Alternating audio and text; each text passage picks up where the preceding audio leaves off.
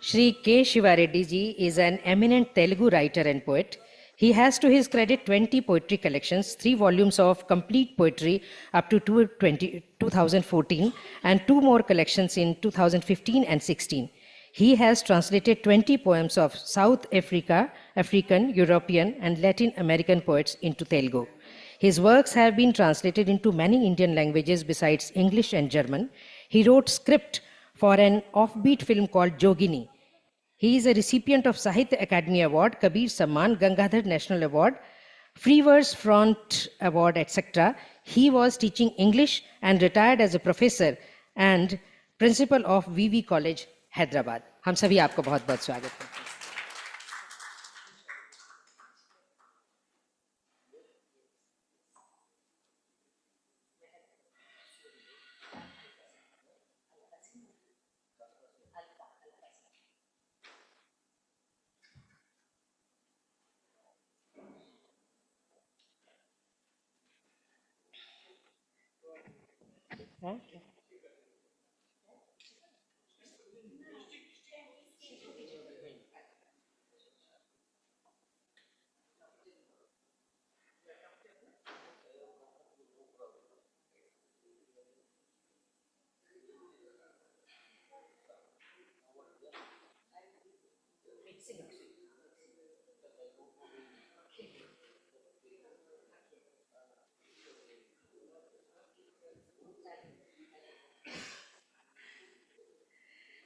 Okay, let me introduce other panel poets in this session, as he feels comfortable in English, so I will switch over to English only.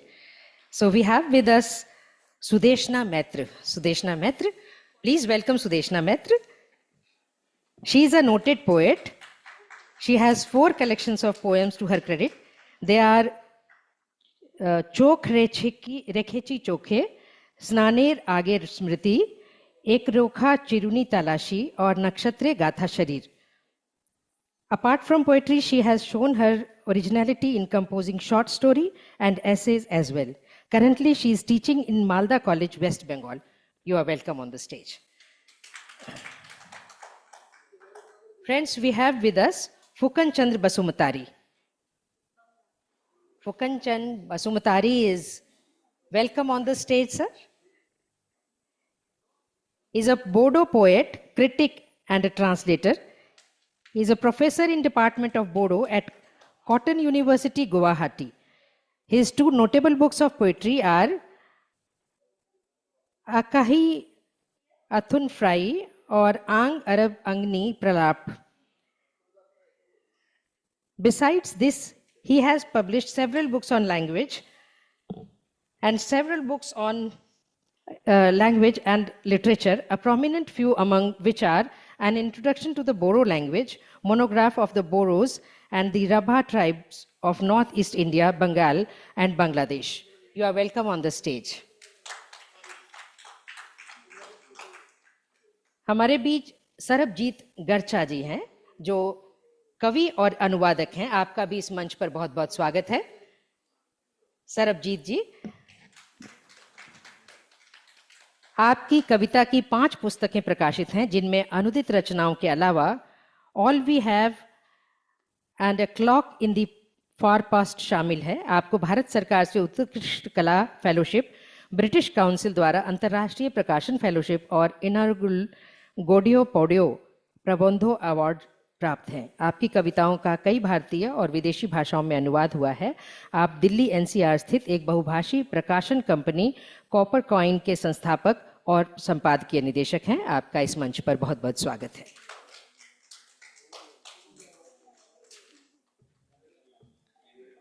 हमारे साथ हैं अनिल मिश्र जी. अनिल मिश्र जी, आप कृपया मंच पर आएं. अनिल मिश्र जी जाने माने कवि, अनुवादक, कथेतर लेखक और संपादक हैं.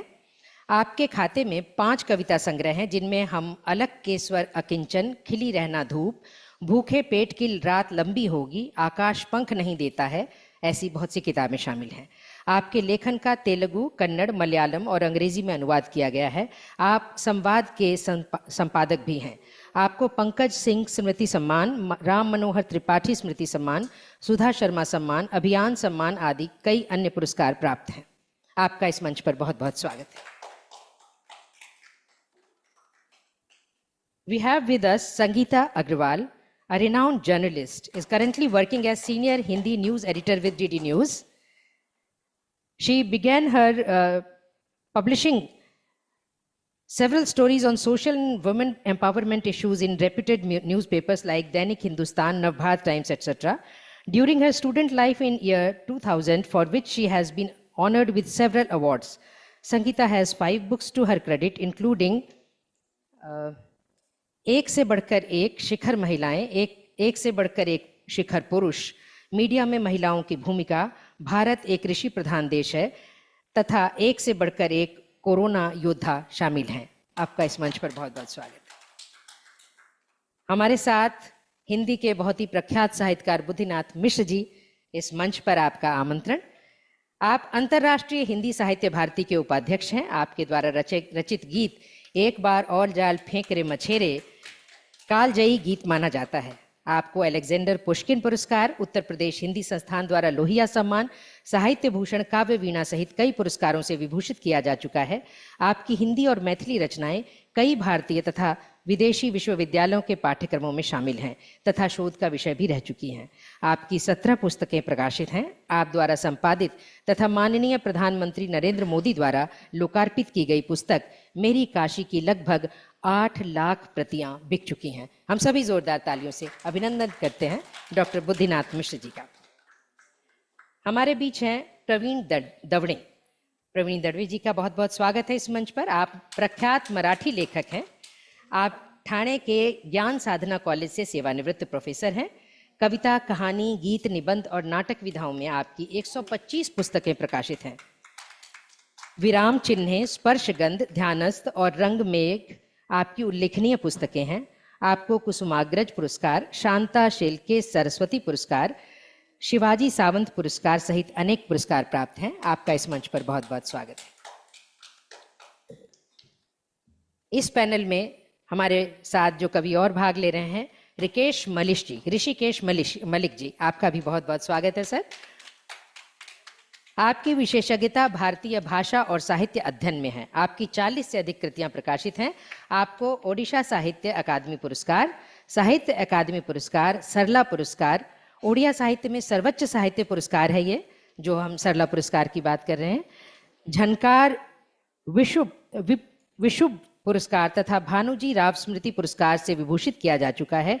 इसके अलावा आपने विश्व भारती केंद्रीय विद्यालय, शांति निकेतन तथा उत्कल विश्वविद्यालय ओडिशा से तुलनात्मक भारतीय साहित्य में PhD तथा डीलिट की उपाधियां प्राप्त की हैं। संप्रति आप ओडिशा साहित्य अकादमी भुवनेश्वर, ओडिशा के अध्यक्ष हैं। आपका इस मंच पर बहुत बहुत स्वागत है।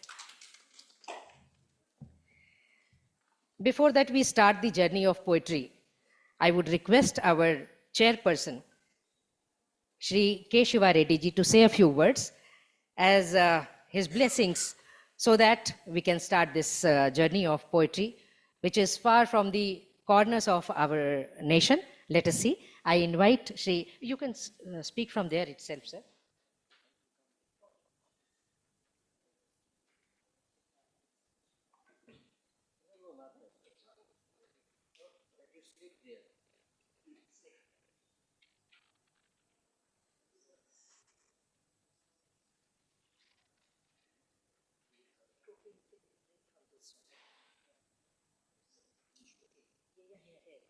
Yeah, this is in English. Alka Sinha. Sinha. Alka Sinha. Alka, yeah. What?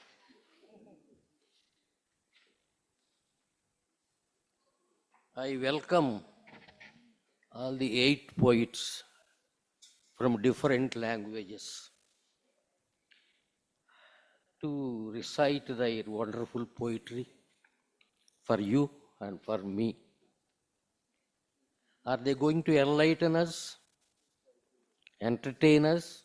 We don't know.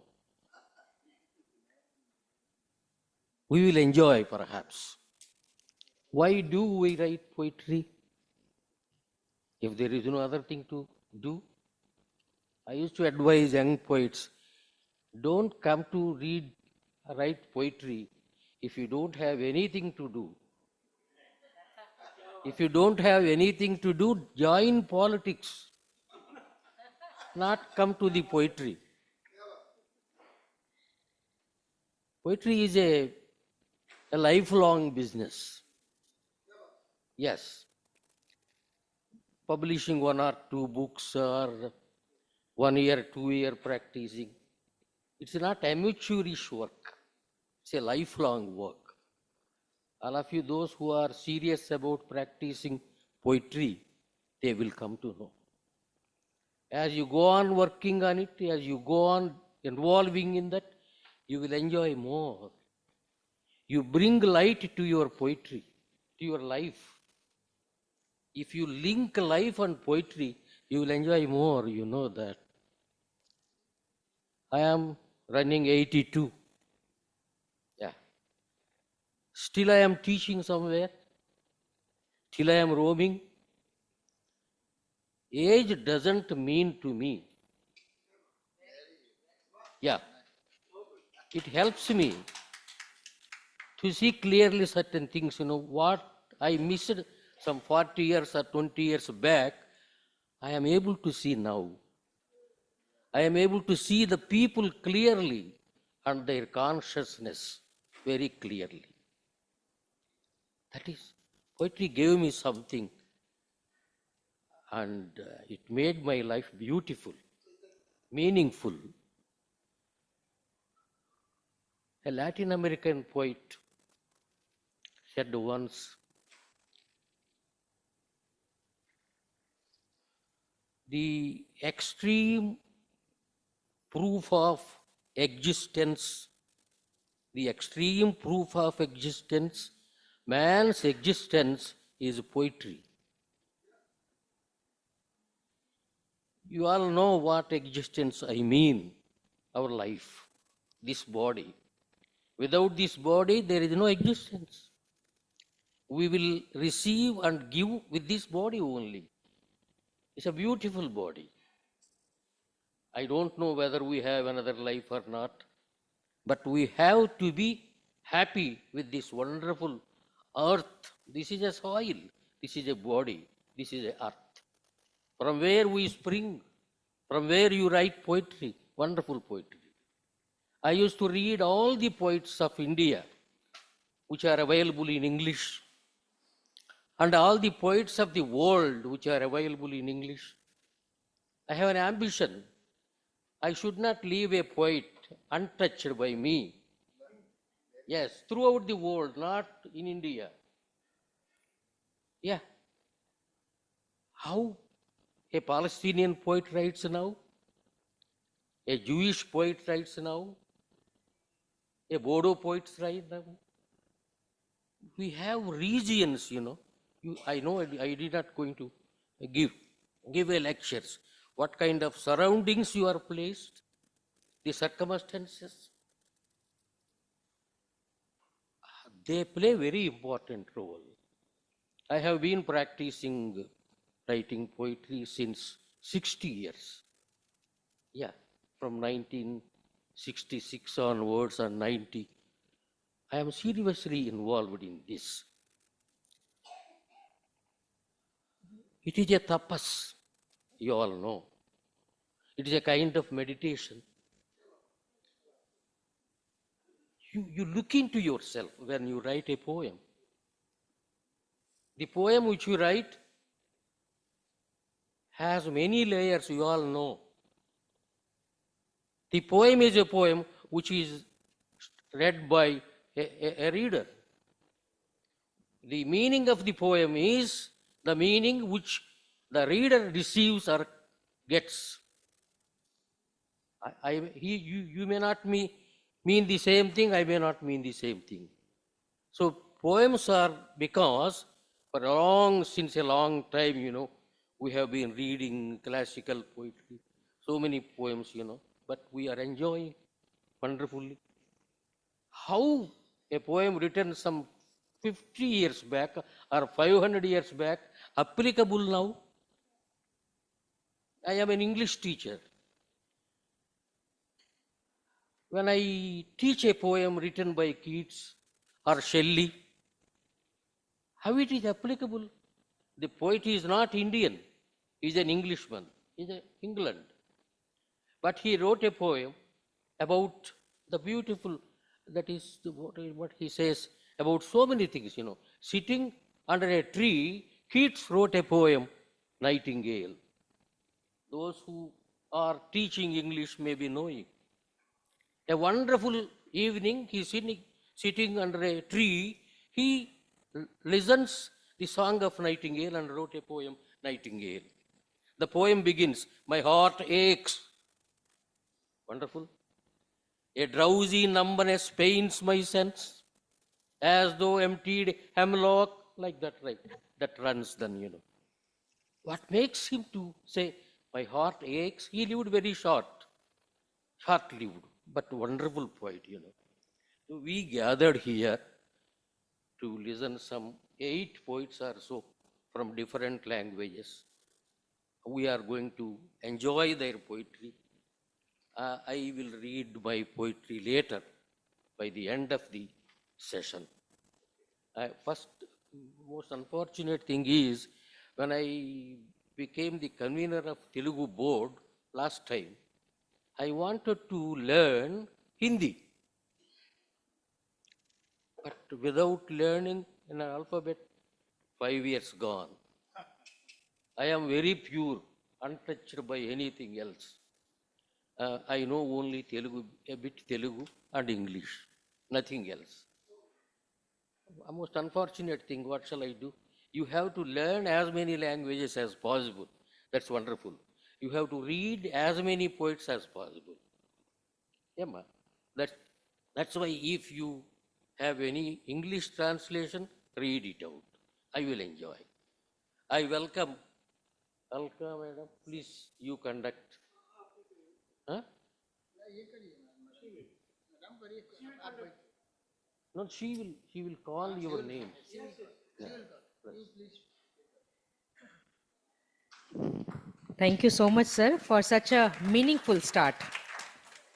Especially when you say don't write poetry when you have got nothing to do. This is something very important, very notable. We write because we feel we have got something to convey, something very important to convey, something very strong to convey. And the strongest method to convey your voice is poetry. This is why we are writing, we are holding a pen. So I once again welcome this whole panel. And as directed by the President, sir, I will call one by one. And first of all, I would like to call Sudeshna Mitra from Bangla to recite her poetry. Yes, this is very important. Please be in time. We don't have to say, हमें बड़ा बुरा लगता है अगर बीच में कोई पर्ची रखनी पड़ती है, and we have to finish it off by time. So please welcome Sudeshna Mitra. Thank you. I am from Bengal, but not from Kolkata. A small town, Malda, 350 km away from the capital of the West Bengal. I'm going to read out a poem in my mother tongue first. Then I will continue in English translation.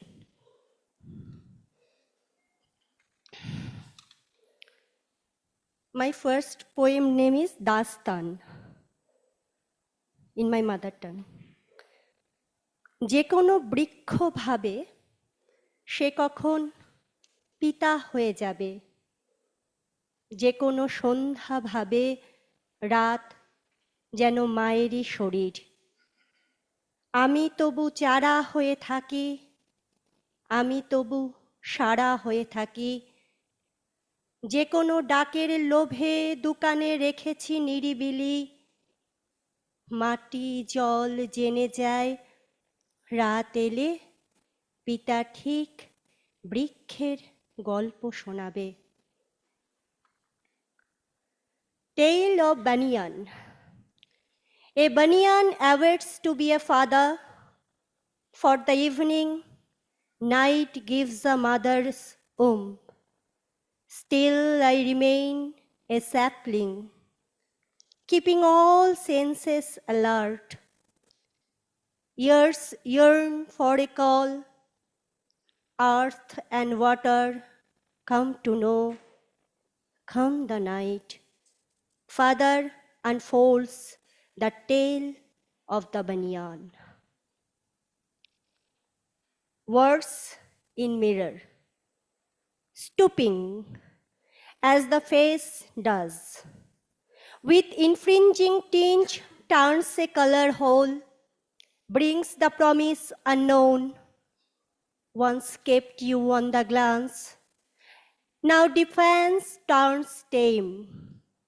You too, a habit of mine, leave the room forlorn. After all the rosy waves, facing each other, words only grow the mirrors.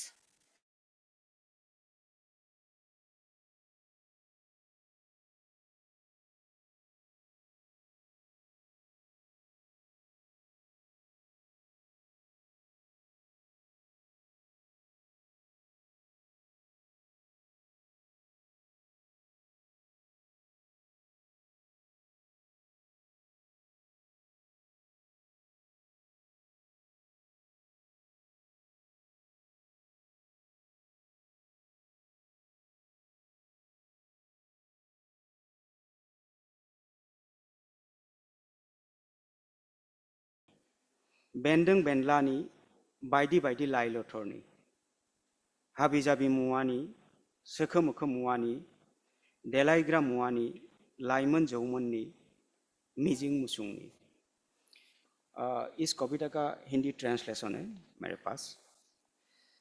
कविता का शीर्षक बाजार, title of the poetry is बाजार।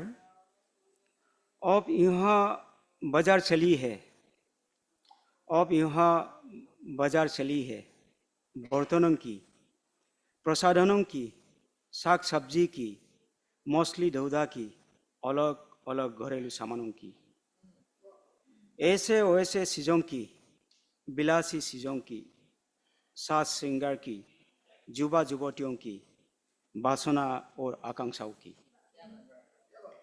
यह अब सब बिकते हैं, यह अब सब बिकते हैं। अंधेरा बिकते हैं, साया बिकते हैं, रोशनी बिकते हैं, नींद बिकते हैं, मुस्कुराहट बिकते हैं, रोना बिकते हैं, शौक बिकते हैं, समालोचना बिकते हैं, सब बिकते हैं, ध्वनि बिकते हैं, यह वह सब कुछ बिकते हैं। अब यहाँ झूठ भी बिकते हैं, अब यहाँ झूठ भी बिकते हैं, जो रक्त और शरीर से भी महंगा है, जो रक्त और शरीर से भी महंगा है। रक्त और पानी, नाराजगी और प्यार मिलकर होते हैं नमकीन। ज्वार उठते हैं सैलाब मन में, अब यहाँ सब कुछ बिकते हैं। ख्वाब बिकते हैं, मुट्ठी भर हंसी भी बिकते हैं। भरा हुआ दिल बिकते हैं, भरा हुआ दिल बिकते हैं। पिंजर में बौन फकटा जैसे समझ बिकते हैं। अंदर बाहर, बाहर अंदर, सब कुछ बिकते हैं। अब यहाँ जिंदगी बिकते हैं, अब यहाँ जिंदगी बिकते हैं। जिंदगी के लिए जिंदगी भी बिकते हैं। The second poem is, the title of the poem is Conversation.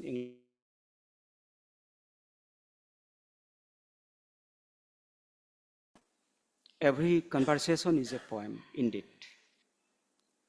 There are waves and streams of emotion indeed. There are streams and waves of emotion indeed. Every conversation is a poem indeed. Every conversation is a poem indeed.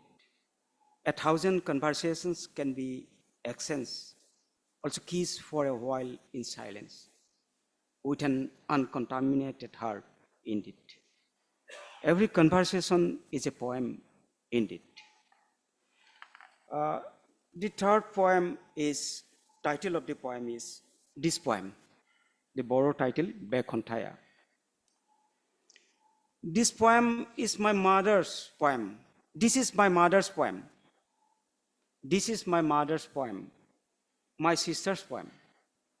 This poem is all about women, painful memory of Bhumka and Bakmara. This poem is a copy of the myth of Ravana Ravani. This poem is a copy of the myth of Ravana Ravani, adoption of the Ramayana, imitation of the Mahabharata. This poem is about Sita and Draupadi. In fact, this poem is an echo of silent pain, of wordless language, of equivocal crying. This is Malala's poem. This is Malala's poem, poem of Birubala Rabha. It's about shaman of Kherai worship who girls flame of fire and dances all night. This is my mother's poem. This is my mother's poem. My sister's poem, poem of the Mother Earth, whose agony will turn to embers, will be caught in our vocal track, in everyone's heart. This poem is about a rebellious woman. This poem is about a rebellious woman. This poem is a composition of oppressed folk. I need a tune. I need a tune. A poem by Simamanda Adichie. The rebellious slogan that will rumble, the rebellious slogan that will rumble, and awaken the sleeping stone, the sleeping Devadasi in the temple of Devi, the oppressed Sita, Draupadi, the goddess Mainau, and Daudini, who dances all night.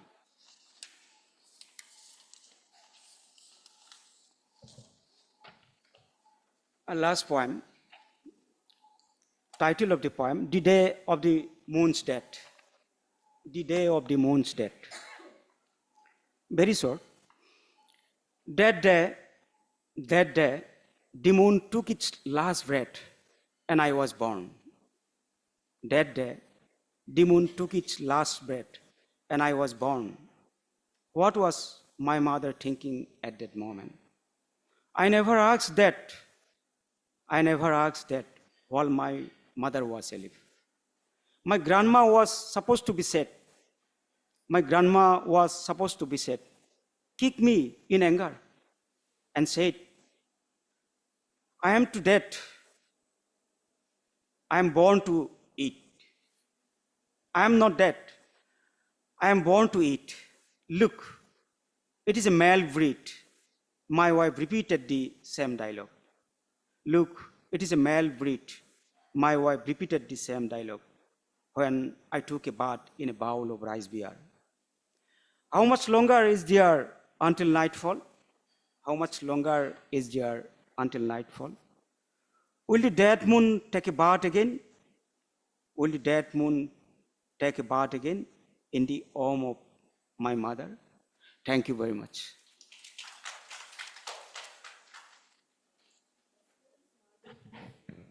Thank you so much for your short and touching poems. Sometimes it was sweet, sometimes it was pinching. So this is how it goes. अब मैं आपके सामने I would like to call upon Shri Sarabjit Garcha ji. He is to recite his English poems, I believe. Please welcome Sarabjit Garcha ji.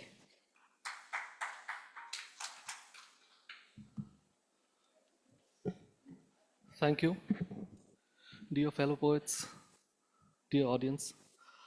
It's a pleasure to be reading with in a session chaired by none other than K. Shiva Reddy, and I'm grateful for his inspiring words, which were a brilliant start. And I must say that I'll remember those words. I'll read a few poems in English and then maybe a couple of translations that I've done myself. It's from my new book of poems, All We Have. The first poem is Exist. There is a life beyond will. If not a mountain, climb a hill. Never found one, Undo what is certain. You are the moment time chose to become, not a random arrow.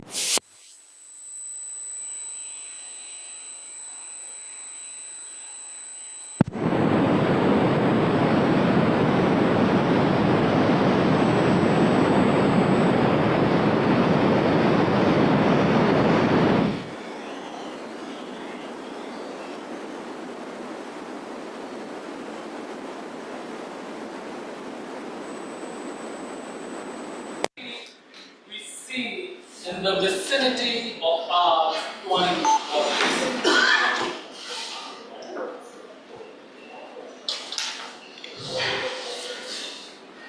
This poem is titled Unfailing.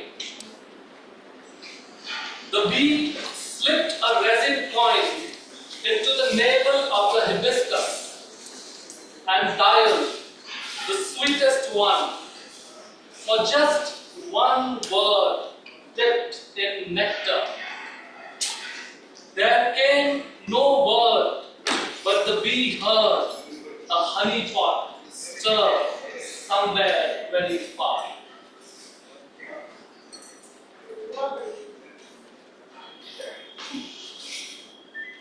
This poem is titled Lamp.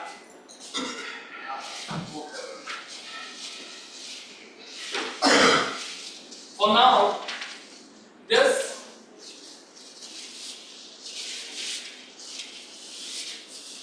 now, there's only chopped onion frying with cumin for company. The oil sourced from a local miller reminds me of lamp oil, running out of which sleepless scholars in the mountains of ancient China read by the reflected radiance of snow. There is still time before I begin to melt, but perhaps if I keep at it, I'll know something unnameable as intimately as a pan knows soot, and find the miller sitting by the scholars, now reading aloud, now looking up to see if someone has put the wok on the stove for the new guest from across the Himalayas. I'll read a couple of translations that I've done myself. This poem is originally written in English, but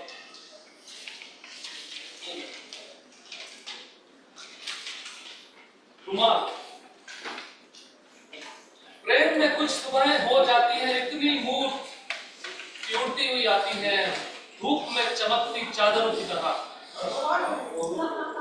कुछ सुबहें लपेट लेती हैं अपने मौन फैलाव में, कुछ ढक देती हैं आत्मा का घरौंदा, कुछ तन जाती है सर के ऊपर शामियाने की छत की तरह, जिस पर प्रेमी को अमर बनाने वाले गीत लिखे। लेकिन तुम उघाड़ते हो बार बार तो केवल वही नन्ही भोर जिसे जेब में कहाकर इसलिए सहेजा था कि उसके कोने कोने पर कढ़ा है श्रेणी का नाम है। अंतहीन, कितना छोटा रहा होगा वो कमरा जिसमें लेट सकता था सिर्फ एक आदमी। उस रात जब वो शहर बारिश में डूबने की कगार पर था, ये जानना मुश्किल नहीं कि दरवाजे पर दस्तक का मतलब क्या था। दरवाजा खुला और थोड़ी ही देर में कमरे में बस इतनी सी जगह बची कि बमुश्किल 2 लोग ही बैठ सके। बाहर लिख रही थी बारिश अपनी अंतहीन कहानी। फिर और एक दस्तक हुई और वहां 3 थे खड़े, कंधे से कंधा सटाकर, उस दीवार की तरफ मुंह किए हुए जिसके बाहर सड़क थी। कहानी में जिक्र नहीं है किसी खिड़की का जिसमें से बाहर की रोशनी का कोई कतरा अंदर आ रहा था। ना ही कोई उल्लेख है छत से लटकते हुए बल्ब का या किसी घुघरी का। कहानी ये भी नहीं कहती कि तीसरी दस्तक ने चौथे आदमी की आमद के बारे में कुछ बताया। अगर मदद मांगने कोई और आया होता तो हम जानते हैं कि क्या हुआ होता। दरवाजा खोलने वाला पहला आदमी बाहर चला गया होता ताकि भीतर के 2 आदमी खड़े खड़े सो सके। उसने नए आगंतुक को देहरी पार करके अंदर जाने दिया होता, उस कमरे में जिसमें सो रहे 2 आदमियों ने अपनी खुली आंखों से बनाया था। एक इतना चौड़ा कमरा कि उसकी छत के नीचे सारा शहर सो रहा था जब बाहर लिख रही थी बारिश अपनी अंतहीन कहानी। लास्ट पोएम, एक महीना। ट्रेन में चढ़ते ही मन करता है किसी बहुत उजली सुबह एक आराम स्टेशन पर उतरूं और बिना जगह का नाम जाने वहां पूरा 1 महीना रुकूं।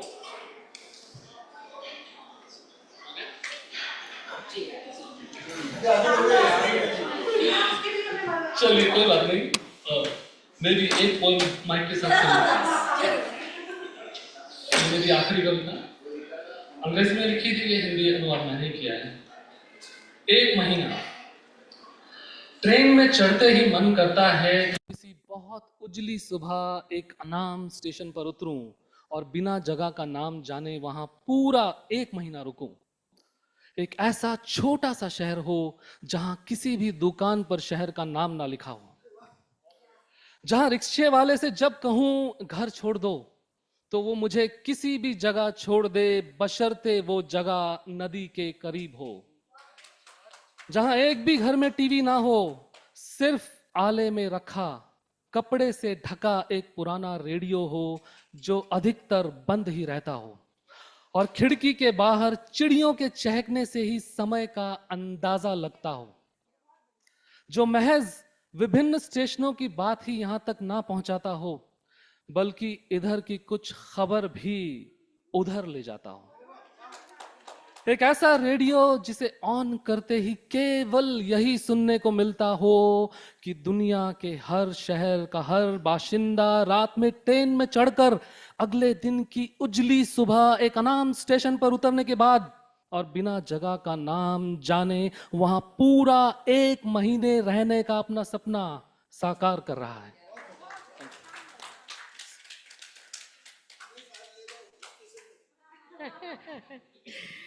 हम लोग किस तरह कविता के साथ साथ चल रहे हैं, उसके साथ यात्रा करना, ये देखना बड़ा ही सुखद है।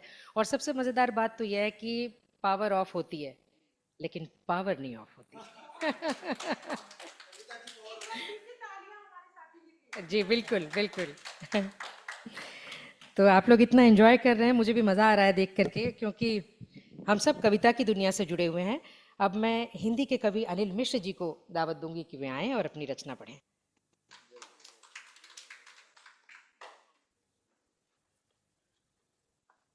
इस सत्र के अध्यक्ष आदरणीय के शिवा रेड्डी जी, मंच पर आसीन सभी कवि और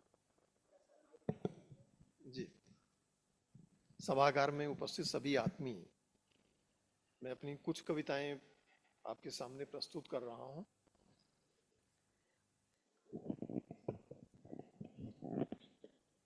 पहली कविता है सूरज का आलाप धरती के समय में।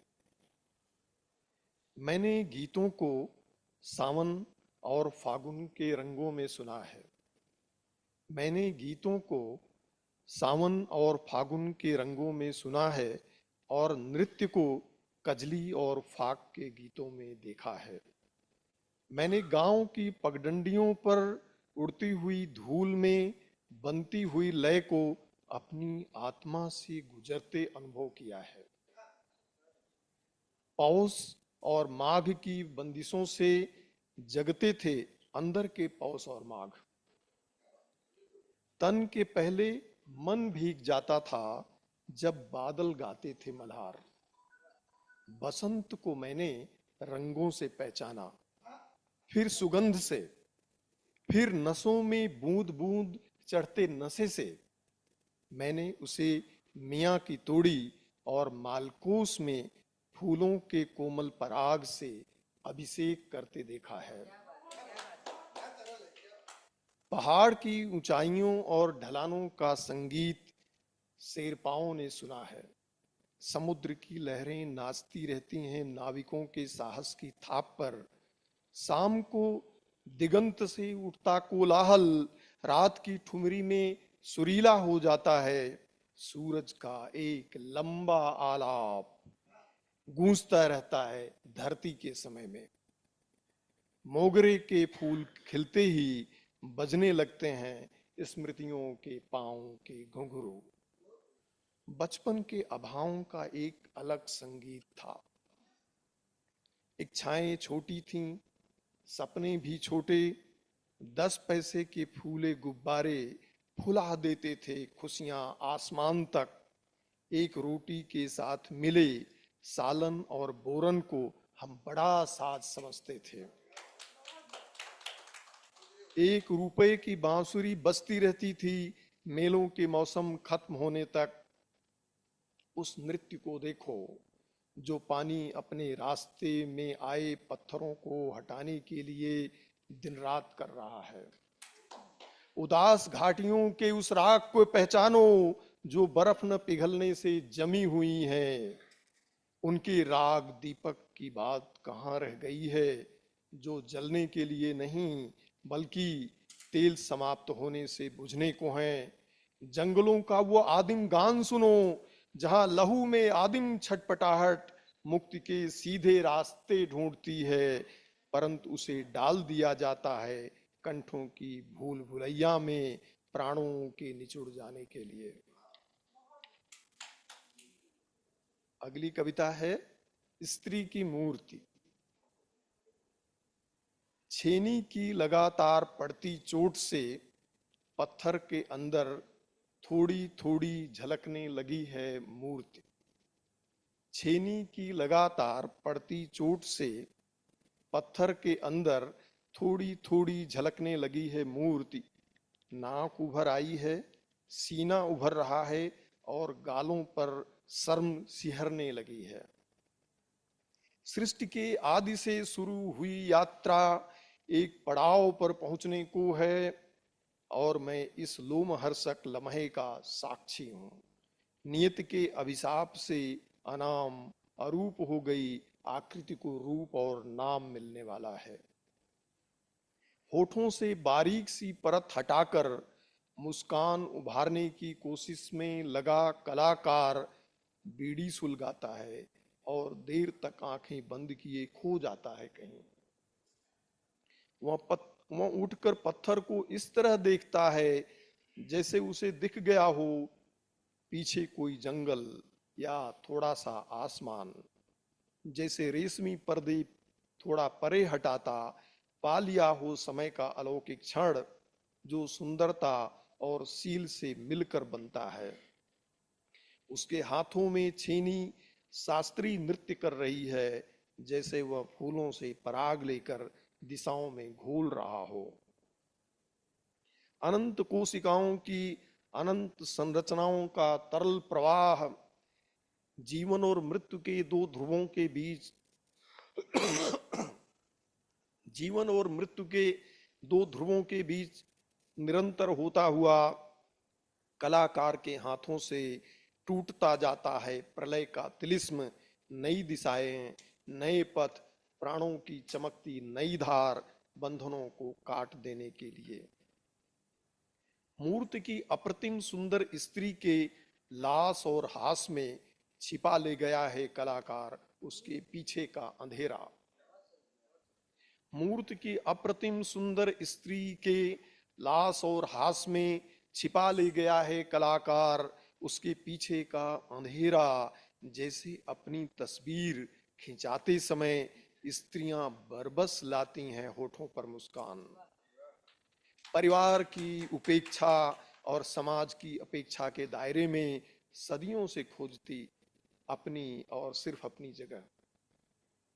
अभी जैसे बोल पड़ेगी मूर्ति, अभी जैसे बोल पड़ेगी मूर्ति, पत्थर की सीमाओं को तोड़ती, फिर अपने पत्थर में समाती और उस विवशता को समझती कि नृत्य के लिए जरूरी हैं भंगिमाएं, कि नृत्य के लिए जरूरी हैं भंगिमाएं।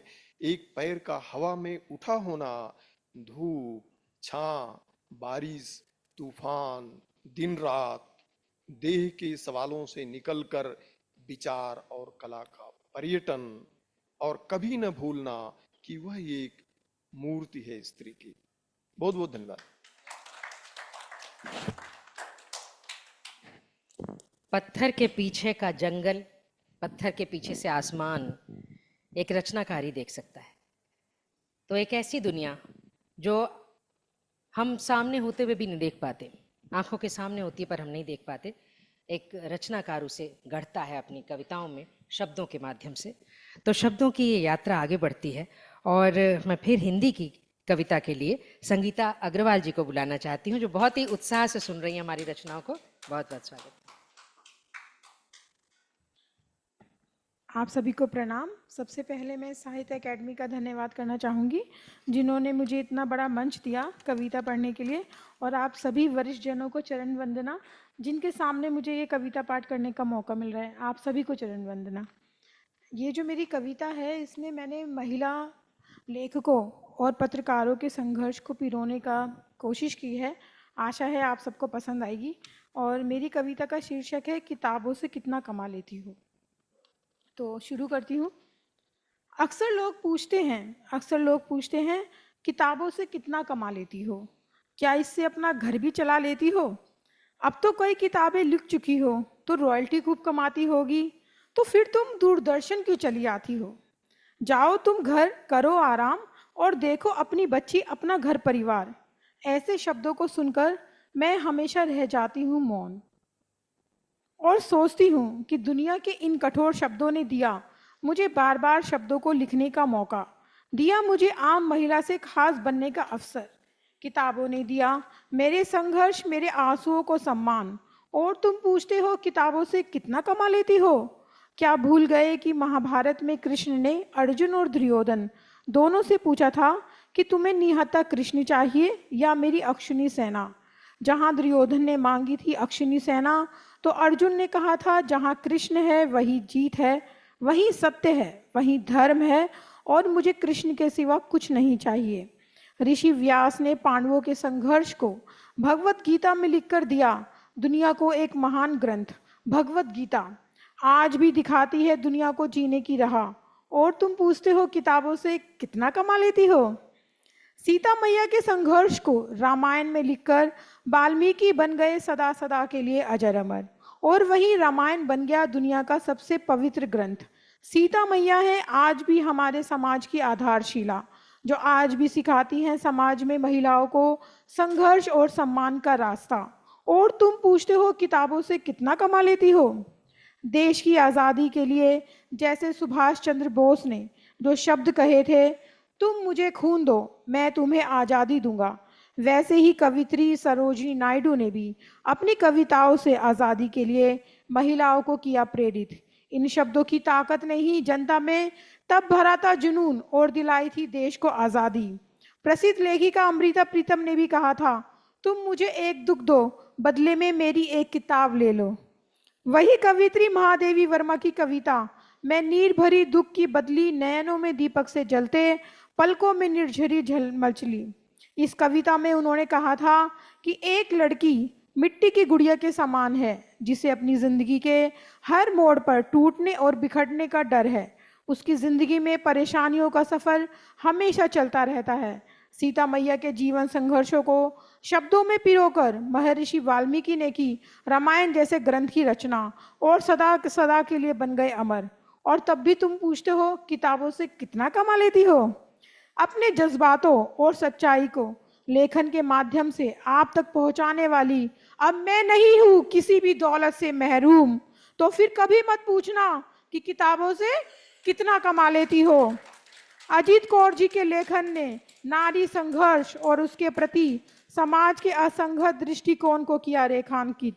बच्चियां आज भी उनके लेखन से प्रभावित होकर बन रही हैं महिला सशक्तिकरण की मिसाल। और तुम पूछते हो किताबों से कितना कमा लेती हो। सरोजनी नायडू, महादेवी वर्मा, अमृता प्रीतम और अजीत कौर भी तो हैं महिलाएं ही। तो क्यों आज भी उनके साहित्य और लेखन से हो जाते हैं सभी प्रभावित। तो फिर क्यों हमेशा पूछते हो मुझसे कि किताबों से कितना कमा लेती हो। बस थोड़ी सी और है मेरी कविता। आप सबको बता दूं कि नारी स्वप्न लोक में एक बसी खूबसूरत देह नहीं, जिसे आप समझते हो कि उसके अंदर कोई भावना नहीं, बल्कि महिलाएं जब लेखन करती हैं तो बदल देती हैं समाज की रूपरेखा को। लेकिन नहीं है सबके बस की बात। तो फिर कभी मत पूछना मुझसे कि किताबों से कितना कमा लेती हो।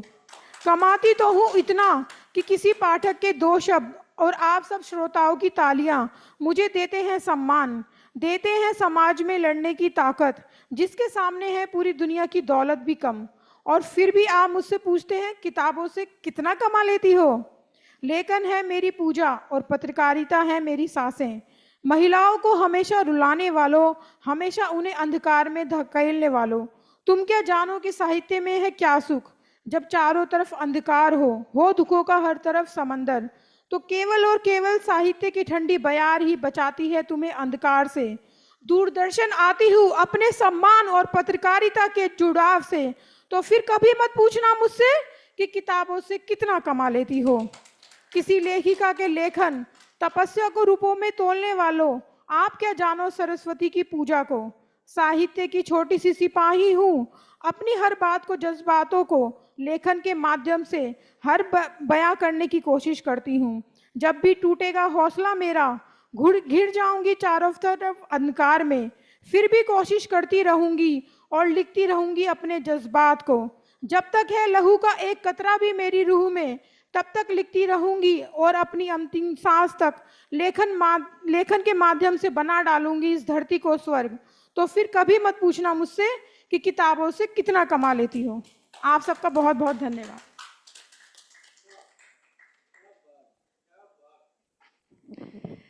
आज जब दुनिया में हर चीज बिकाऊ हो चुकी है, दुनिया एक बाजार बन गया है और हम बन गए हैं प्रोडक्ट, उत्पाद, तो उस समय ये सवाल बड़ा लाजमी है और कम से कम जो लेखन से जुड़े हुए हैं उनको बहुत दूर तक बीनता है।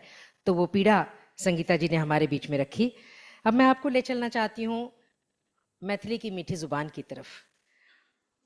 हमारे बीच आदरणीय बुद्धिनाथ मिश्र जी हैं और वो उनका जो गीत मैंने इंट्रोडक्शन में भी आपसे कहा, एक बाल और जाल फेंक रे मछेरे, तो कई बार कितना अच्छा लगता है बंधन में बंधना भी।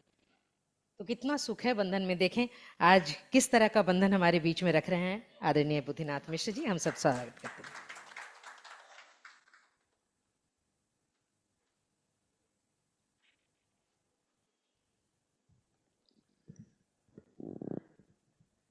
धन्यवाद अलका जी, मुझे मैथिली में कविता सुनाने की प्रेरणा देने के लिए।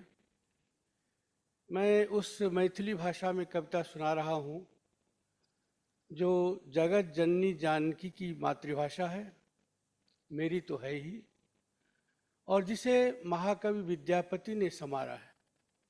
उसका प्रभाव ये पड़ा कि विद्यापति के कारण मैथिल समाज में जो भी काम होता है वो सब गीतों में होता है, शुरू से लेकर के, जन्म से लेकर के मृत्यु तक। तो इसलिए मेरे लिए कविता गीत ही है। एक जब सीता की बात आई तो इस समय पूरा देश राममय है। मैं एक गीत राम पर सुनाना चाहता हूं, अनुमति दी। समय शिला पर सूर्य रश्मि सो लिखल अहाँ केर नाम, जग कहैछ धरतीक आत्मा हम कहैत छी राम। वामन सो विराट धरि सबहक जे छथि पालन हार, करुणा सागर आर्त जनक जे दुखिया केर आधार। मर्यादा केर मर्यादाक विराट कल्पना केर जे पूर्ण विराम, जग कहैछ धरतीक आत्मा हम कहैत छी राम। सत्य न्याय तप धर्म सनातन केर मृण्मय आदर्श, हे श्रेष्ठतम धनुर्धर अहसों दीपित भारत वर्ष। पाबी मृदुल संस्पर्श बन गेलै दंडक वन सुरधाम, जग कहैछ धरतीक आत्मा हम कहैत छी राम।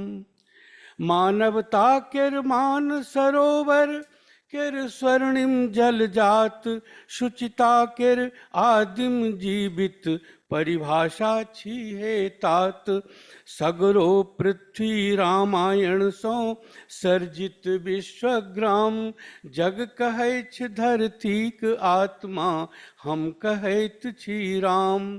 समय शिला पर सूर्य रश्मि सो लिखल अहाँ केर नाम, जग कहैछ धरतीक आत्मा हम कहैत छी राम। और एक गीत में पूरा ब्रह्मांड, इसका नाम ही है जगत, देखो जो चलता रहता है, ये कोई जड़ नहीं है। तो और चलता ही नहीं रहता है, वो नाचता रहता है, इसीलिए शिव को नटराज कहा गया है। एक गीत इस पर सुनिएगा। भमरा नाचै कलियो नाचै, नाचि रहल अछि दिन आमास। नाचै धरती सूरज चान संग, नाचै शीर मसानक पास। नाचि रहल तूलिका फलक पर, कलम नचै अछि कागत पर। नचा रहल ककरो अतीत अछि, कियो नचै अछि आगत पर। समय नचावै सुख के दुख के, समय नचावै सुख के दुख के। नाचै तारा कते रास, घुंघरू नाचै लोक लाज तजी। सरंग नचै होइते उगरास, भमरा नाचै, बजा दो भमरा नाचै कलियो नाचै, नाचि रहल अछि दिन आमास। नाचै धरती सूरज चान संग, नाचै शीर मसानक पास। नाचै सुइया घड़ी घड़ी पर, नाचै टकुरी आंगुर पर। गतिक लेल पहिया नाचै अछि, नाचै बौका छांगुर पर। गड़ल भूमि तर थैली नाचै, गड़ल भूमि तर थैली नाचै। नाचि रहल रानी रनिवास, धान गहूम मड़ुआ संग नाचै। ढोलक पर गिरथक हुलास। नाचै धरती सूरज चान संग, नाचै शीर मसानक पास। भमरा नाचै कलियो नाचै, नाचि रहल अछि दिन आमास। अंतिम है कि जे जीबै अछि सह नचै अछि, नाचि न पाबै मुर्दा शंख। नाचै पानि मेघ सो बिछुरल, आगि नचै अछि झाड़ी झंख। नटराजक सब रचल ताल अछि, सम पर नाची सभक प्रयास। खसै सुखेलो पात नाचिके, जीवन नाचक बिना उदास। भमरा नाचै कलियो नाचै, नाचि रहल अछि दिन आमास। नाचै धरती सूरज चान संग, नाचै शीर मसानक पास।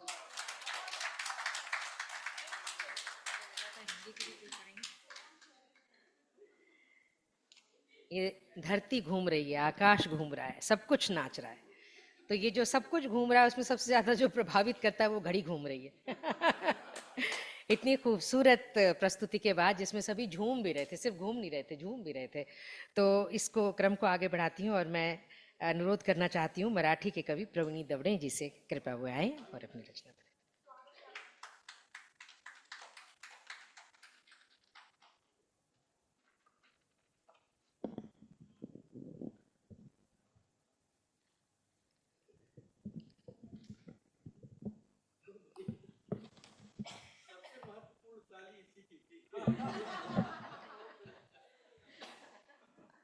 आदरणीय अध्यक्ष और सब शब्दव्रती,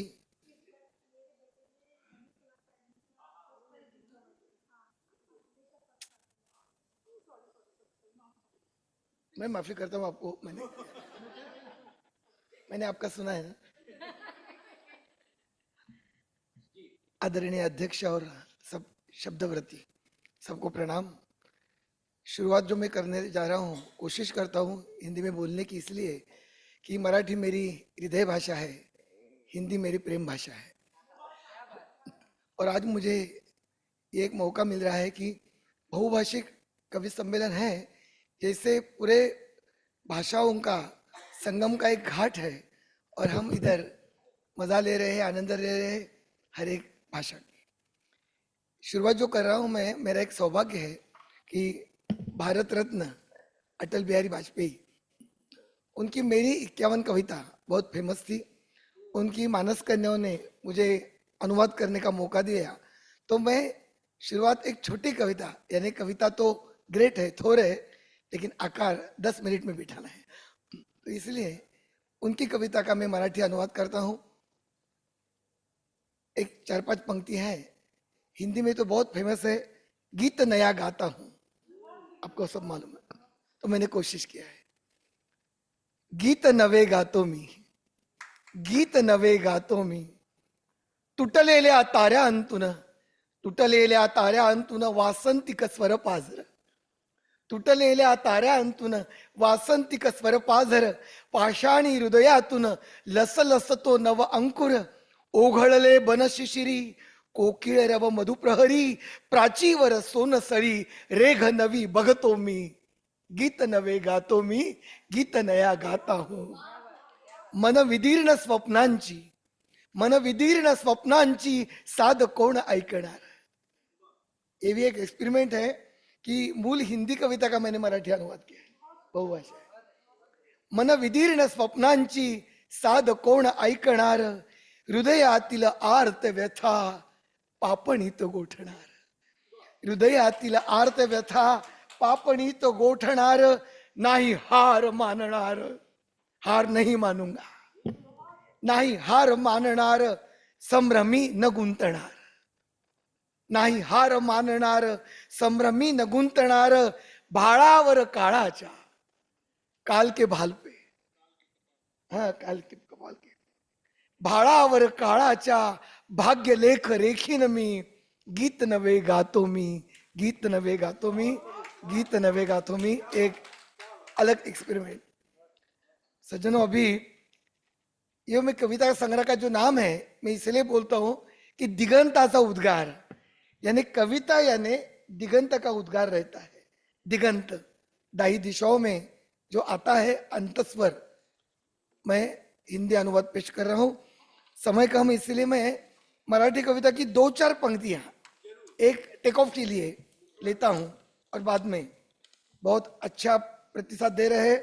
नहीं तो हम देखते हैं कि एक कवि दूसरे कवि को वाह नहीं कहता, दाद नहीं देता, लेकिन आज मैं फुलाना समाया हूं कि बहुत आप दाद दे रहे हैं, और आप है तो ऐसे लगता है कि तपश्चर्या का वटवृक्ष बैठा है।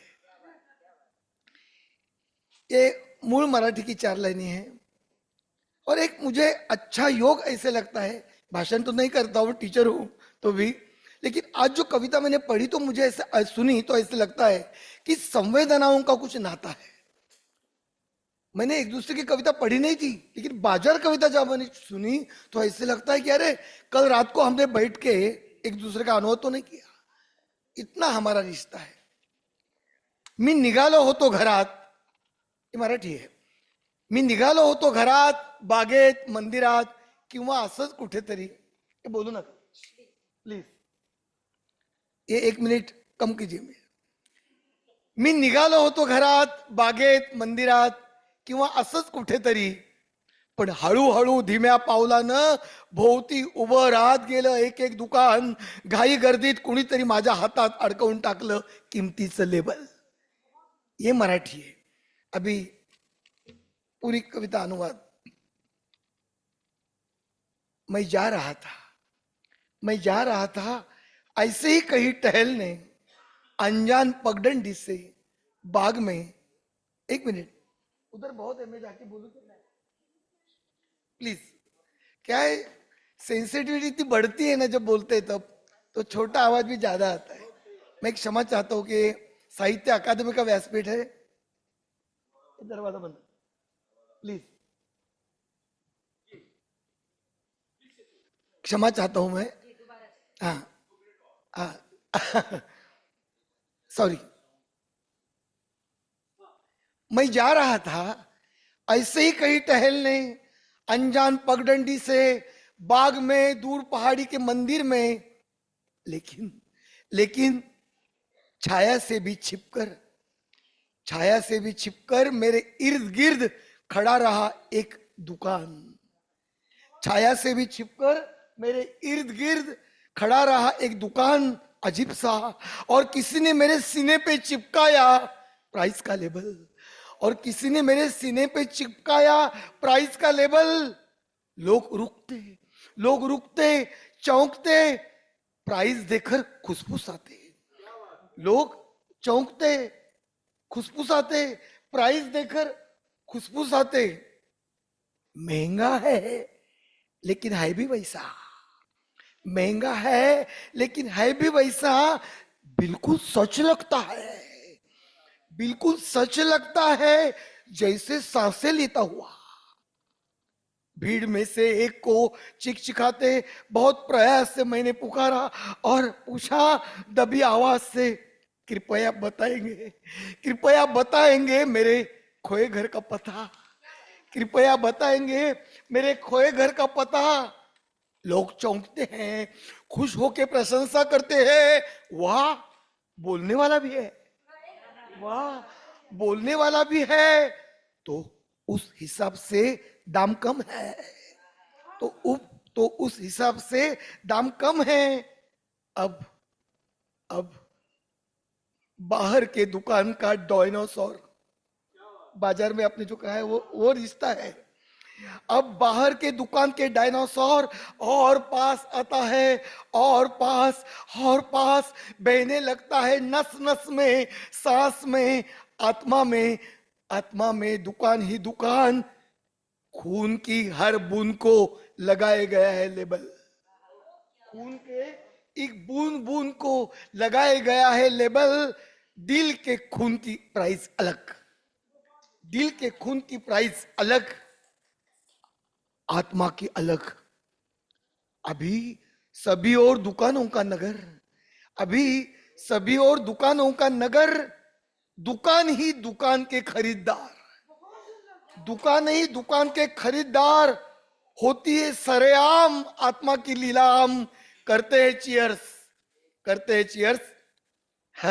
अच्छी बेची गई दुकान, करते हैं चीयर्स. अच्छी बेची गई दुकान.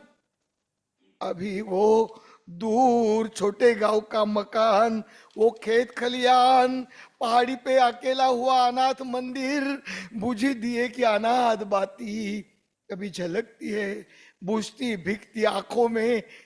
एक एक भटका हुआ मुसाफिर, एक एक भटका हुआ मुसाफिर मेरे ही जैसा, एक भटका हुआ मुसाफिर मेरे ही जैसा देख लेता है मेरे आंखों में. घनी रात की ठंड में, घनी रात की ठंड में, दुकान बंद होने के समय में, दुकान बंद होने के समय. एक आखिरी छोटी कविता. एक एक एक मिनट, छोटी है प्लीज. एक छोटी छोटी कविता, 1 मिनट. क्योंकि ये एक्सप्रेशन जो है इसकी वजह से दो तीन मिनट में ऐसे गए ना बंद करने में। नहीं रखूंगा तब तक, मस्तिष्क में अटका हुआ ये बादल, मस्तिष्क में अटका हुआ ये बादल बरसता नहीं है जब तक, मैं नहीं रुकूंगा तब तक। मन के तहखाने में दूर दूर तक फैला हुआ ये रेगिस्तान, खजूर की छाया पीकर सुस्त पड़े हुए ये ऊंटों को रहती है क्या कोई आजादी? रहती है क्या कोई निशानी सिले हुए ओठों की गुलामों के चेहरे पे? दिखाई नहीं देते मिल के पत्थर, दिखाई नहीं देते मिल के पत्थर, या कोई दिशा दर्शक चिन्ह अदृश्य श्रृंखला के कब पहुंचेंगे ये आहट? कभी तो जागने वाले रब तक मैं नहीं रुकूंगा तब तक, मैं नहीं रुकूंगा तब तक, इस जन्म से उस जन्म तक मैं नहीं रुकूंगा तब तक, बरसता नहीं है जब तक मैं नहीं रुकूंगा तब तक। धन्यवाद।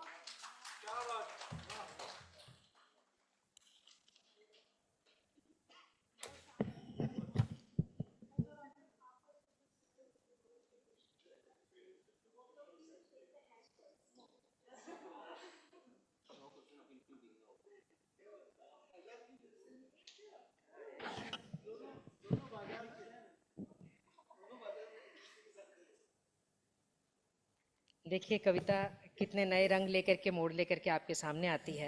और अब हम उड़िया के कवि ऋषिकेश मलिक जी को सुनेंगे। और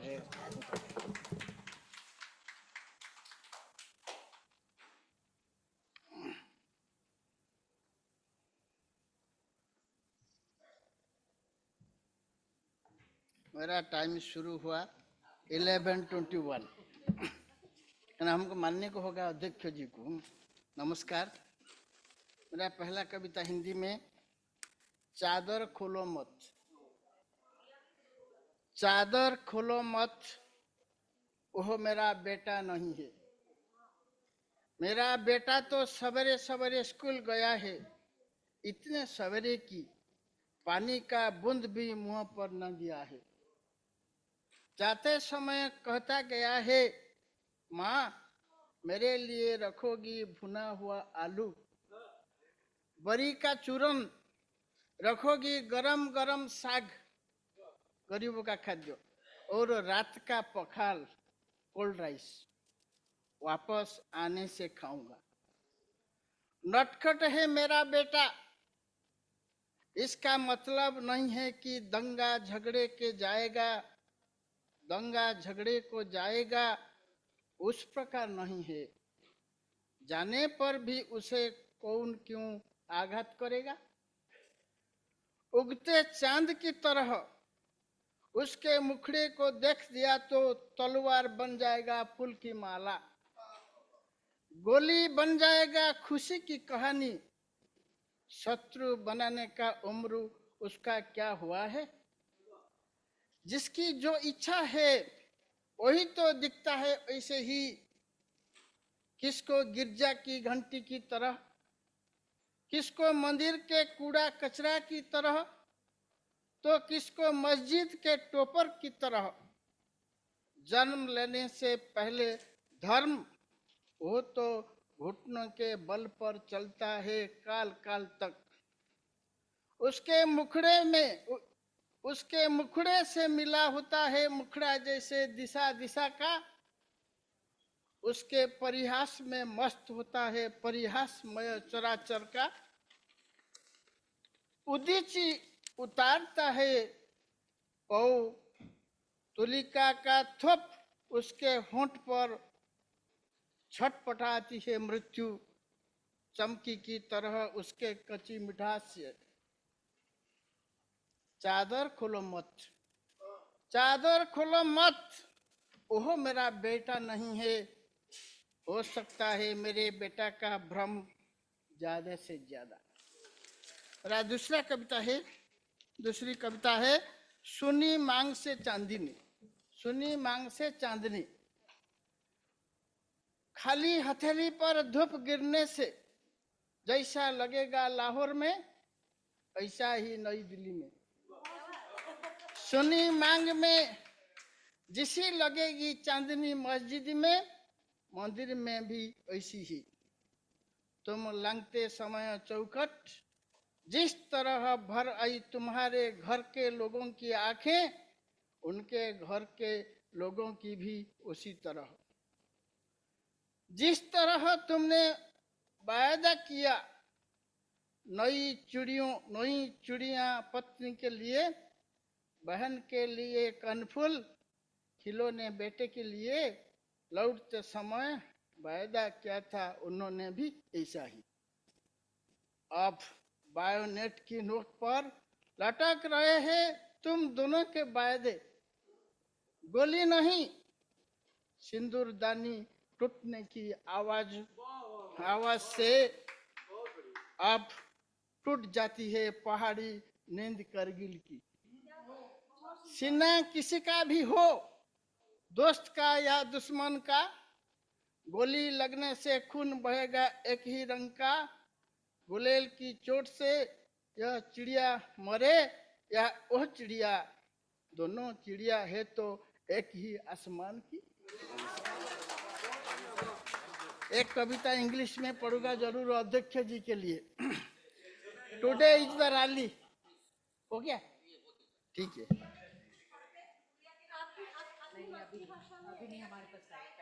ना अभी तो टाइम अध्यक्ष का अनुमति मानने का सब हमने विवाह से ठीक है। थैंक यू रिकेश मलिक जी, आपने टाइम का भी ध्यान रखा और सब कुछ। And sir, with your permission, we have to add one more poet to this session actually. She is to take her flight to the next session. She won't be able to, actually she was in the next session. So if you permit me, please.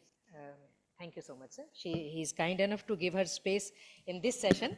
So let me introduce Vinita Agrawal to all of you. Vinita Agrawal is an author of 5 books of poems, Two Full Moons, Words Not Spoken, The Longest Pleasure, The Silk of Hunger, etc., the recipient of Rabindranath Tagore Literary Prize and the Gayatri Ga Marsh Memorial Award for Literary Excellence, USA. She is a poetry editor with Usawa Literary Review. She edited an anthology on climate change titled Open Your Eyes. She has also edited an anthology on Kashmiri poet Ghulam Rasool Nazki.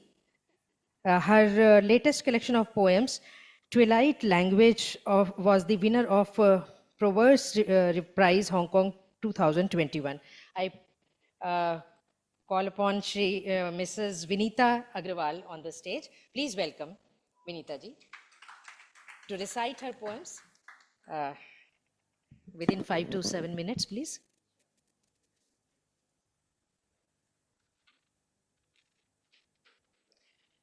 Namaste, Adhyakshji. Thank you for the permission. There seems to have been some confusion. I was informed of my session being at 1:30, and then in the print it's at 4:30, so I booked my flights accordingly. So sorry and apologies for the intervention in this beautiful session. Thank you. So thank you, Sahitya Academy, for this wonderful invitation to share my poems in English. And it's always a great pleasure to be a part of the Festival of Letters organized by Sahitya Academy. May I straight away start with the reading. The first poem is titled Stroke. Stroke as in the medical event that happens when a blood clot appears in the brain. A morning might begin like this, windows closing to light, a punch of darkness delivered to the solar plexus of a day. Your voice barely audible on the phone, saying you'd had a fall, that you could barely move, could barely swallow. I'll be right there, the long, tight grip of rain on my heart, 6 hours of thinking the worst before I reach. Kind neighbors have shifted you to the hospital. You're in the ICU, tubes and wires rudely in and out of your body. I climb the mountain of the moment, Your eyes brighten when they spot me. Your gaze sows my fears, Daddy. Our hands cling. Tomorrow I'll know a numbness colder than your skin, a flattening of all things. How will I vocalize the rising rail of pain? Loss, a people tree, will take roots inside my chest. For years it will grow, leaf by leaf. For years the earth will feel heavier. Thank you. The second poem is titled Ja. Ja, as in the Sanskrit word, which is attached to denote that something is born from a particular noun. It's a poem on female infanticide. Ja in Sanskrit means born from. Ambuja, Nirja, Pankaja, Saroja. Born from water, synonyms for lotus. The flower that grows in mud, unstained like the sun rising from night. You were a lotus in my womb, cradled in the waters of birth. I held on to you with my breaths. Every inhalation filling your pink lungs with life for you to emerge unstained. But they wouldn't let you. They who wanted more sperms in the family than ovaries. They stained your immaculate body with knives. I've bled so much since then that when I walk, red liquid seeps from my feet. Like the Buddha, I leave lotus marks with every step I take. Ambuja, Nirja, Pankaja, Saroja. The last poem is titled, Is That You, God?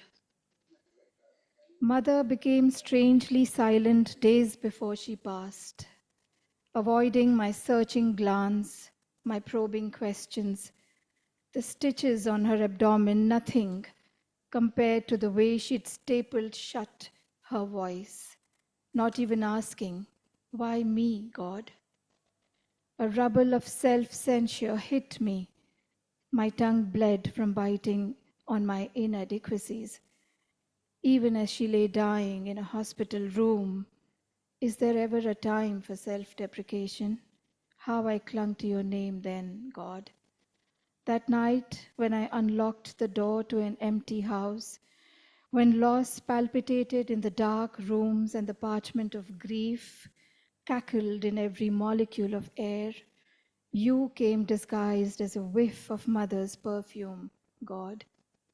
Now, the Gulmohar by my house bends low over the road, providing shade to passers-by on scorching May afternoons, the way a mother might shield her children. Arms splayed wide, caring, embracing. I wonder if it's you, God. Thank you so much. Thank you so much.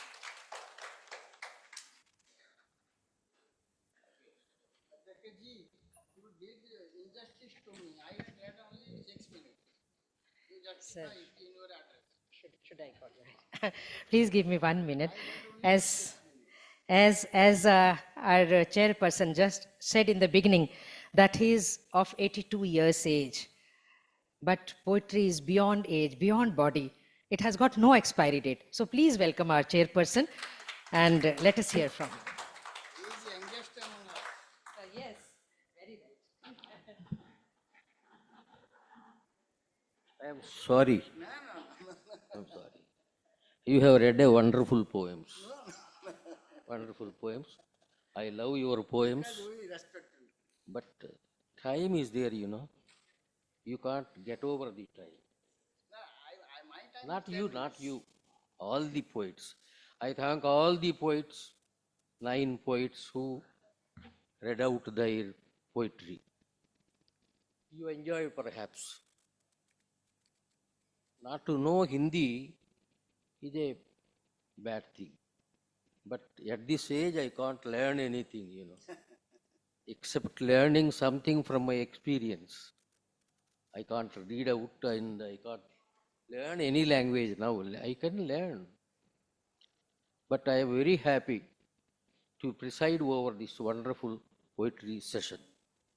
Different ages, different experiences, different styles. You might have observed different themes are there, different subjects are there, how they treated their subject, how one poet makes the content into a poem.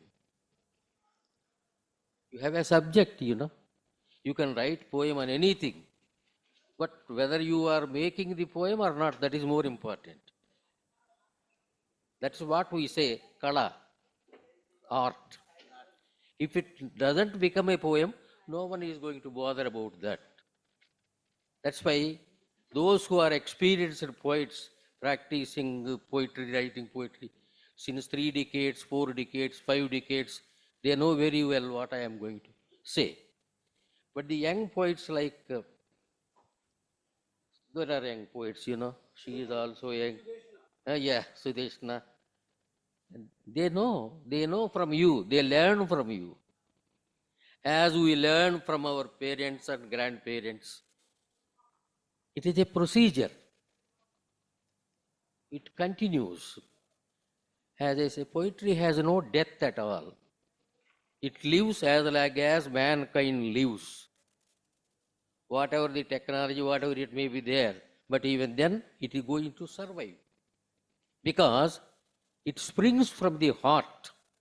It is the essence of the human being. When you speak poetry, you can't pretend, The audience or the readers can find out whether you are sincere or not. When they read your poem, That's why we should be very careful, because sitting on the chair is not easy. Sitting on the thorns, time is there, time is running. We have to close by 11:30. Another session may be there. But I am lucky to be with you, all of you, with all the people here. I don't want to say much. You learn from your experience. Life is the basis from where you have to find out the subject, you have to learn. That's why I told you at the beginning, read as many poets as possible, whether Indian poets or outside. You learn the technique of writing poetry from others. There is no end, How you speak, how you treat, that is more important. That's very important. And I have been practicing since 60 years. Still, I think I am at the beginning. When I begin to write a new poem, I feel it is my first poem. All of you know that. So, rebirth, each poem is a birth. Each poem you are going to be giving a baby like that, or boy baby or lady baby. What is baby? You know that, I don't want to say much about it. You learn from that, life is there. So much complex life is there. After COVID, the lives are broken, pieces into pieces. So the inner worlds are broken. We have inner and outer world, The exterior and interior are shattered.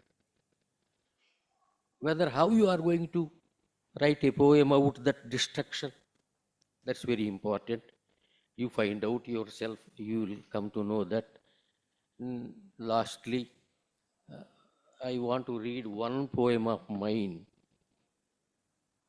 only because of the time, Only one poem. That is, I am going to read it out in Telugu first. My mother tongue is Telugu. Each one's mother tongue is mother. Someone began a poem, mother poem. Someone read out. You. By speaking about mother is poem. Surajit Pathar, a Punjabi poet, is it? Punjabi poet. He wrote a poem about mother, wonderful poem. Whoever writes about mother, that becomes a great poem.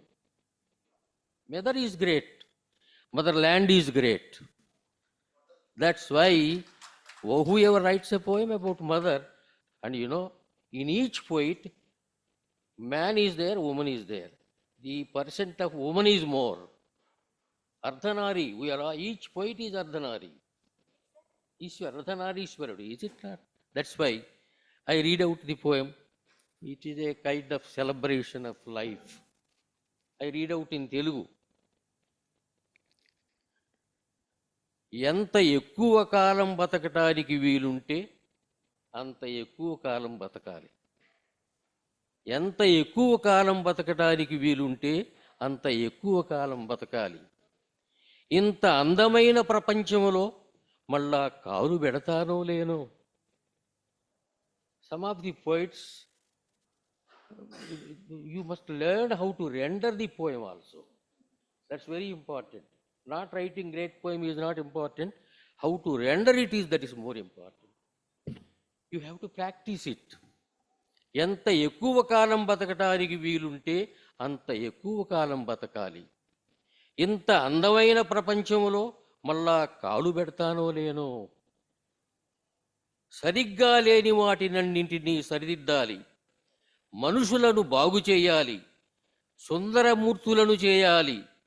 ఈ బతుకు ఇచ్చిన మహత్తర అవకాశాన్ని సద్వినియోగం చేయాలి. ఈ బతుకు ఇచ్చిన మహత్తర అవకాశాన్ని సద్వినియోగం చేయాలి. ప్రతి చెట్టుకు ఒక పువ్వై పూయాలి. ప్రతి చెట్టుకు ఒక పువ్వై పూయాలి. రాత్రి పగలు పాటలు పాడాలి, రాయాలి.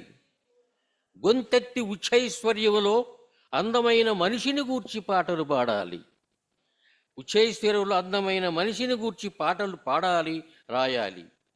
భూమి నుంచి విశ్వములోకి, విశ్వం నుంచి భూమిలోకి ప్రయాణించాలి. There is no limit for us. భూమి నుంచి విశ్వములోకి, విశ్వం నుంచి భూమిలోకి ప్రయాణించాలి. ఈ విశాల రోదసిలో అద్భుతంగా ఈత వేయాలి. You have to swim in this open space. ఈ విశాల రోదసిలో అద్భుతంగా ఈత వేయాలి. ఈ బతుకు మీద నాకు ఎనలేని మక్కువ, ప్రేమ. ఈ మనిషి ఆంతర్యం నిండా ప్రేమే. మనిషి మొత్తం ఒక ప్రేమ ముద్ద కావాలి. The whole person become should be love. బతుకు విశ్వమోహన సుందర రూపమైన మనిషిగానే ఎక్కడ దొరుకుతాడు. విశ్వరూపమైన మోహన రూపమైన మనిషిగానే ఎక్కడ దొరుకుతాడు. ఈ భూమి మీద సమస్త విశ్వాన్ని అందుకొని గుండెల్లో పెట్టుకునే మనిషి ఇక్కడే.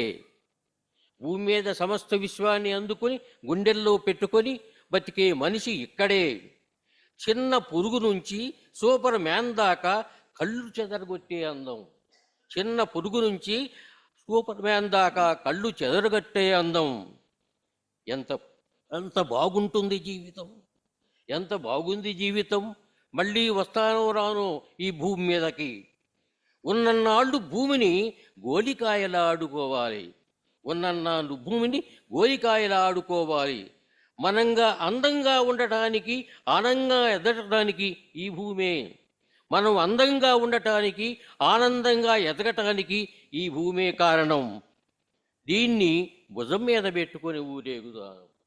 I carry this globe on my shoulder. దీన్ని భుజం మీద పెట్టుకొని ఊరేగుతాను. దీన్ని భుజం మీద పెట్టుకొని ఊరేగుతాను. ఎంత ఎక్కువ కాలం బతకడానికి వీలుంటే అంత ఎక్కువ కాలం బతకాలి. I believe one should live long. I always say to my friends also, I am going to live 100 years. Definitely. Not only I live, I request all the people, you should live 100 years. 120 years. Yes. Or if possible, you can live 100, 200 years. No problem. Because we don't have another life. We don't know whether we have another life or not. What a beautiful world it is. Where Wordsworth was born, Milton was born, Kalidas was born. So many, all great poets are born here and compose a wonderful poetry. This is a beautiful place. We have to live long. Some people say, with all the diseases, ills and troubles and turmoils, why should you live? In spite of that, you have to live. There is no other go. I read out the English translation of the same poem translated by two professors, Sridhar and Uma from Central University. When we translate a poem from the original to the English or some other thing, we miss so much, you know. Must live.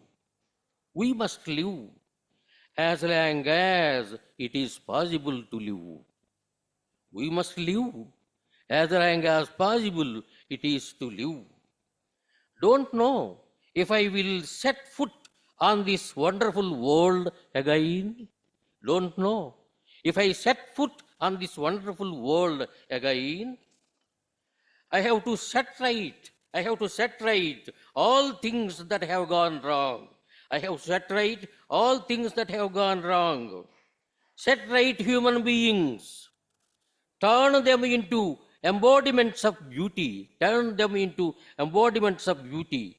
Make use of the opportunity this life has provided. Must become a flower of each tree and a blossom.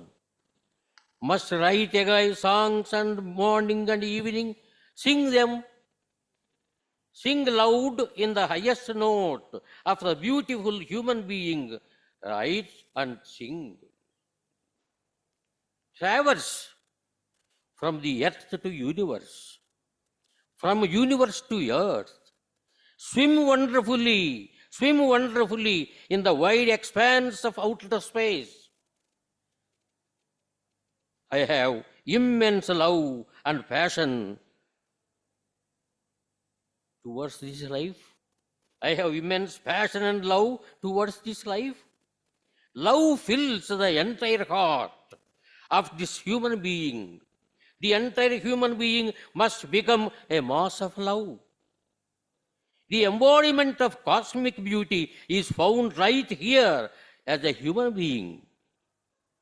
The human being who captures the entire universe and holds it in his heart is right here. The human being is here who captures the entire universe in his heart.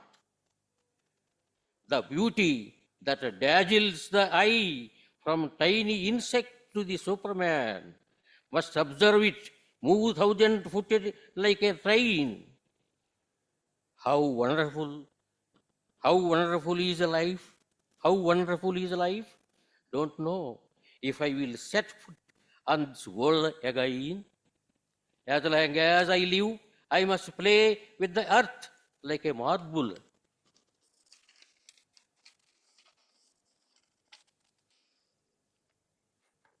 For us to be beautiful, for us to be beautiful, for us to grow happily, this earth is possible.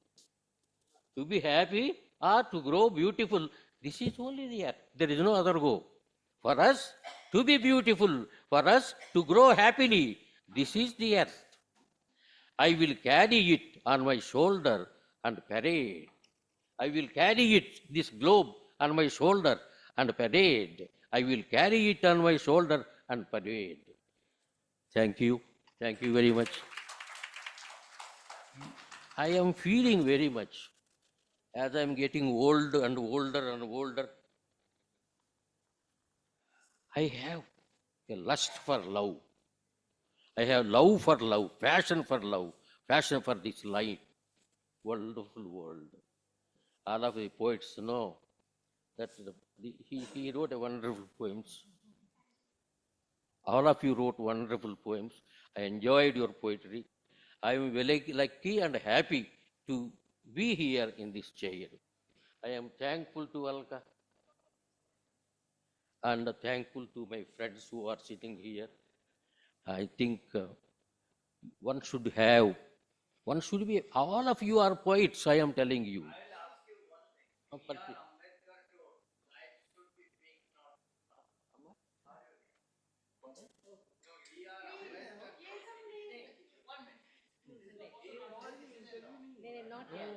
Let him.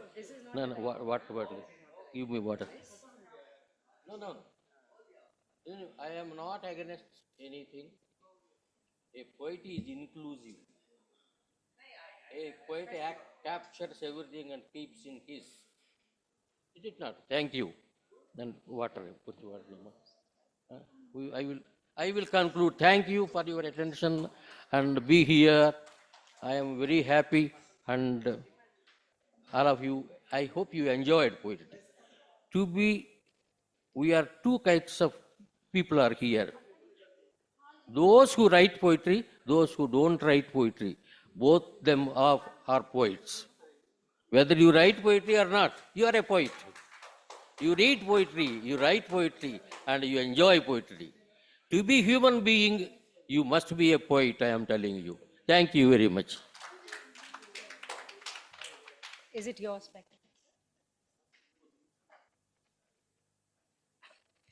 Thank you so much, sir. I just want to express my gratitude for such a wonderful start of the day today.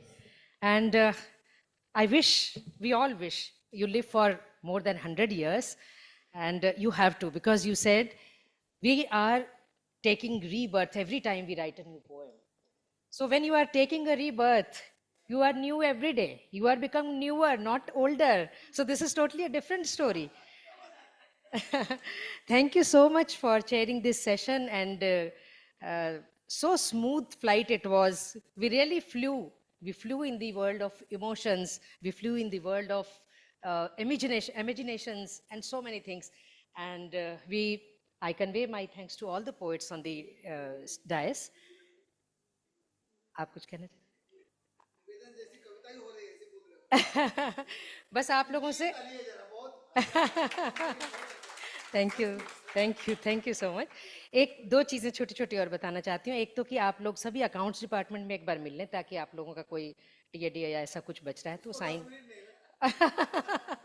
उसके बीच में हमारा दूसरा session 12 बजे start होने वाला है, तो थोड़ा सा टाइम है, इस बीच में आप ब्रेक ले सकते हैं। लेकिन उसके साथ साथ उस 5 मिनट के अंदर हमें एक ग्रुप फोटो भी लेनी है, क्योंकि this is going to be a memory forever. तो पहले हमारे सारे स्टेज के पोएट्स आ जाएं, फिर उसके बाद आप लोग भी अगर आना चाहते हैं तो everybody is welcome. Thank you so much.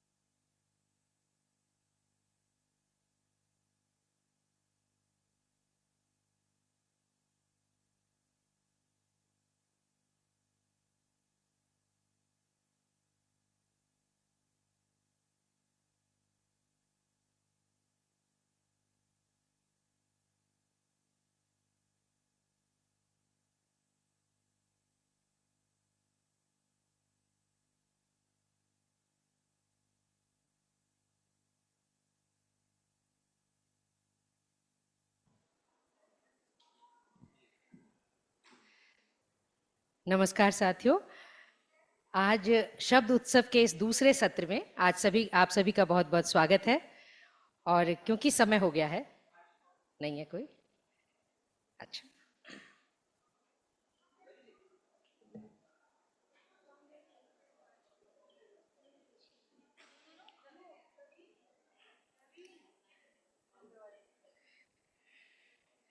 तब तक एक बार क्या मैं एक अटेंडेंस जैसी ले लूं, पता लग जाए कौन कौन है by the time we start. उससे पहले हमारे साथ इस सेशन में आदित्य श्रीवास्तव जी हैं, आकांक्षा पारे हैं, वो मधुकर उपाध्याय जी, अच्छा जी मधुकर उपाध्याय जी हैं। आपको सर चेयर करना है फंक्शन को, इसको सेशन को। Moumita is there. संपदा कुंकलकार, ठीक है, कुंकलकार ना, ठीक है, ठीक है, ठीक है। तो वी हैव दी कोरम पूरा, we will start any time. वो क्या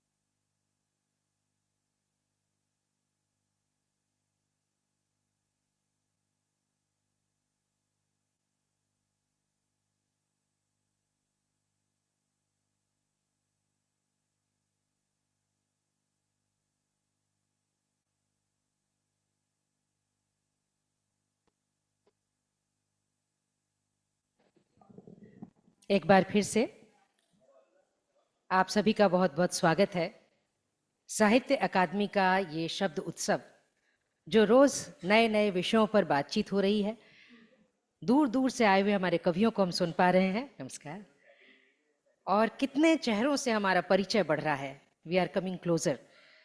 वसुधैव कुटुंबकम की जो फीलिंग होती है, that feeling is actually becoming life. आप सभी का बहुत बहुत स्वागत करते हुए ये जो सेशन है, ये जुनून और निपुणता, पैशन एंड स्किल का सेशन है। क्या लिखने के लिए पैशन और स्किल कितना ज़रूरी है? ज़रूरी तो है, कितना ज़रूरी है और कैसे ज़रूरी है, हम इस पर बातचीत करेंगे। और इस सेशन को हमारे जो चेयर करेंगे मधुकर उपाध्याय जी, मैं आपको मंच पर बुलाना चाहती हूँ। हम सभी तालियों के साथ स्वागत करें मधुकर उपाध्याय जी का। मधुकर उपाध्याय जी, आप वरिष्ठ पत्रकार और लेखक हैं। आप 10 वर्ष बीबीसी के संबद्ध रहे और पीटीआई भाषा, लोकमत, समाचार तथा आज समाज के संपादक रहे। हिंदी और अंग्रेजी में आपकी 40 से अधिक पुस्तकें प्रकाशित हैं। आपकी प्रमुख चर्चित कृतियां हैं किस्सा पांडे सीताराम, विष्णु भट्ट की आत्मकथा, सितारा गिर पड़ेगा आदि। 50 डेज टू फ्रीडम और पंच लाइन पुस्तकों का अनेक भारतीय भाषाओं में अनुवाद हुआ है। आपने महात्मा गांधी के दक्षिण अफ्रीका से वापसी पर एक खामोश डायरी और दांडी यात्रा पर धुंधले पद चिन्ह पुस्तक लिखी है। संप्रति आप स्वतंत्र लेखन कर रहे हैं। इस मंच पर आपका बहुत बहुत स्वागत है सर। अब इस पैनल में जो लोग हमारे साथ हैं, मैं उनके साथ भी आपका परिचय करा दूं। आदित्य श्रीवास्तव जी से मेरा अनुरोध है, कृपया मंच पर आएं। आदित्य श्रीवास्तव दूरदर्शन में उद्घोषक और संवाददाता हैं। आपने एंटरटेनमेंट कम्युनिकेशंस में MBA की उपाधि प्राप्त की है। पत्रकार के रूप में आपने 16 साल के लंबे करियर में अपने आप को कान फिल्म महोत्सव, पेरिस पर्यावरण सम्मेलन, G20 सम्मेलन और अन्य कई कार्यक्रमों को कवर करने का सम्मान प्राप्त हुआ है। इसके अलावा आपने लोकसभा और विधानसभा चुनावों को कवर किया है। आपकी 4 पुस्तकें प्रकाशित हैं, जिनमें एक कविता संग्रह, एक उपन्यास, एक रिपोर्टाज और कोरोना काल पर लिखी हुई एक पुस्तक शामिल है। आपका इस मंच पर बहुत बहुत स्वागत है। हमारे बीच हैं जानी मानी लेखिका आकांक्षा पारेख काशिफ, आपका मंच पर स्वागत है। आप कथाकार, पत्रकार और कवित्री हैं। आपके 4 कहानी संग्रह और एक कविता संग्रह प्रकाशित हैं। आपकी कहानियों को फिल्म और रंगमंच के लिए अपनाया गया है, रूपांतरित किया गया है। आपकी कुछ रचनाएं विश्वविद्यालयों के पाठ्यक्रम का हिस्सा हैं। आप राजेंद्र यादव कथा हंस सम्मान, विष्णु प्रभाकर राष्ट्रीय पुरस्कार, सविता कथा सम्मान, कृष्ण प्रताप कथा सम्मान सहित विभिन्न पुरस्कारों और सम्मानों से अलंकृत हैं। आपका इस मंच पर बहुत बहुत स्वागत है। इतनी थोड़ी थोड़ी तालियां तो बच सकती हैं। मोहम्मद असुद्दीन जी हमारे बीच हैं। आपका स्वागत है इस मंच पर सर। आप कई भाषाओं में लिखते हैं, आलोचक हैं और अनुवादक हैं। आप अंग्रेजी के प्रोफेसर रह चुके हैं। आप डीन मानविकी और भाषा संकाय जामिया मिलिया इस्लामिया और कुलपति के सलाहकार के रूप में आपने काम किया है। आपकी कुछ पुस्तकों में कंप्लीट प्रेमचंद स्टोरीज 4 खंड में प्रकाशित, filming fiction, Tagore, Premchand and Ray, a life in words, lifting the wheel, selected writings of Ismat Chughtai शामिल हैं। आप Indian association for Commonwealth literature and language studies के अध्यक्ष हैं। आप रामानुजन पुरस्कार, साहित्य अकादमी पुरस्कार, उर्दू अकादमी पुरस्कार और क्रॉसवर्ड बुक अवार्ड से सम्मानित हैं। आपका इस मंच पर बहुत बहुत स्वागत है।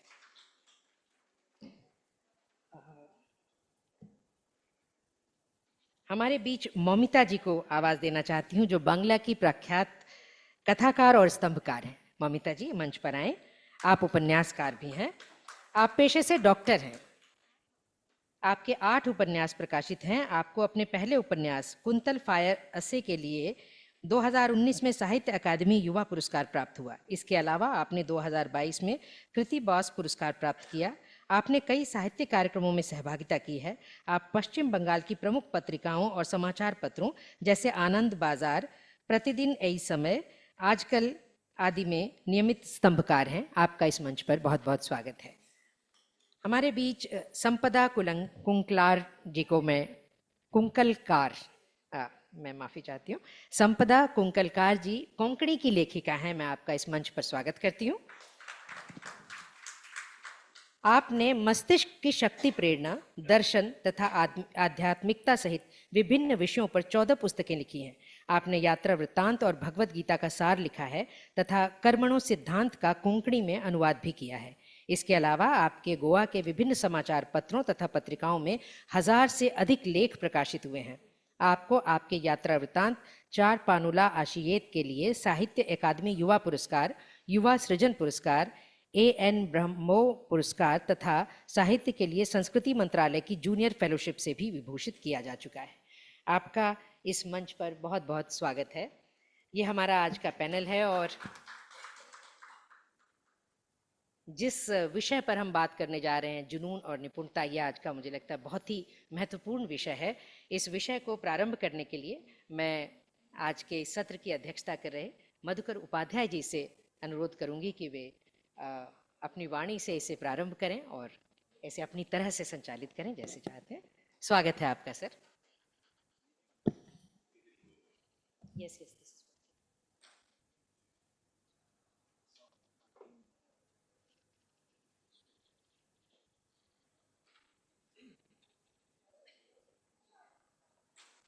हेलो, नमस्कार और यहाँ डायस पर उपस्थित सभी लोग और आप सब जो डायस से नीचे हैं, लेकिन मुझे लगता है कि डायस वहीं होना चाहिए था, यहाँ गलत है।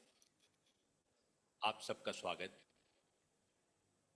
ये एक निहायत ही डल, ड्राई, ड्रैब सब्जेक्ट है, पैशन इन स्किल, जिसके बारे में हर व्यक्ति की अलग राय हो। ये कोई ऐसी चीज नहीं है जिसके बारे में आप कोई सिद्धांत निरूपित कर सके, बता सके कि this is how it will work. You never will really know what percentage of passion and what percentage of skill do you require, and is that enough? You do require it, but is that enough? क्या उतने से काम चल जाएगा? क्या सिर्फ क्योंकि इसका जो पहला चरण है वो छोड़ दिया इस आयोजन में, वो है कि कथा। आपके पास कथा है क्या? कहने को कुछ है क्या? अगर है तो उसके बाद पैशन है क्या? और अगर वो है तो स्किल है, कहने का ढंग है आपके। क्योंकि बहुत सारे लोग बहुत सारी जगह ये कहते रहे हैं कि कंटेंट और जो स्टाइल है वो इनसेपरेबल। कंटेंट तय कर लेता है कि उसको कौन सी स्टाइल सूट करेगी और वो उसमें चला जाता है। ये आपके हाथ में नहीं।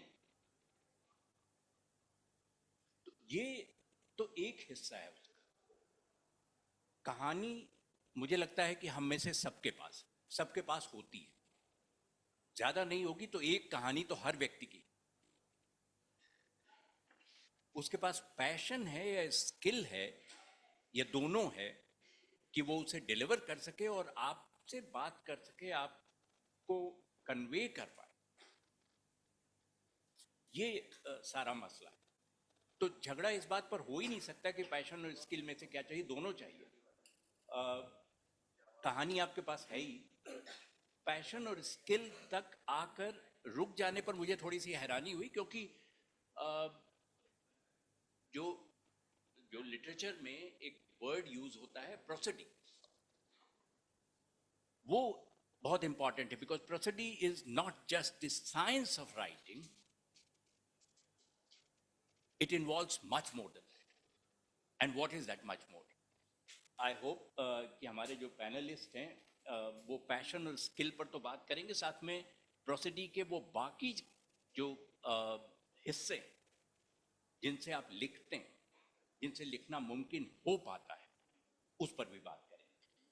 मैं इससे पहले कि आप सबको एक एक करके आमंत्रित करूं अपनी बात रखने के लिए, एक गुजारिश रहेगी कि अगर आप 10-12 मिनट में अपनी बात कर लें, क्योंकि 5 लोग हैं तो 60 मिनट हो जाएगा। उतने में मुझे बोलने के लिए कुछ बचेगा नहीं, तो मुझे बहुत अच्छा लगेगा।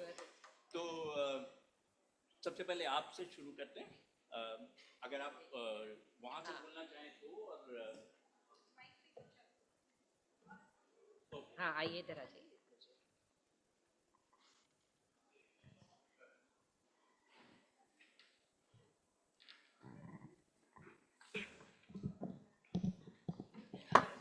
नमस्कार हाँ संपदा जी हमारे बीच में है. आई एम संपदा कुकड़कार फ्रॉम गोवा नमस्कार respected Madhukar Upadhyay ji and other fellow participants here. Good afternoon everyone. As we are gathered here to celebrate literature, I am here to present my paper on the topic Passion and Skill, the twin pillars of writing.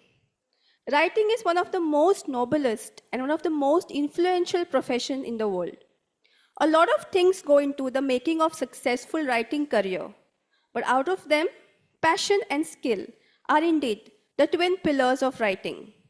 Passion and skill together creates a masterpiece. Passion is basically the driving force, the willingness to do something. The biggest example of passion as far as writing is concerned is prison writing. Prison is a very unpleasant place to be in.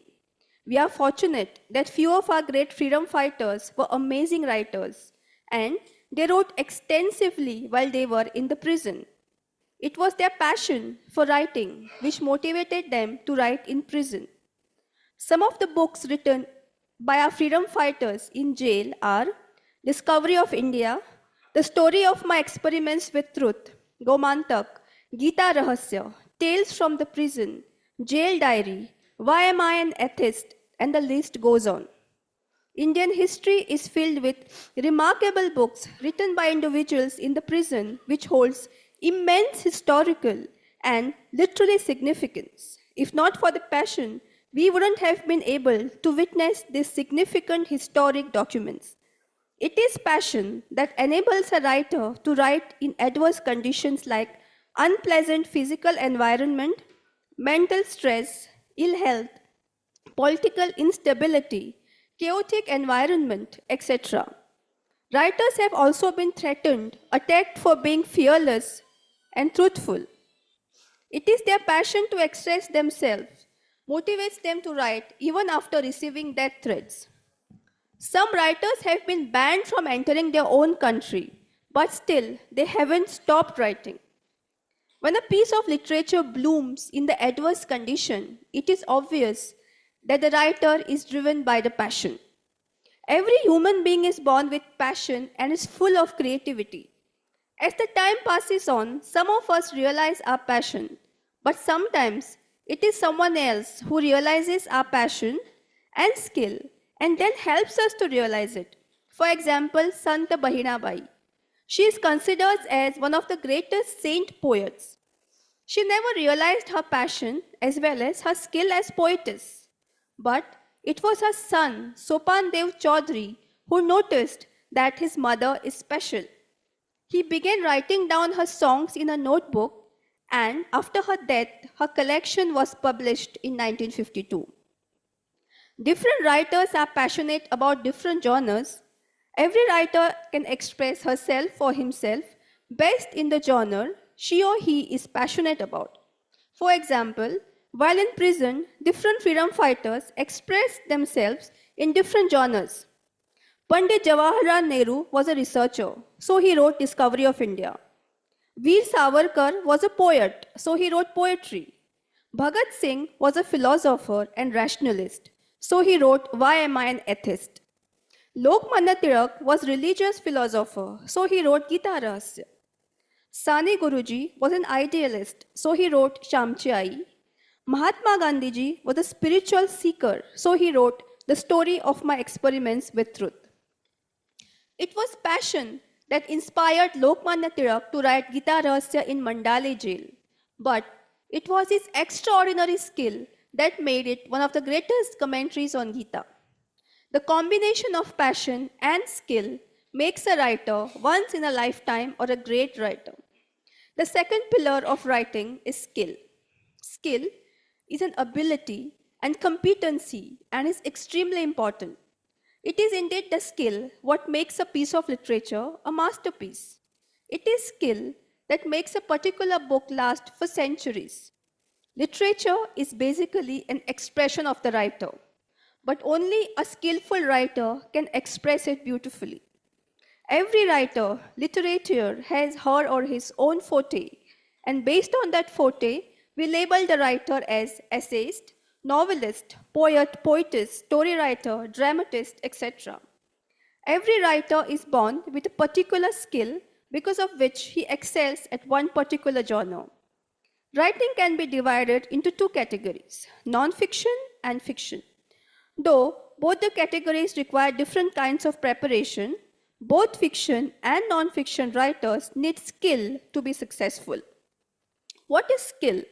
Skill includes a lot of things as far as writing is concerned. First, the preparation. Every genre requires different research and preparation. Short stories requires a lot of local references, while essay needs more of novelty and spontaneity. Novel requires a lot of field work. To write an article, you have to be very well read. Fiction needs imagination, and non-fiction requires thinking and contemplation. It is not important only to know a particular language very well. You need a skill to write. Building your vocabulary is also part of your skill. Avoiding the temptation of writing unnecessary things and sticking to the point or the topic is also included in the skill. Adding unwanted things, getting deviated from the topic, disturbs the flow and makes it boring for the readers. A skillful writer always grabs the writer's attention till the end. How a writer finds a balance between technique and content is his skill. Intensity of passion changes with age. Sometimes passion over a period of time becomes your skill, becomes your identity. One has to channelize the passion to sharpen a skill. A writer is born with the skill, but you need passion so you can use your skill. Passion and skill are interconnected. Can skill be improved? Yes. How? Skill improvement is basically a lifelong process. Process where you read, write daily, especially diary, introspect and follow discipline. As per Gita, there are three yogas: the Bhakti Yoga, Jnana Yoga and Karma Yoga. Passion is Bhakti Yoga, the willingness to do, whereas the skill is Jnana Yoga, how to do. There has to be a coordination in both to achieve the Karma Yoga, which is a nice book. Passion will help you move beyond your shortcomings, but there are no shortcuts to success. So developing your skill is a must. With passion and skill, one can turn your writing hobby into your profession. Writers who channelize their passion and sharpen their skill have enriched our world beyond words with their literature. I take this opportunity to thank Sahitya Academy for giving me this opportunity to present my paper in this prestigious literature festival. Thank you. Sagalyank Dev Bare Kuru.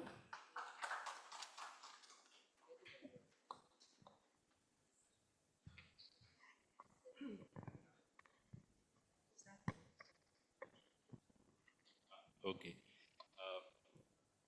Thank you, Sampada ji.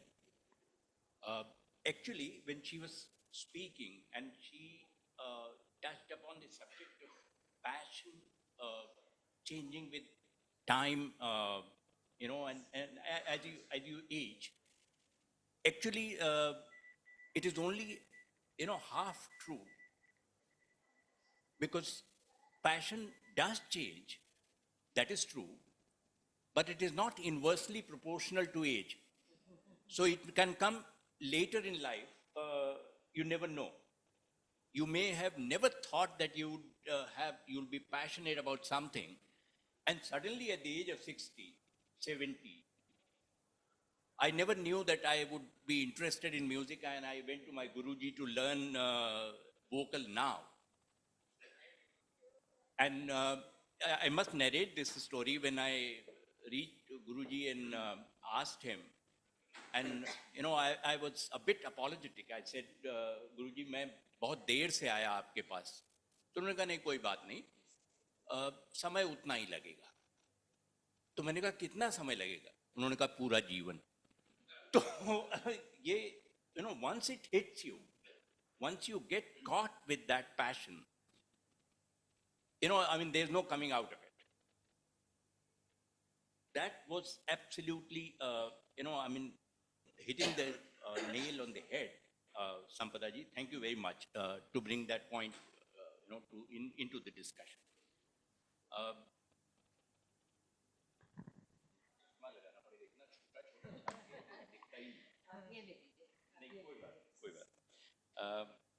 Aditya ji से मैं आग्रह करूंगा कि वो इस पर अपनी बात रखें. उनका पर्सपेक्टिव डेफिनेटली sheer writers या mere writers से different होगा, because he fights it every day on the ground, has to do things, keeping a deadline. I mean, you know how television, how print news media functions. So does that help in the real life? Because I can tell you from my experience, if I'm asked to speak for 2 minutes, I can finish it in 1 minute 59 seconds. That is BBC's training. Because if you don't, then you fall off here.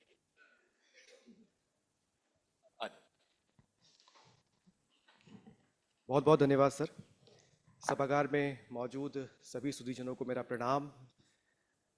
Madhukar sir आपको प्रणाम. Dice पर जो लोग मौजूद हैं सबको मेरा प्रणाम. राजा भोज की नगरी भोपाल से मैं आता हूँ.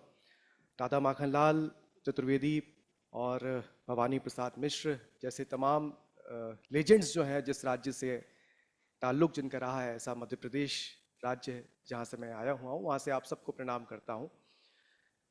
दूसरी बार मधुकर सर का सानिध्य मिल रहा है, क्योंकि हम जब माखनलाल पत्रकारिता विश्वविद्यालय में साहित्य उत्सव कुछ समय पहले हुआ था, जब सर का सानिध्य मुझे मिला था और सर को सुनने का मौका मिला था. और आज दोबारा एक बार फिर जो बातें सर कर रहे हैं, मुझे लगता है कि चूँकि सर खुद भी पत्रकार रहे हैं और टीवी के पत्रकार होने के नाते हमारे पास बहुत कम समय होता है, तो मैं कोशिश करूँगा कि उस कम समय में ही अपनी बात को पूरी कर पाऊँ.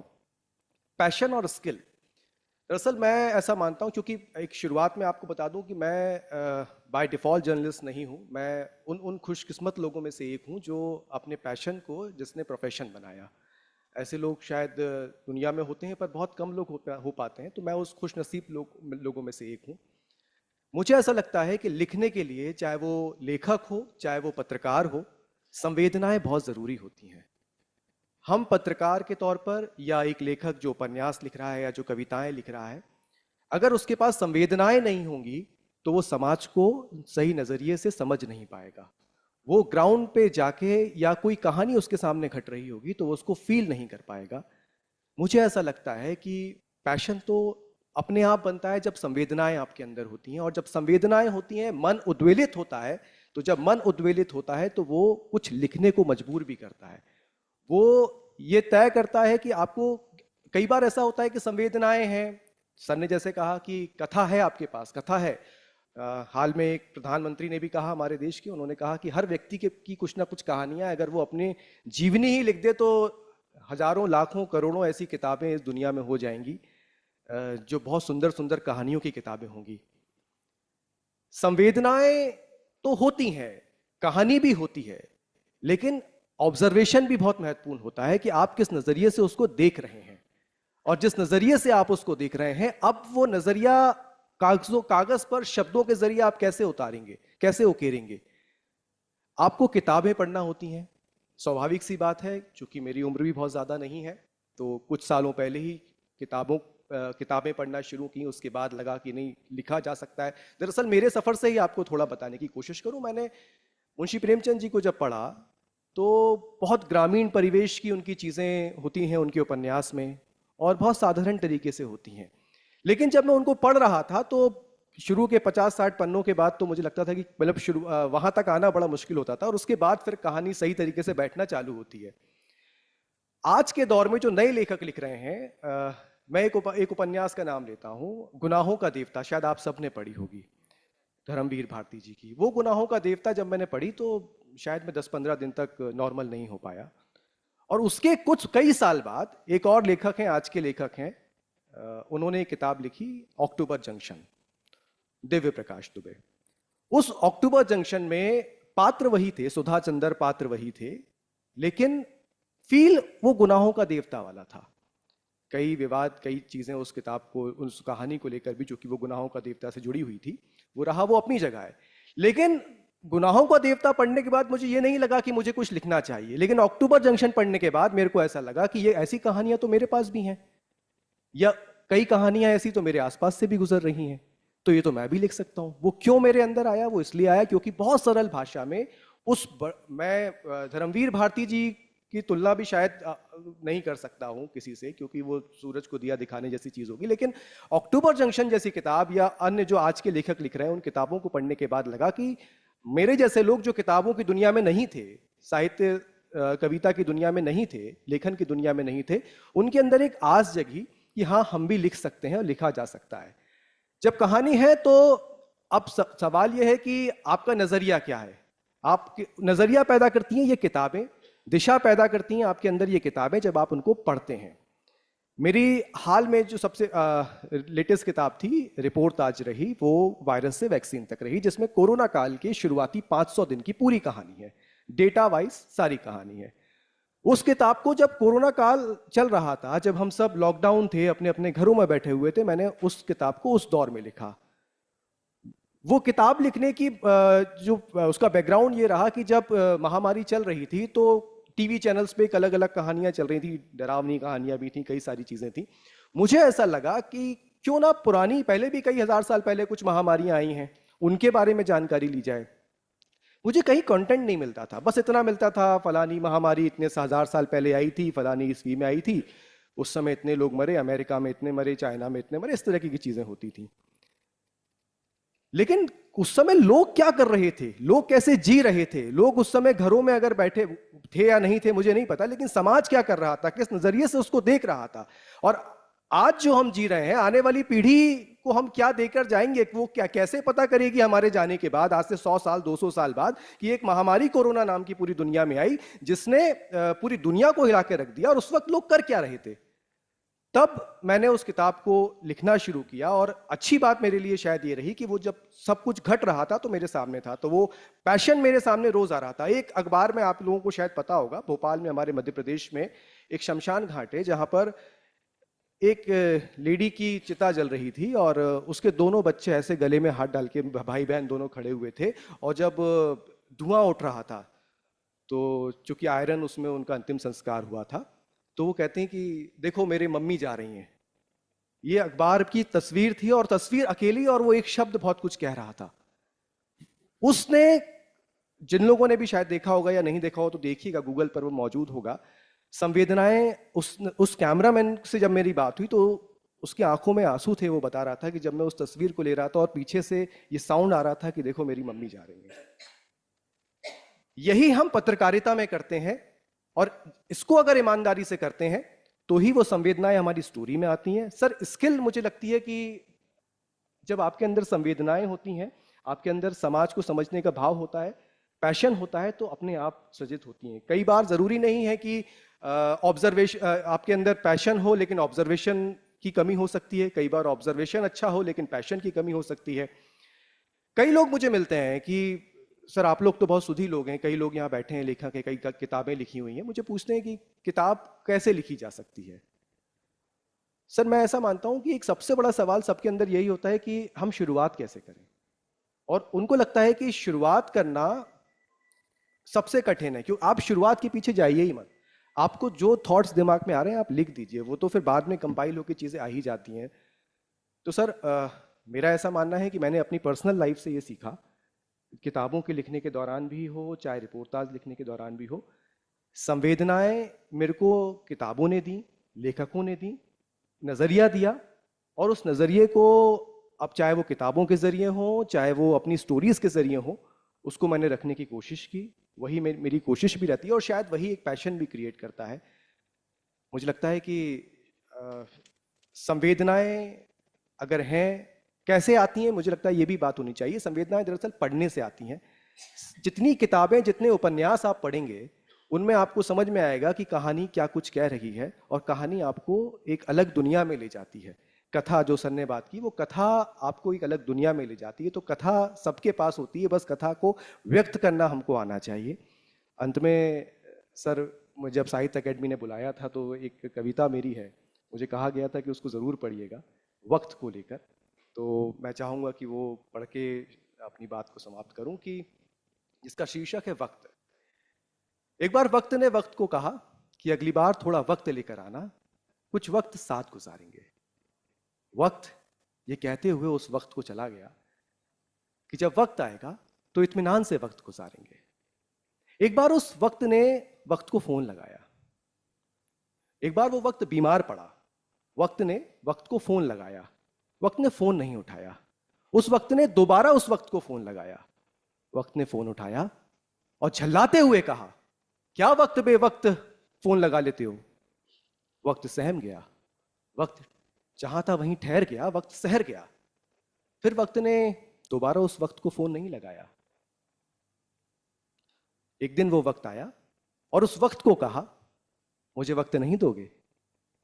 तो वक्त ने कहा, वक्त पर वक्त नहीं देने वाले को वक्त माफ नहीं करता। वक्त आगे बढ़ा और वक्त को पीछे छोड़ वक्त के साथ आगे बढ़ गया। उस वक्त ने कभी उस वक्त को समय नहीं दिया, उससे बात नहीं की। पता है क्यों? क्योंकि वक्त का भी आत्मसम्मान होता है। बहुत बहुत शुक्रिया।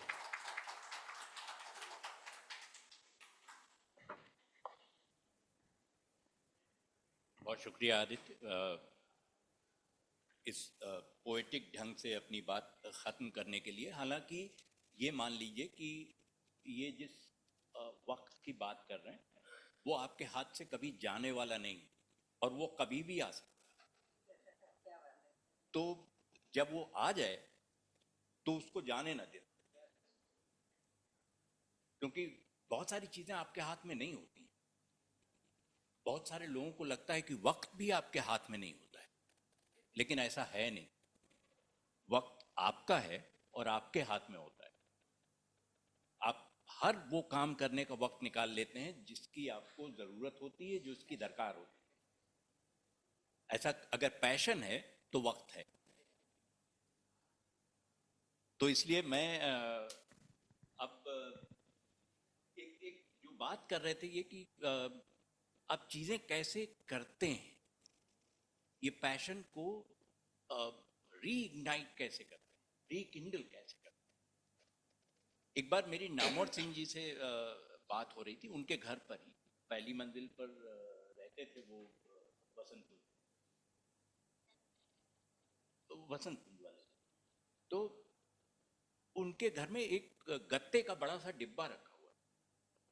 किताबों के बीच में उस गत्ते के डिब्बे की जगह मुझे समझ में नहीं आई, तो मैंने नामो जी से कहा कि ये इसमें क्या है, अगर किताबें हैं तो खोल के लगा लीजिए या कहिए मैं मदद करूं। तो उन्होंने कहा नहीं, इसमें किताबें नहीं।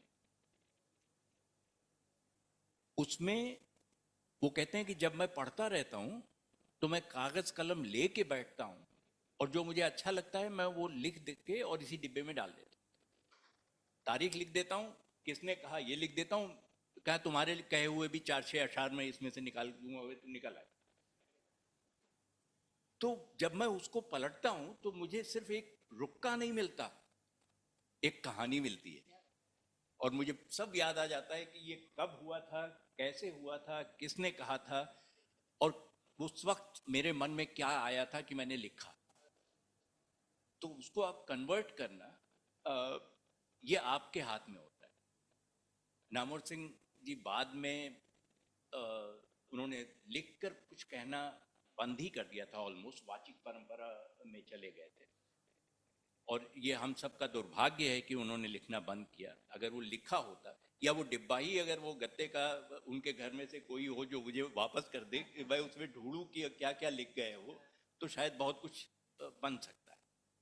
कहानियां उस शक्ल में तो नहीं आएंगी जैसे नामोर जी ने सोची होंगी, लेकिन कुछ तो आएगा। और जो हमारी अगली वक्ता के तौर पर हम जिसको सुनना चाहेंगे वो मौमिता जी। चूंकि आप उपन्यास लिखती रही हैं तो मैं आपको जो कहना है पैशन और स्किल पर वो जरूर कहें, लेकिन अपने उपन्यासों के हवाले से अगर आप वही बात कहें तो मुझे और सबको अच्छा लगेगा। Good afternoon, friends. Today I am here to speak about the two pillars of writing, passion and skill. I am grateful to Sahitya Academy for giving me this opportunity to present my views in front of such esteemed audience. Passion is the soul of a human body, and skill is the attire, skill is the dress which the body carries. We have to design this attire, we have to design this costume according to the demand of the body. And they are so correlated. A writer has to be very, very careful about the proper blend, the perfect balance between passion and skill. Does a writer need any skill? There are so many spontaneous poets, so many emotional writers, so many great writers who never cared for skill. But even the lack of skill or skilllessness is also another form of skill. For example, if you look at the poetry of Jivanananda Das, it looks like that it is full of emotion and passion. It is so lively in words and expressions, but there is a silent skill. The skill to separate other skills, not bringing out all the skills together. Writers are made to learn which skill I should use for my own writing. When I write a story, first things that comes to my mind is the story, a human story, which has a basic connection with humanity. When I write a story, I first hear the voice of my heart, the voice of my passion. Then I plan to go with my skill. Number one, when we think about the skill, is precision. The question that comes to my mind is how to dress my idea into proper words. And without skill, I cannot bring the proper words to express my passion. Like a surgeon, like a doctor, I have to be straight to the point. That is uniqueness of the mind, the uniqueness of the story, the uniqueness of the idea. Not many ideas together, not many stories together in one story. I have to learn that skill to make single-handed, to make it single idea. Think about the stories written by Mopasha. He was master of precision. There was a skill, but at the same time, he was tremendously passionate, tremendously emotional, and he knew or he knows how to fit his skill into the storm of passion. So skill is a technique, skill is a tool, skill is a kind of metaphor that chisels my passion, my emotion, my flow. But you have to control the flow. If you do not control the flow, there will be a flood. So we need a river to channelize the water. Emotion is like a flow of water. It goes on and on. Passion is lot of electricity, but we have to channelize this electricity, just like the river. It has definite course, how to go down, how to bend, how to cross, how to go up over the small hills, and then again hold to the level. This is what skill can do to it. The skill is the engineering of the entire flow, and the engineering is the technology, or the technology is the engineering of the passion. This is skill. One has to be at the same time an emotional writer, passionate writer, is the same time a doctor, like an engineer, like a technologist. So this is how I think that in one hand with the flow of emotions, you have the flow of passion, but that has to be controlled by kind of a technology I have spoken about. I as a writer always allow my flow to go, but on my second thought, on my second consideration, I have to think about the word limit. I have to think about the punctuations. I have to think about the paragraph or stanzas and editing. That makes a one writing perfect. Otherwise, I would go by passion. So passion has to be controlled at the same time. The writer is not just an engineer, or the writer is not just like a motion of river. but they have to come to a point where both the things can be used properly and passionately to achieve the culmination point. I very much like to focus on the title of the story. First, I write, suppose 3,000 words or 4,000 words. Then, when I start editing and bring it down to 2,000 words or 3,000 words, why and how? I very carefully use punctuations and I focus at the conclusion of the story. The conclusion or the climax is the very important to me. Beginning of the story and ending of the story, both are equally important. I have to focus on one thing, that is my skill. If I fail, my skill failed. Always I'm not successful, but I try my best to apply my skill in this manner. Beginning of the story should attract my readers to flow with the story, to go with the story. And end should not be disappointing. Because as readers start reading a story, he always think about the end of the story. He has a lot of guesses. He has lot of ideas about how story is going to end. He is reading the entire story, but if the end is not satisfactory, then the story in a way falls from its height. And I also focus on the dialogues in a story. The writers should understand the character, how the character could speak, what he can speak, and what words I cannot put in his mouth. This is perception, and perception is also a part of this engineering in a story. And many other things, grammar, vocabulary, spelling, sentence construction, structure, research and accuracy, clarity, all are very, very important to me. So writing depends on a divine inspiration. If passion is missing, we may not find the joy of the soft morning light, the joy that makes the bird sing. So passion is like a mountain spring, and skill is like a flowing river in the plains. If the mountain spring did not act as a source, the river would not have originated. It could not have flowed to the plains. So writing, according to me, is at the same time climbing mountains and traveling in the sea of huge waves. Thank you so much.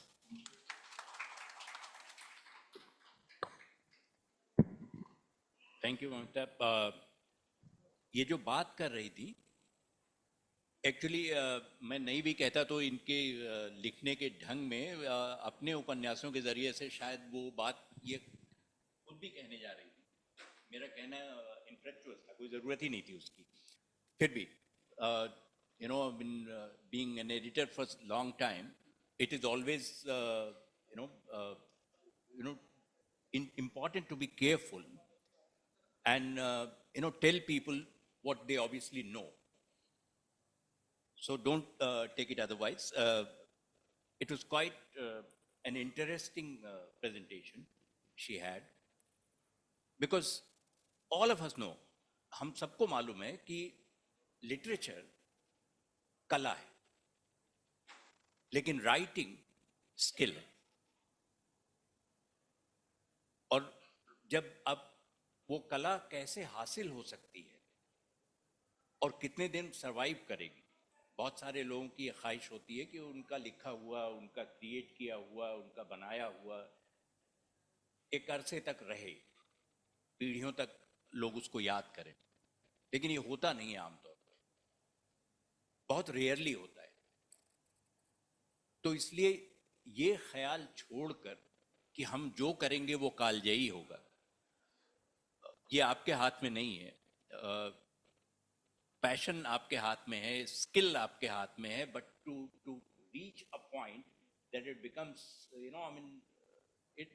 it transcends time is not in your hands. बहुत सारे लोगों ने लिखा होगा। मैं मानता हूं कि गोस्वामी तुलसीदास के समय में जब वो रामचरितमानस लिख रहे होंगे तो कई हजार और लोग उस तरह की रचनाएं लिख रहे होंगे। अगर लैंग्वेज उस मुकाम तक पहुंच गई थी तो ये मुमकिन रहा होगा। लेकिन ट्रांसेंड करके टाइम कौन आ गया? तो वो कैसे होता है वो कब होगा, आपकी किसी रचना के साथ होगा भी या नहीं होगा, ये आपके हाथ में नहीं। तो इसलिए कभी ये सोच कर लिखना छोड़ने की बात मन में आनी भी नहीं चाहिए कि हमारे लिखे को पता नहीं कितने बरस जीवित रहे। एक एक ढंग है, आपके पास कहानी है, आपके पास पैशन है, आपके पास स्किल है, तो क्या ये मुमकिन नहीं है कि वो भी किसी दिन उस श्रेणी में आ जाए? आ सकता है।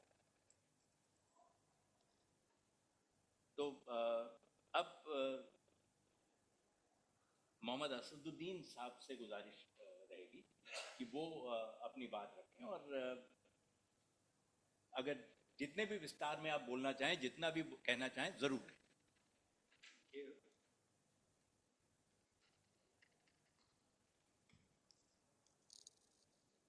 Esteemed chair, fellow panelists, and members of the audience, including Dr. Rao, who found time to be here. Thank you. I'm going to speak about a form of writing which, according to me, requires perhaps more skill and less patience. Because even when this word writing is flagged here, we automatically assume that perhaps we are talking of creative writing. But there are other forms of writing as well, which may be creative. And I'll begin my presentation with an anecdote. Professor Lawrence Venuti, who is one of the foremost translation scholars of late 20th and early 21st century. Once I asked him that, well, how did you come into this translation business? He said that I was interested in writing, all kinds of writing to begin with. And then he said, I soon realized that creative writing is not my cup of tea. So the next best thing for me was translation. I came into translation. But whenever we discuss about creative writing, we somehow emphasize the romantic theory of creative writing in the sense that instinct and passion and emotion, perhaps they would make good writing. But a poet like Wordsworth, who was to some extent responsible for such a theory, in his own poetry we find there is enough of control, enough of self-consciousness. Otherwise, the poetic lines will go into all directions and it won't be poetry. So I'd like to talk about translation, and one cannot overemphasize while one speaking at a Sahitya Academy forum about the great importance of translation in a multilingual country like India. We would not be exchanging ideas in this hall but for translation. We will be confined within our own linguistic confines, linguistic territories or linguistic geographies, and there will be no crossing of borders, and literature always requires a crossing of borders. Because I have translated Premchand, I have translated Manto, I have translated Chughtai, so I thought that this is something about which perhaps I can speak with a modest amount of experience and insight. तो आम तौर पे हम मान लेते हैं कि हमें अगर दो लैंग्वेज आती है, the first requirement is that you have to be bilingual. तो एक assumption होता है कि हमें अगर दो लैंग्वेज आती है, then we can be good translators. वो assumptions के साथ अगर आप शुरू करते हैं, you soon realize that that is only the starting point. Because it is your skill and your sense of language itself which would take you forward. In the beginning, one would make a distinction between literal translation and non-literal translation. Literal translation is easier. We use it while describing a process, describing an event, how I came from one point to another point, how to change a tire, how to drive a certain machine, and so on, where exactitude is important. But when we talk of literary translation, where interpretation is significant, much more than the exactitude, where each word has you think that it has a cultural history of its own, each word is a metaphor or a symbol, there you find your experience as a translator, your experience as a reader, your experience as a reader of literature of your own country and other countries of your own language and other languages that will come into play.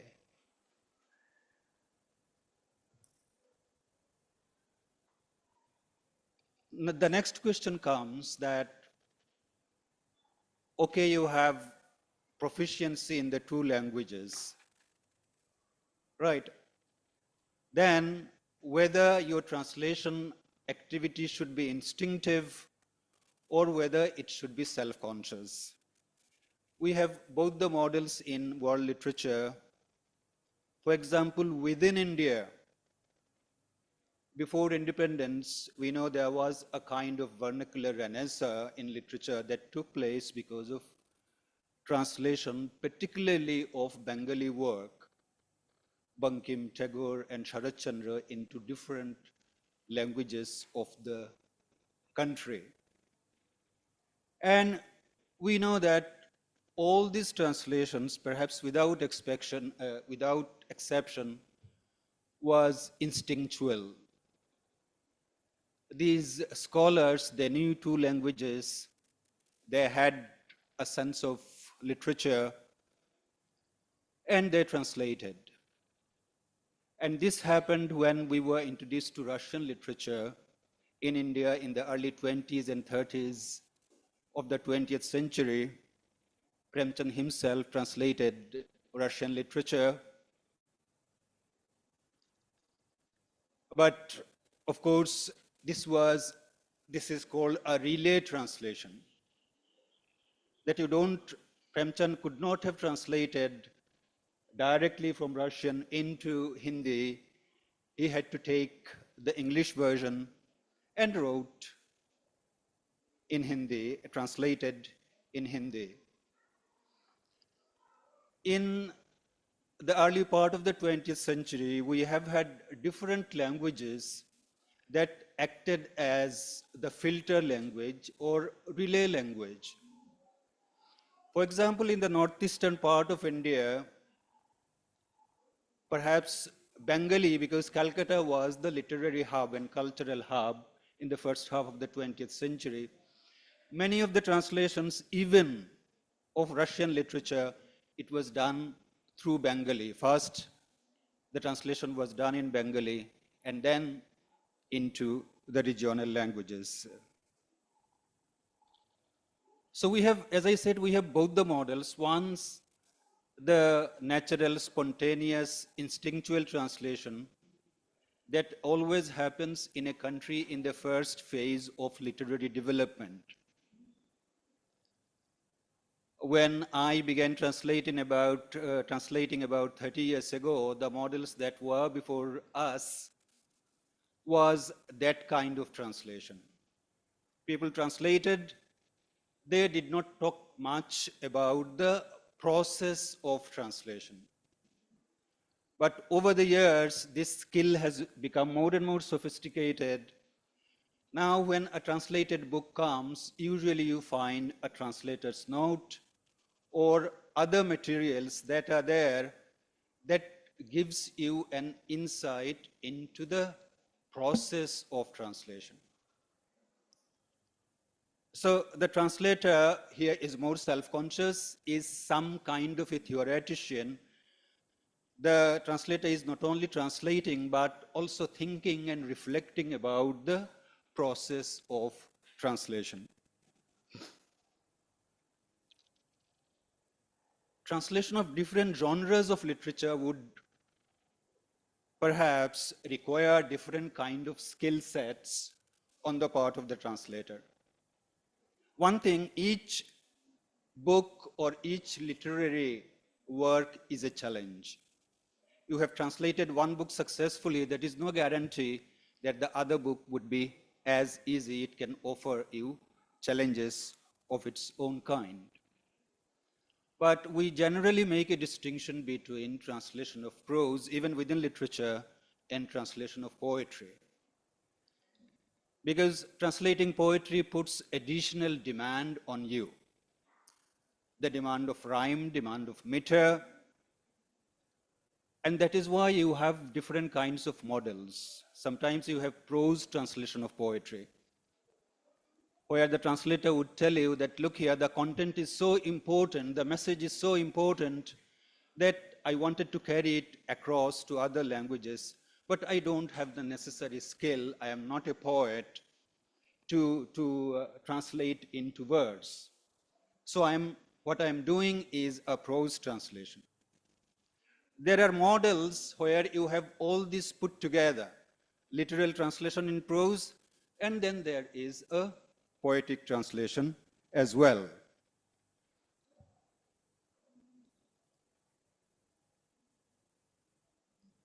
A moment earlier, I talked about self-consciousness. And because translation as a skill, it has acquired a certain level of sophistication. Because translated literature is being studied, at least for the last 10 or 15 years, in the colleges and universities, we have a certain corpus of critical literature now available. So students in those institutions, they study the work in translation first. For example, Mahashweta Devi's work, Stanadaini or whatever, which is prescribed all over. But then they will also discuss the content of the story, but they will also, if the teacher is competent enough, the teacher will also discuss the process of translation. If there are multiple translations of the same work, all these translations would be put together, which will be a very illuminating exercise. So two terms that are usually discussed in translation classes, which indicates the strategy of the translator. One is domestication and the other is foreignization. Again, domestication was a model that continues during the colonial period. Foreignization is a part of decolonization process.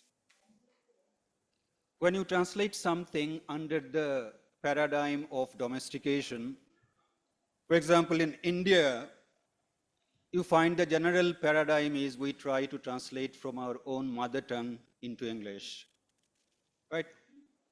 So when we are translating into English, first perhaps we have a pan-Indian audience in mind, and then we have a world audience in mind. We are thinking of a reader who is based in London, New York, Frankfurt, and so on. And then we are filled with anxiety that, look here, these are specific words and terms about a particular culture at a remote place in India. How will a person sitting at New York, he will understand it?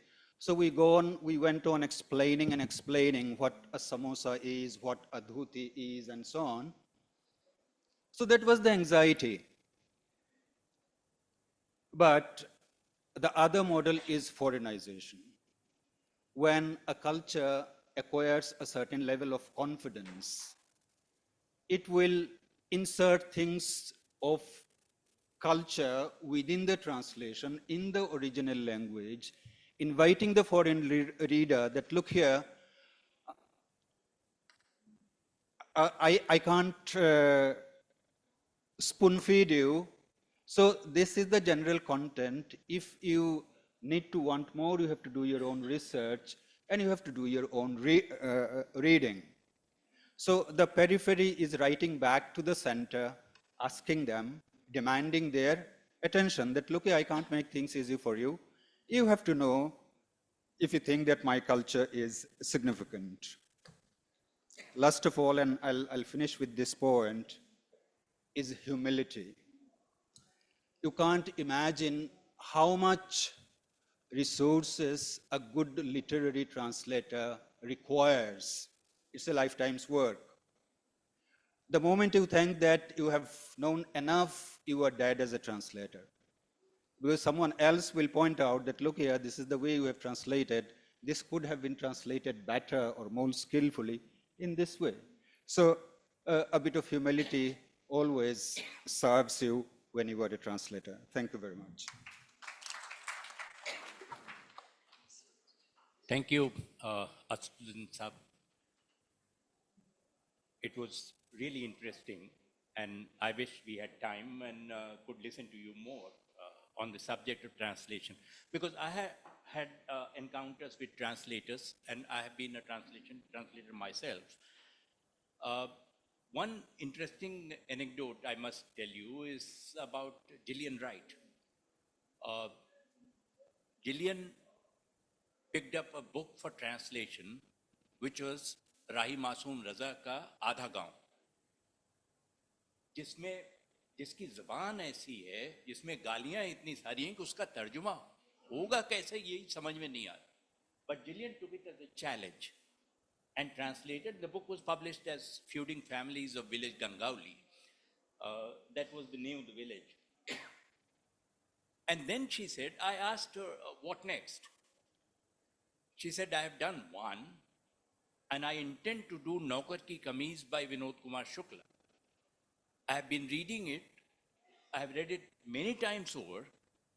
लेकिन मुझे समझ में नहीं आ रहा है कि मैं how to approach that. I find Naukar Ki Kameez more difficult than Rahi Masoom Raza Zada Gaon. Now, what would be going on in her mind is not very difficult to understand, but also very, it makes you curious. आधा गांव जिसके बारे में हम सब जानते थे कि ये बहुत टेढ़ा है, ये आसान नहीं होगा अंग्रेजी में रेंडर करना, वो हो गया. नौकर की कमीज जो सिंपल सी स्टोरी लगती है, वो आपसे नहीं टूट रही, अब वो जमीन ही क्रैक नहीं कर पा रहा. ये एक किस्सा है, क्योंकि बिल्कुल असदुद्दीन साहब ने ये बात सही कही कि सिर्फ दो जुबानें आ जाना काफ़ी नहीं होता है.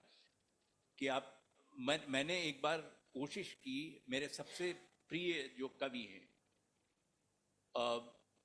वो हैं तिरुवल्लुवर, और वो 2200 साल पहले के 2nd सेंचुरी बीसी के पोएट, और मुझे बेइंतहा मुतासिर किया उन्होंने. जो भी लिखा मुझे ऐसा लगता था जैसे मैं कम्युनिकेट कर पा रहा हूँ. तो मैंने तिरुवल्लुवर की रचनाएं उनका तर्जुमा करने की कोशिश की. मैं जितने फॉर्म ट्राई कर सकता था सब कर लिया. मुझे अंत में लोगों ने कहा कि जब तक आपको तमिल नहीं आएगी नहीं आप कर सकते हैं. तो मैंने तमिल सीखी, लिखना पढ़ना सीखा. लेकिन बाद में मुझे पता चला कि ये वैसे ही है जैसे संस्कृत सीखकर आप वेद नहीं समझ सकते. उसका वेद की संस्कृति अलग. तो तिरुवल्लुवर की तमिल भी वो अलग है. आप तमिल जानकर तिरुवल्लुवर को नहीं पढ़ सकते. वो 1.5 मीटर की शायरी करते हैं. तो इसलिए ये मुगालता अगर किसी के जहन में आता है कि ज़ुबान आपको आती है इसलिए आप तर्जुमा भी अच्छा करेंगे, तो ये नहीं होता है. लेकिन कोशिश करने में हर्ज ही कर लेना चाहिए. तो अब मैं आकांक्षा जी से आग्रह करूंगा कि वो अपनी बात रखें। नमस्ते सर, और ये अच्छी बात है कि आपने मुझसे कहा नहीं कि कम समय में रखें, मतलब ये अंडरस्टूड है कि मुझे कम समय में रखना है। आखिरी वक्त, मतलब जब आप आखिरी वक्ता होते हैं तो सबसे बड़ी कठिन चुनौती यही होती है कि लगभग उस विषय के आसपास सभी लोग बोल चुके होते हैं। तो यहाँ उपस्थित सभी लोगों को मेरा नमस्कार पहुँचे, और मंच पे सर हैं, मेरे साथी हैं।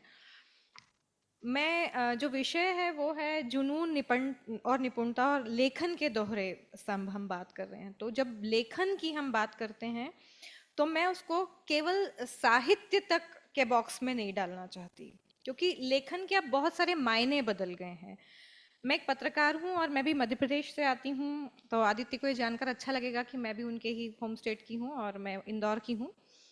तो जैसे उन्होंने कहा कि मैं खुशनसीब हूँ कि मैं अपने पैशन को मैंने फॉलो किया और मैं पत्रकार बनी। तो मैं जब मुझसे किसी ने बाद में पूछा दिल्ली आने के बाद, मैं कहानियाँ वहानियाँ लिखने लगी कि आप पत्रकार ही क्यों बनी, तो मैंने पॉज लिया और मैं तय ही नहीं कर पाई कि इसका जवाब क्या दूं। फिर मैंने उनको सिर्फ इतना बोला कि इसके अलावा मुझे और कुछ आता नहीं था। मुझे फिजिक्स नहीं आता था, मैं आर्किमिडीज का सिद्धांत याद नहीं रख सकती थी, मैं मैथ्स नहीं कर सकती थी, मुझे 12 का पहाड़ा नहीं आता आज तक भी। तो मैं क्या कर सकती थी, तो मैंने घर में ही लिखने पढ़ने का माहौल देखा था और मैं लिख पढ़ पाई। तो लिख पढ़ने के बाद भी मैंने बहुत ज़्यादा बचपन में पढ़ना शुरू कर दिया था, और उसके बाद भी मुझे बहुत साल लग गए कुछ लिखने के लिए। तो जो जहाँ तक हम निपुणता और जुनून की बात करते हैं, तो मैं उसमें एक चीज़ अपने रूप, मतलब अपनी तरफ से अतिरिक्त जोड़ती हूँ, वो है अध्ययन। अध्ययन का मतलब ये नहीं है कि आप 10वीं में कितने मार्क्स लेकर आए या 12वीं में आप कितने मार्क्स लेकर आए या आपने कौन से बढ़िया यूनिवर्सिटी से कौन सी वाली डिग्री ले ली है। अध्ययन बहुत अलग तरह की चीज़ है जिसमें आप विविधता में पढ़ते हैं। जब आप अपनी भाषा में पढ़ते हैं तो आप ऐसे होते हैं, जब आप अपनी क्षेत्रीय भाषाओं को अनुवाद में पढ़ना शुरू करते हैं तो आप ऐसे होते हैं, और जब आप वर्ल्ड लिटरेचर पढ़ते हैं तो आप ऐसे हो जाते हैं। तो जब आप वर्ल्ड लिटरेचर पढ़ते हैं तब किसी दिन आपको पढ़ते पढ़ते लगता है कि ऐसा आप लिख सकते हैं। जैसे आदित्य ने भी कहा कि मैंने दिव्य प्रकाश दुबे को पढ़ के जाना कि मैं ऐसा लिख सकता हूँ। तो वो जो लिखना है वो अध्ययन से उपजा है, लेकिन वो लिख पाते हैं वैसा और उसको वहां तक पहुंचा पाते हैं जहां तक लोग हैं पहुंच पाते हैं, उसको वहां से कनेक्ट कर पाते हैं। मतलब अगर आदित्य भी लिखें और उसके बाद आप में से किसी को लगे उनका पढ़ के कि मैं भी ऐसा लिख सकता हूँ, तो वो जो लिख सकता हूँ वो आपका एक जुनून है जो अंदर से पैदा हुआ, जो बहुत फौरी तौर पर पैदा हुआ कि आपने पढ़ा और आपको लगा मैं लिख सकता हूँ, लेकिन आप लगातार लिखते रह गए तो आप महाश्वेता देवी बन गए। आप लगातार लिखते रह गए, जैसे सर ने बोला मेरे पसंदीदा लेखक विनोद कुमार शुक्ल बन गए। आप लगातार लिखते रह गए तो आप चित्रा मुदगल बन गए। आप लगातार लिखते रह गए तो आप मार्केज बन गए। तो ये लगातार क्या है? ये लगातार कुशलता है, निपुणता है। और जिस दिन आपके अंदर ये निपुणता है, जिस दिन आपके अंदर ये कुशलता आ जाएगी, उस दिन आप लेखक हैं। अब आप ये सोचिए, दो तरह की कहानियों को दो लोग अलग अलग ढंग से लिखते हैं। एक जैसा आपको लगता है कि उसका सब्जेक्ट है, क्या ऐसी वजह है? वो जुनून नहीं है, वो निपुणता है, जो एक कब्ज से पीड़ित एक बाप की कहानी एक लड़की के माध्यम से बताते हैं और वो फिल्म पीकू बन जाती है। एक असली कहानी की एक हॉकी प्लेयर था, फुटबॉल प्लेयर था, या जिसके लिए आपको बोला गया कि आप पाकिस्तान और पाकिस्तान चले जाओ, भारत हार गई, आप शाहरुख जैसा सुपरस्टार लेते हैं और उसको बिल्कुल डीग्लैम करके लेकर आते हैं। वो आपकी निपुणता है कि आप चक दे इंडिया बना देते हैं उसको। ये क्या वजह है कि वेब सीरीज में बहुत सारी भीड़ में हिंसा के एक रोमांस को एक डायरेक्टर समझ पाता है, एक राइटर समझ पाता है और वो मिर्जापुर बना देता है। मेरे ख्याल से जो लोग हिंदी देखते हैं, वेब सीरीज देखते हैं, उन्होंने लगभग सभी लोगों ने मिर्जापुर देखी होगी। हिंसा, गाली गलौज, इसके अलावा उसमें कुछ नहीं है, लेकिन कुछ तो है जिसके आगे आप चुपचाप बैठ के बिंज वॉचिंग करते हैं। आप रात को 12 बजे देखना शुरू करते हैं, सुबह 2 बजे 4 बजा देते हैं और पूरा मिर्जापुर एक बार में देख लेते हैं। वो जुनून नहीं है, वो निपुणता है। जब विनोद कुमार शुक्ल जैसा कि बोला कि डिकोड करना कितना उसको कठिन है, तो वो डिकोड जो कर नहीं पा रहा है वो क्या है? वो उनकी कुशलता है। क्योंकि आप में और मेरे में जुनून बराबर है। मैं जब लिखती हूँ तो मैं भी कुछ जुनून में आके कि मैं ये लिख दूंगी, लेकिन जब मैं लिखने बैठती हूँ तो क्या वो उस जुनून के साथ मैंने शुरू किया था, मैं उस निपुणता को साथ लेकर उसको लिख पाई हूँ? यदि मैं लिख पाई हूँ तो फिर वो चर्चा का विषय है। हालांकि चर्चा का विषय कोट अनकोट आजकल बहुत अलग तरह की बात हो गई है, क्योंकि अगर आपके पास 5,000 फेसबुक पे फॉलोअर्स हैं तो आपको चर्चा करने के लिए कोई बहुत परेशान नहीं होना पड़ता, है ना। मतलब मेरे जैसे गरीब लोग जो फेसबुक पे जाते ही नहीं है, उनको भी कभी बताना पड़ता है कि मैं भी लिखती हूँ। तो ये जो मतलब मैं उसको जो जुनून होता है, मैं उसको जुनून को हमेशा नीचे रखती हूँ। कई बार आपने देखा होगा लोग कहते हैं मुझे ना गाना गाने का जुनून था, लेकिन यार हमारे घर अलाउड नहीं था, इसलिए हम कर नहीं पाए। नहीं नहीं, आप करना नहीं चाहते थे, इसीलिए आप वो काम नहीं कर पाए। क्योंकि जो आपको करना रहता है उसके लिए तो आप कहीं से भी दाएं बाएं, जैसे हमारे मतलब मेरी एक परिचित थी, मैं मित्र तो नहीं कहूंगी, वो मुझसे थोड़ी सी बड़ी थी, और उन्होंने कहा कि मुझे डांस का इतना पैशन था, पापा ने मुझे ये नहीं करने दिया, पापा ने मुझे वो नहीं करने दिया। मैंने कहा पापा ने तो आपको भागने भी नहीं दिया था, लेकिन आप भागी गई ना। उन्होंने भाग के शादी की थी, क्योंकि आप में वो कुशलता थी कि आप भाग कर सरवाइव कर जाएंगी, आप में जुनून नहीं था, आपको पता था कि दुनिया कैसे चलती है। तो अगर आप डांस के लिए नहीं अड़ पाई और भाग कर शादी करने के बाद आप अड़ गई कि मैं इसी लड़के से करूंगी, तो इसका मतलब कहीं ना कहीं आप उतनी कुशल थी समाज को लेकर, आपको पता था कि समाज में कुछ नहीं होता है, क्योंकि उनका डायलॉग था कि वापस लौटो, एक बच्चा पैदा कर लो तो माँ बाप माफ कर देते हैं। तो इसका मतलब आप दुनियादारी समझते थे, इसका मतलब आप स्किलफुल थे, आप पैशनेट नहीं थे। तो जब पैशनेट होता है व्यक्ति, अगर वो स्किलफुल है तो फिर वो मार्केस बनता है, वो विनोद कुमार शुक्ल बनता है। क्योंकि अगर आपके अंदर पैशन है तो आप स्किल्स को अपने आप डेवलप करना चाहते हैं, आप कहीं से भी रास्ता निकालेंगे, आप 4 चीजें पढ़ेंगे। अगर मैं कुछ लिखना चाहती हूँ या मैं कुछ देखती हूँ तो मुझे लगता है तो मैं वैसी 4 चीजें सर्च करती हूँ। अब तो आप मतलब हम तो बहुत फॉर्चुनेट पीढ़ी हैं कि हमें लाइब्रेरी में जाके किताबें नहीं पलटनी पड़ती। हमारे लिए तो मतलब एलन मस्क और गूगल बाबा ने इतना काम कर दिया है। जो हम बात कर रहे थे जुनून और उसकी, अगर मैं पत्रकार हूं, मैं आउटलुक मैगजीन में काम करती हूं, तो जिस पैशन के तहत मैंने पत्रकारिता शुरू की थी, मैं 2001 से पत्रकार हूं, लेकिन वो मेरा पैशन अभी है क्या? नहीं, अब वो मेरी नौकरी है। मेरा लेखन अलग है, मेरी नौकरी अलग है। ये अलग बात है कि नौकरी में भी मैं लिखती ही हूँ, लेकिन लिखने में जैसे सर ने बोला कि अगर आप मेरे को 2 मिनट बोलेंगे तो मैं 1:99 पे 59 मिनट्स पे खत्म कर दूंगा। तो अब मुझे भी पता है कि मुझे 1200 शब्दों की एक स्टोरी लिखनी है, जिसमें 2 लोगों के कोट्स ले लेने हैं, एक अच्छा हेडिंग लगा देना, एक अच्छा ब्लर्ब निकाल देना, बढ़िया फोटो लगा देना, फोटो कैप्शन तान के मेरे को अपने वेबसाइट पे अपलोड कर देनी है। और उसमें भी अगर मैं बढ़िया, अगर कोई साहित्य की स्टोरी कर रही हूँ तो मैं बड़े से बड़े साहित्यकार का कोट चिपका दूंगी, उनका फोटो चिपका दूंगी, ताकि मेरी स्टोरी में वेटेज आए, वजन आए। तो ये मेरा पैशन नहीं है, ये मेरी नौकरी में तब्दील हो गया है। लेकिन मार्क जुगरबर्ग के पास पैशन भी था और स्किल्स भी थी।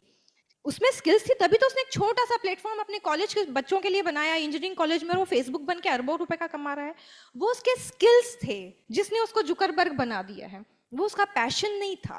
पैशन तो हमारे से, अभी आप देखिए आपके सबके घरों में एक एक आदमी जो होगा, जो आईटी इंडस्ट्री में काम कर रहा होगा, कोई पुणे में होगा, कोई बैंगलोर में होगा, कोई सिलिकॉन सिटी में होगा, सबके यहाँ होंगे। लेकिन वो क्या कर रहे हैं?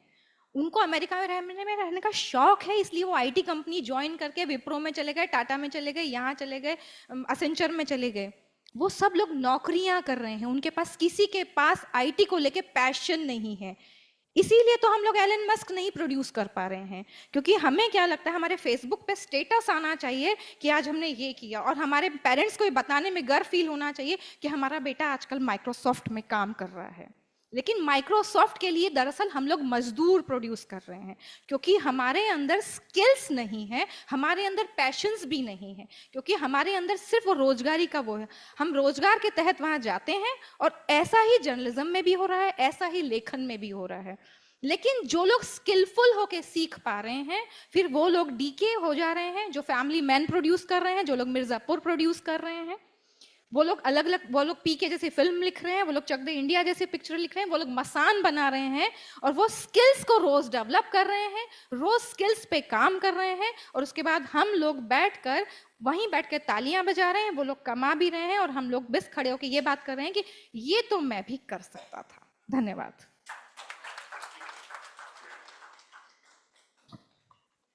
Thank you, Akanksha ji.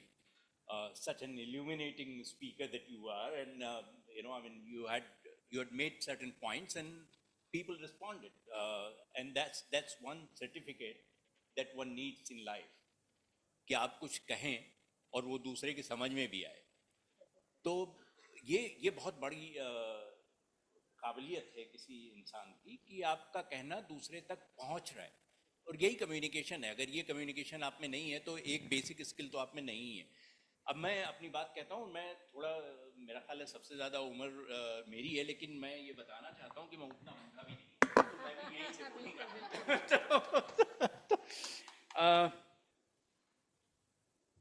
दोस्तों, ये पैशन और स्किल पर तो बहुत सारे लोगों ने अपने अपने ढंग से ट्रांसलेशन के ज़रिए से, उपन्यासों के मार्फत, कविताओं के लिए, या जर्नलिज्म से रिलेट करके उसको रखना।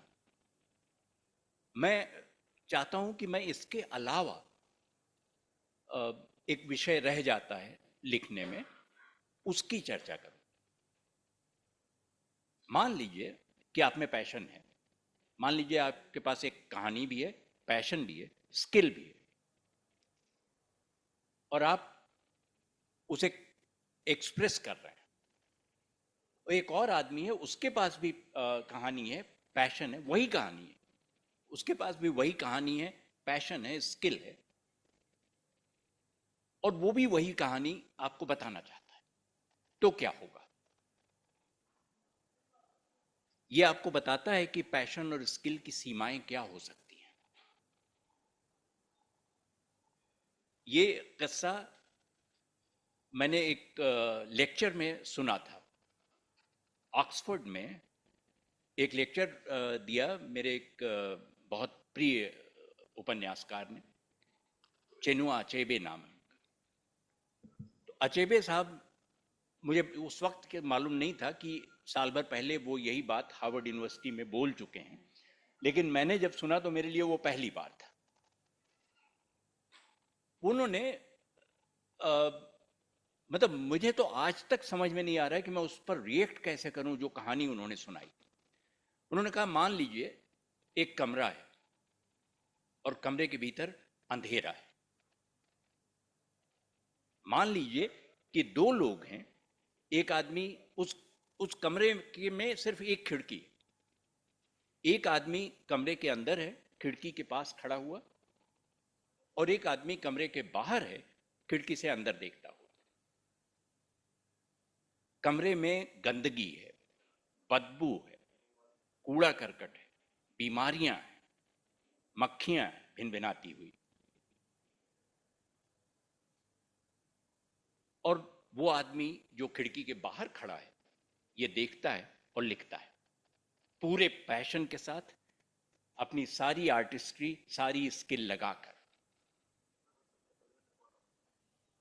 जो दूसरा आदमी है वो अंदर खड़ा है और वो उस खिड़की से देखता है कि आसमान है नीला, चिड़ियां उड़ रही हैं, बच्चे स्कूल बैग लेकर स्कूल पढ़ने जा रहे हैं, सड़कें हैं, कुछ औरतें किसी काम के लिए गाना गाती हुई रवाना हो रही हैं, दूर कहीं रेलवे स्टेशन है जिसकी इंजन की सीटी की आवाज आ रही है। वो भी लिखता है। न पैशन में कमी है, न स्किल में कमी है। लेकिन अचेबे साहब ने कहा कि जो पहला आदमी है जो खिड़की से अंदर देखते हुए लिख रहा है, वो एन एरिया ऑफ डार्कनेस लिख रहा है, वो वीएस नाइपॉल है। और जो दूसरा आदमी है जो खिड़की के अंदर से बाहर देखते हुए लिख रहा है, चिड़ियों के बारे में लिख रहा है, बच्चों के बारे में लिख रहा है, वो आर के नारायण है, मालगुडी डेज है। ये फर्क है, और ये फर्क जिस दिन आपको समझ में आएगा कि आप खड़े होके कहां से देख रहे हैं, सिर्फ स्किल से, सिर्फ पैशन से बात नहीं बनती।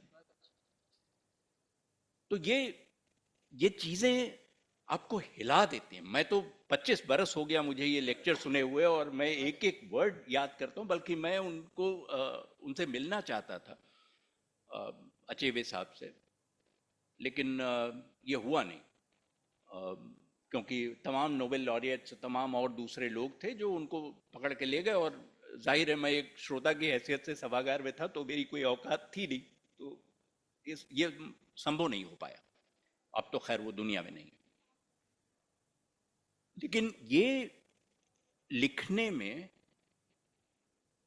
आपको कहानी, पैशन, स्किल, उसका क्राफ्ट, सब कुछ ठीक है, सब चाहिए। आप कहाँ खड़े हैं और क्या देख रहे हैं, ये भी चाहिए। बहुत बहुत शुक्रिया। मुझे लगता है इतनी अच्छी एक डिस्कशन के बाद कुछ भी कहना रह नहीं जाता सिवाय इसके कि पैशन मुझे लगता है मोहब्बत करने जैसा है। जब आप किसी को प्यार करते हैं ना तो आपको दुनिया नहीं दिखती, जहान नहीं दिखता, धर्म नहीं दिखता, जात नहीं दिखती, कुछ भी नहीं दिखता, सिर्फ वो दिखता है चिड़िया की आंख की तरह से।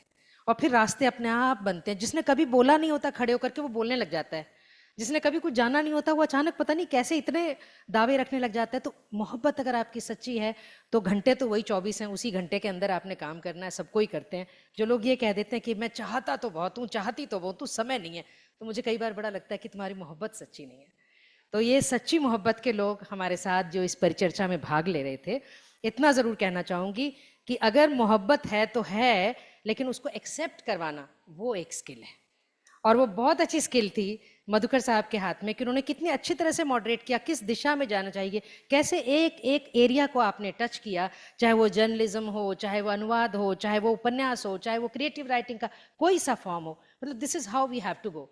और बीबीसी होने के नाते तो ऑफ कोर्स मतलब मेरा खुद बड़ा वही कहूँ सच्ची मोहब्बत वाली बात है, लेकिन अभी तक मिली नहीं है वो जगह। बहुत ही अच्छा लगा आपको सुनना, इतने कम समय में चीज़ों को बिल्कुल ठीक ढंग से वाइंड अप करते हुए और एक मुकाम तक पहुंचाते हुए। तो आपका बहुत बहुत धन्यवाद। एक फोटोग्राफ हम लोग ग्रुप फोटोग्राफ के लिए यहाँ खड़े होंगे ताकि ये हमेशा के लिए यादों में सुरक्षित हो जाए, और उसके बाद लंच के लिए जाएंगे।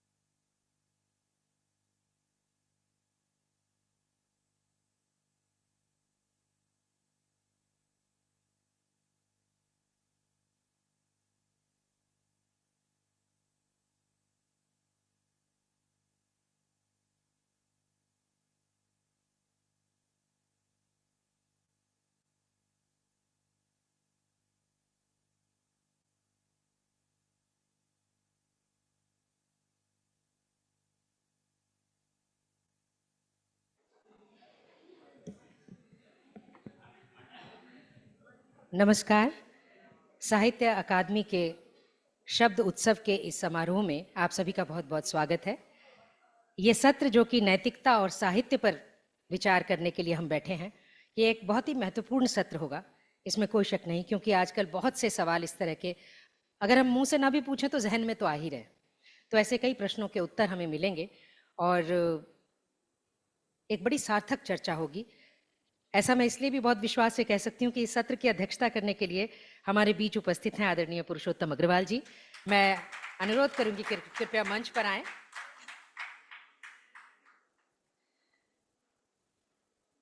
आप लोगों के लिए मैं बताना चाहूंगी कि पुरुषोत्तम अग्रवाल जी प्रख्यात लेखक हैं। आपने 2007 से 2013 तक भारत के संघ लोक सेवा आयोग के सदस्य के रूप में कार्य किया है। इससे पूर्व आप जवाहरलाल नेहरू विश्वविद्यालय के भारतीय भाषा केंद्र के अध्यक्ष रह चुके हैं। आप कैम्ब्रिज यूनिवर्सिटी यूके के ओरिएंटल स्टडीज़ फैकल्टी और EL कोलजियो डी मैक्सिको में विजिटिंग प्रोफेसर रह चुके हैं। आपकी कुछ महत्वपूर्ण रचनाएं हैं अकथ कहानी प्रेम की, कबीर की कविता और उनका समय, Kabir the life and works of early modern poet philosopher, who is Bharat माता। आप कैम्ब्रिज यूके यूनिवर्सिटी के वॉल्सपन कॉलेज के ब्रिटिश अकादमी के फेलो हैं। आपका इस मंच पर बहुत बहुत स्वागत है। इस परिचर्चा में सहभागिता करने के लिए बुलाना चाहती हूँ जय साहा को। जय साहा जी, आप जय साहा त्रिपुरा विश्वविद्यालय अगरतला में संस्कृत विभाग में सहायक प्राध्यापक हैं। आपके शोध का क्षेत्र भाषा, संस्कृति तथा संस्कृत एवं आधुनिक भारतीय भाषाओं में अनुवाद है। आप शक्तिवाद के संदर्भ में उत्तर पूर्व तथा बंगाल में रचित संस्कृत ग्रंथों के सांस्कृतिक अध्ययन में भी सिद्धहस्त हैं तथा इस क्षेत्र में आपने शोध के परिणाम स्वरूप विभिन्न राष्ट्रीय और अंतर्राष्ट्रीय संगोष्ठियों में सहभागिता की है तथा शोध का प्रकाशन भी हुआ है। आपका इस मंच पर बहुत बहुत स्वागत है। हमारे बीच हैं ओम द्विवेदी जी। ओम द्विवेदी जी का मैं मंच पर स्वागत करना चाहती हूँ। ओम द्विवेदी जी अंग्रेजी साहित्य के एसोसिएट प्रोफेसर हैं और अंग्रेजी में representation of precarity in South Asian literature in English Palgrave और reorientalism and Indian writing in English Palgrave और tracing the new Indian diaspora Rodopi के लेखक हैं। आपके नवीनतम प्रकाशनों में पार्टीशन 70 ईयर्स ऑन और एक विशेष अंक the journal of Commonwealth literature और ग्लोबल साउथ लिटरेचर में आशा और यूटोपिया पर मेटाक्रिटिक जर्नल का एक विशेष अंक शामिल है।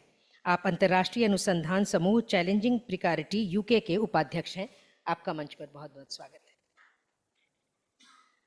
हम जब स्वागत करते हैं तो ठीक से करें, जरा मजा तो आए। नाम पुकारना चाहती हूँ रजनीश मिश्र जी का। रजनीश मिश्र जी हमारे बीच में हैं। अच्छा ठीक, तो अभी मैं उनका परिचय दे देती हूँ। रजनीश मिश्र जी JNU में school of Sanskrit and Indic studies में अध्यापन करते हैं। आपके शिक्षण और अनुसंधान क्षेत्रों में कश्मीर, शैववाद, बौद्ध धर्म, संस्कृत भाषा विज्ञान, संस्कृत काव्यशास्त्र, एशियाई भाषा, भाषा दर्शन, तुलनात्मक काव्यशास्त्र तथा तुलनात्मक धर्म शामिल हैं। आपकी Buddhist theory of meaning and literary analysis और शैव फिलॉसफी एंड लिटरेरी थ्योरी भी प्रकाशित हुई है। आपको जापान फाउंडेशन और भारतीय सांस्कृतिक संबंध परिषद द्वारा ओकिता मेमोरियल फेलोशिप से सम्मानित किया गया है। रजनीश मिश्र जी हमारे बीच में थोड़ी देर में उपस्थित होंगे। हमारे बीच रमनप्रीत कौर जी हैं। रमनप्रीत कौर जी का हम बहुत बहुत स्वागत करते हैं। आप पंजाब केंद्रीय विश्वविद्यालय भटिंडा में पंजाबी विभाग की विभागाध्यक्ष हैं और प्रोफेसर हैं। आपको 15 वर्षों का अध्यापन का अनुभव है। आपकी 79 पुस्तकें शामिल हैं, प्रकाशित हैं। आपकी विशेषज्ञता के क्षेत्र में पंजाबी भाषा एवं भाषा विज्ञान, गुरबानी अध्ययन, मध्यकालीन पंजाबी साहित्य तथा अंतःपाठ शामिल हैं। आपका बहुत बहुत स्वागत है। हमारे बीच TS कृष्णन जी हैं। TS कृष्णन जी आपका मंच पर स्वागत है। TS कृष्णन उर्फ कृष्णन सुब्रमण्यम एक तमिल लेखक और इतिहासकार हैं। आपने तमिल शिलालेखों और साहित्य के क्षेत्र में शोध किया है और इन विषयों पर कई लेख और किताबें लिखी हैं। आपकी कुछ रचनाओं में चेरा, चोल, पांड्या, कलवेट्टु कलम, चेड्डू कलम और तमिल पोटू कलगम शामिल है। इसके अलावा तमिल साहित्य पर कई लेखों के अलावा कुछ और उल्लेखनीय पुस्तकों का आपने तमिल में अनुवाद भी किया है। आपका इस मंच पर बहुत बहुत स्वागत है। जैसा कि हमने शुरू में ही चर्चा की, हमारा पैनल सामने आ चुका है और बहुत ही रोचक और विचार उत्तेजक ये सत्र रहेगा, इसमें कोई शक नहीं है। नैतिकता और साहित्य के ऊपर बातचीत करने के लिए मैं सबसे पहले अपने अध्यक्ष महोदय जी से अनुरोध करना चाहूँगी कि वे 2 शब्द कहकर इसकी शुरुआत भी करें और उसके बाद वो जिस तरह से इस सत्र को लिए चलना चाहें। मैं पूरा फ्लोर इज योर्स सर।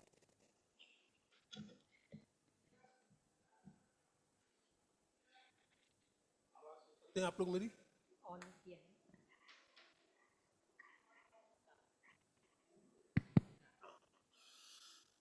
धन्यवाद और साहित्य अकादमी का, इस कार्यक्रम के आयोजकों का, कि इस चर्चा की अध्यक्षता करने का अवसर मुझे दिया गया है। आई होप यू फॉलो हिंदी। तो अध्यक्ष का काम, जैसे अंग्रेजी में थैंकलेस कहते हैं, उस तरह का होता है और कई बार बड़ा एम्बेरसिंग हो जाता है, क्योंकि जैसे हमारे यहाँ कहते हैं हिंदी में कि निज कवित काहे ना लागे नीका। अपनी बातें सबको अच्छी लगती हैं, अपनी आवाज़ से सबको प्रेम होता है, मैं कोई अपवाद नहीं हूँ। तो सब बोलना चाहते हैं, लेकिन समय की मर्यादा होती है। कुल मिलाकर के ये सत्र 4 बजे तक चलेगा और इस बात के लिए साहित्य अकादमी प्रशंसनीय है कि यहाँ समय का पालन किया जाता है। मैं व्यक्तिगत रूप से ये चाहूँगा कि सभी वक्ता अपनी बात सुचारू ढंग से कह सकें, समय की सीमा का ध्यान रखते हुए। जहाँ तक मेरी बात है, मुझे अंत में कुछ कहना होगा तो मैं 5-7 मिनट से अधिक नहीं लूँगा, आप निश्चिंत रह सकते हैं। लेकिन मेरे हिस्से के जो 15 मिनट हैं, उनमें से 10 मिनट में वक्ताओं में नहीं बांटना चाहता। वो मैं यहाँ जो लोग बैठे हैं, अगर संभव हो तो उनकी जिज्ञासाओं, उनके सवालों जवाबों के लिए रखना चाहता।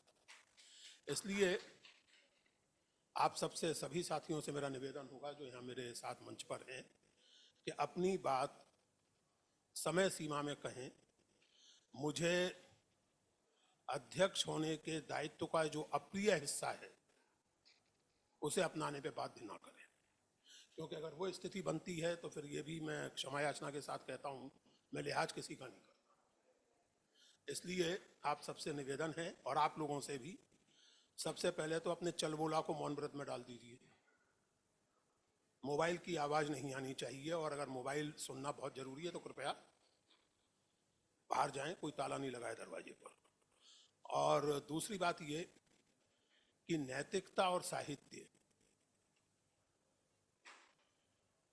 अभी आमंत्रित करते हुए हम लोगों को कहा आपने कि हमें इसके कुछ प्रामाणिक उत्तर मिलेंगे क्योंकि मैं अध्यक्षता कर रहा हूँ।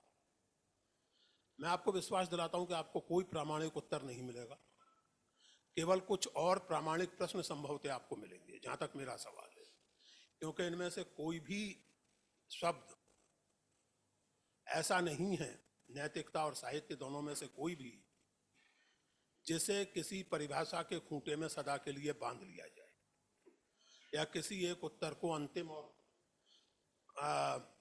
प्रामाणिक उत्तर मान लिया जाए।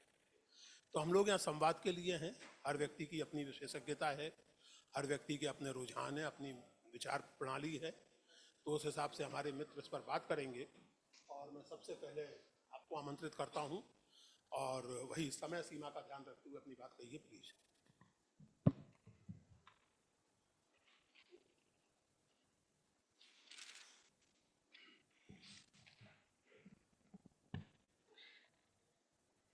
यामाराध्य विरिञ्चिरस्य जगतः स्रष्टा हरिपालकः संहर्ता गिरीशः स्वयं समभवत् ध्येया च या योगिभिः यामाद्या प्रकृतिं वदन्ति मुनयस्तत्त्वार्थविज्ञाः परां तां देवीं प्रणमामि विश्वजननीं स्वर्गापवर्गप्रदाम्.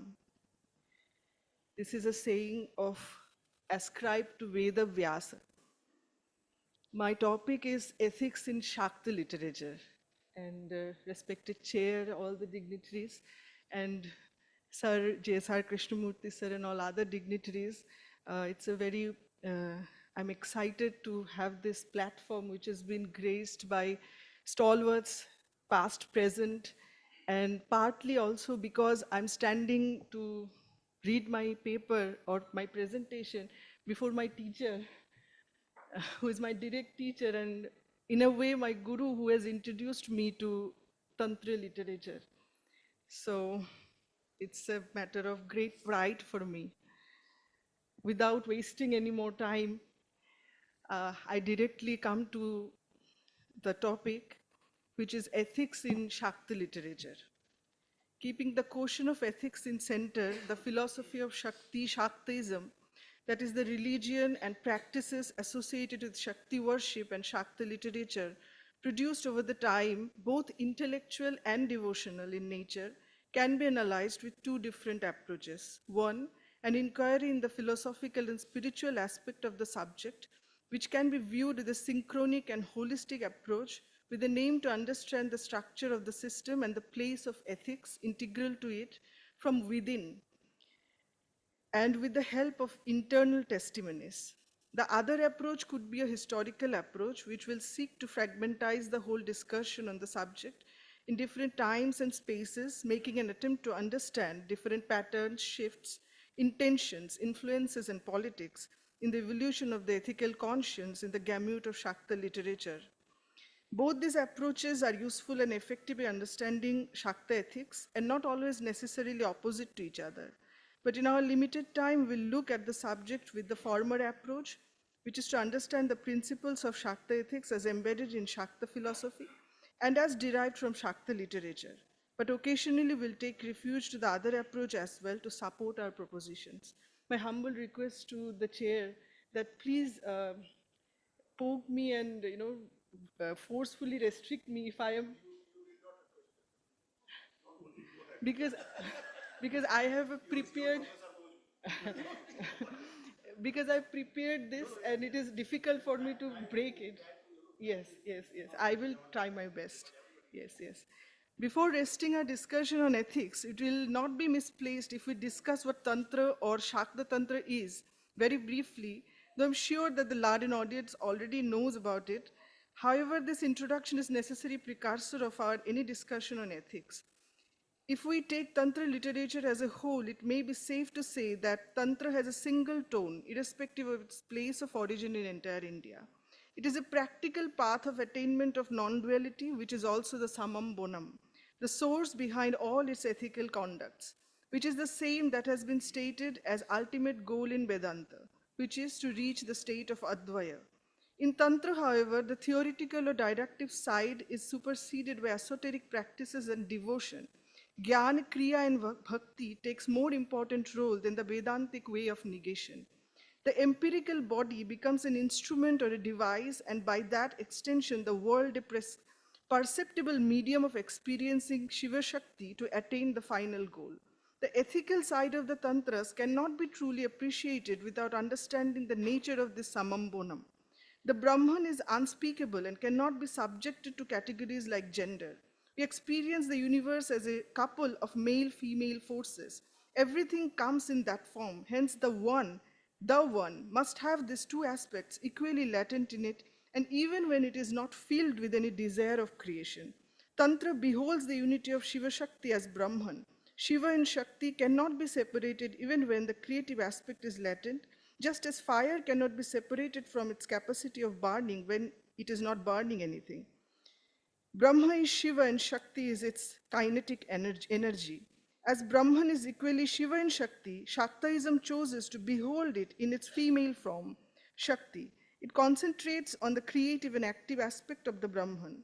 Shaktaism holds that Shiva become a Pashu, an animal that is bonded with different shackles only because it does not realize its insurmountable energy latent in it. A Shakta sadhaka is in search for that carnal energy. Shaktaism also beholds the world as a divine play of the benign mother with her children who plays a game. It depends solely on her grace, and only she can free her children from the chains if she desires so. This explains the importance of devotion and longing for the mother, which later became the focal point of Shakta Tantra in Bengal after 16th century.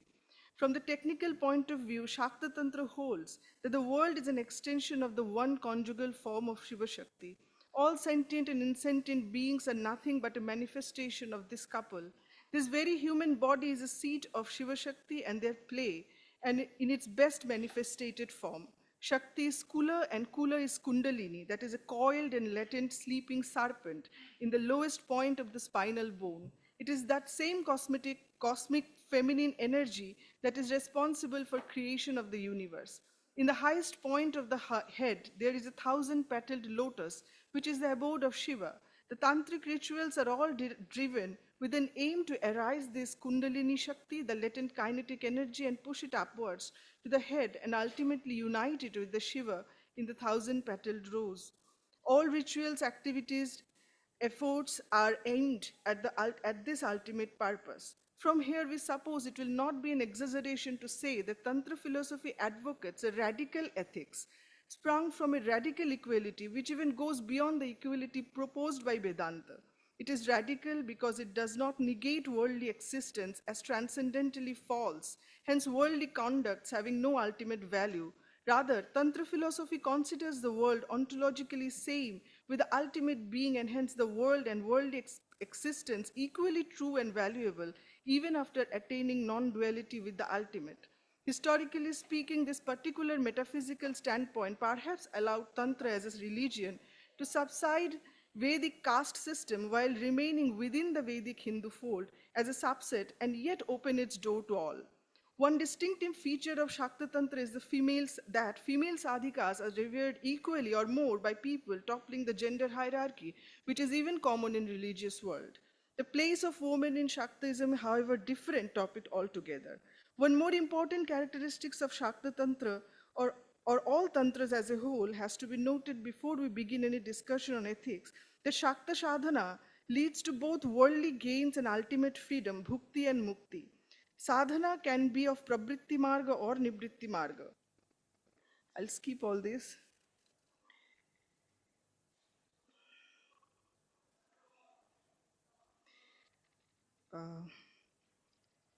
Such road to the detachment of both the pravritti and nivritti is obviously not for everyone, but only for ascetics who have surrendered their status as home dwellers and joined the Kola Marga. The Shakti Sadhana has something or the other as offering for all, man and woman, house dwellers and ascetics, butchers and priests, common people to wise philosopher.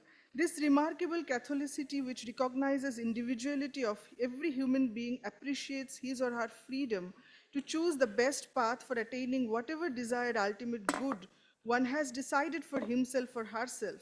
This tolerance and respect for difference of the most vulnerable minority, that is an individual, irrespective of gender, takes Tantra in general and Shakta Tantra in Bengal and Himalayan region in particular, beyond being mystic and occult or in a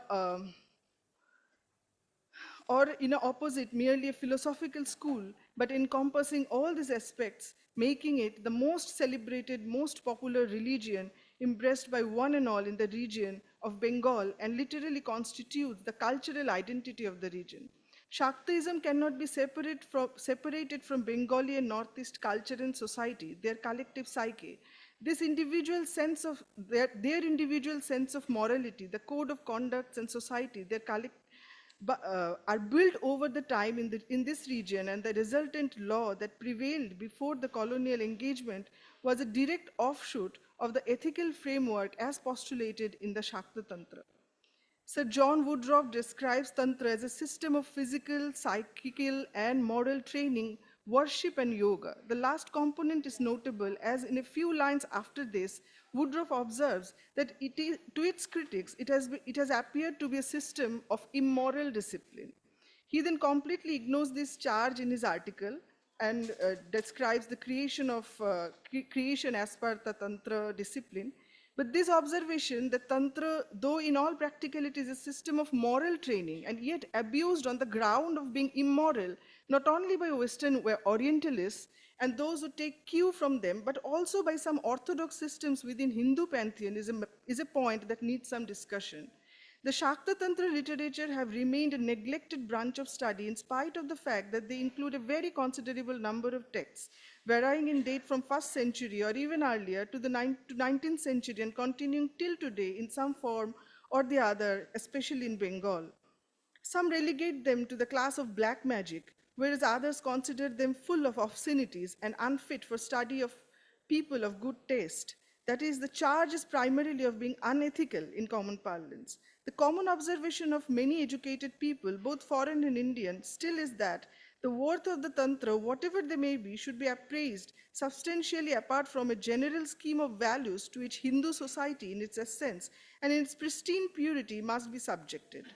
Observes, this is an observation of Swami Pratyagatmananda. This treatment is, however, not new. The high culture of Hindu society, which primarily relies upon the Dharma Shastras, which take pride of being directly originated from the Vedic idea of code of conduct and are prescriptive and resistive in nature, were seemingly hesitant to accept the liberal views of Tantra about man-woman relationship, food choices,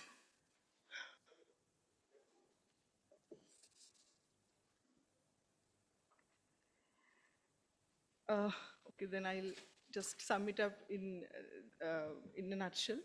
So, Tantra Shastra or the Tantra practices are divided in two different traditions. One is Sri Kula and the other is Kali Kula.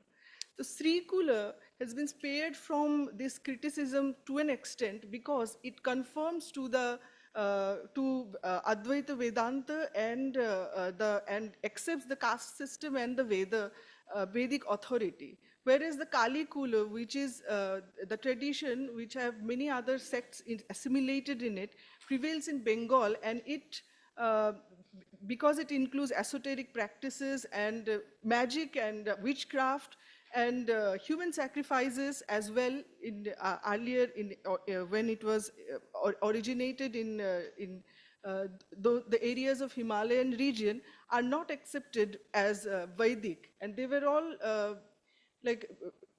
treated as beastly, and other such terms have been used. But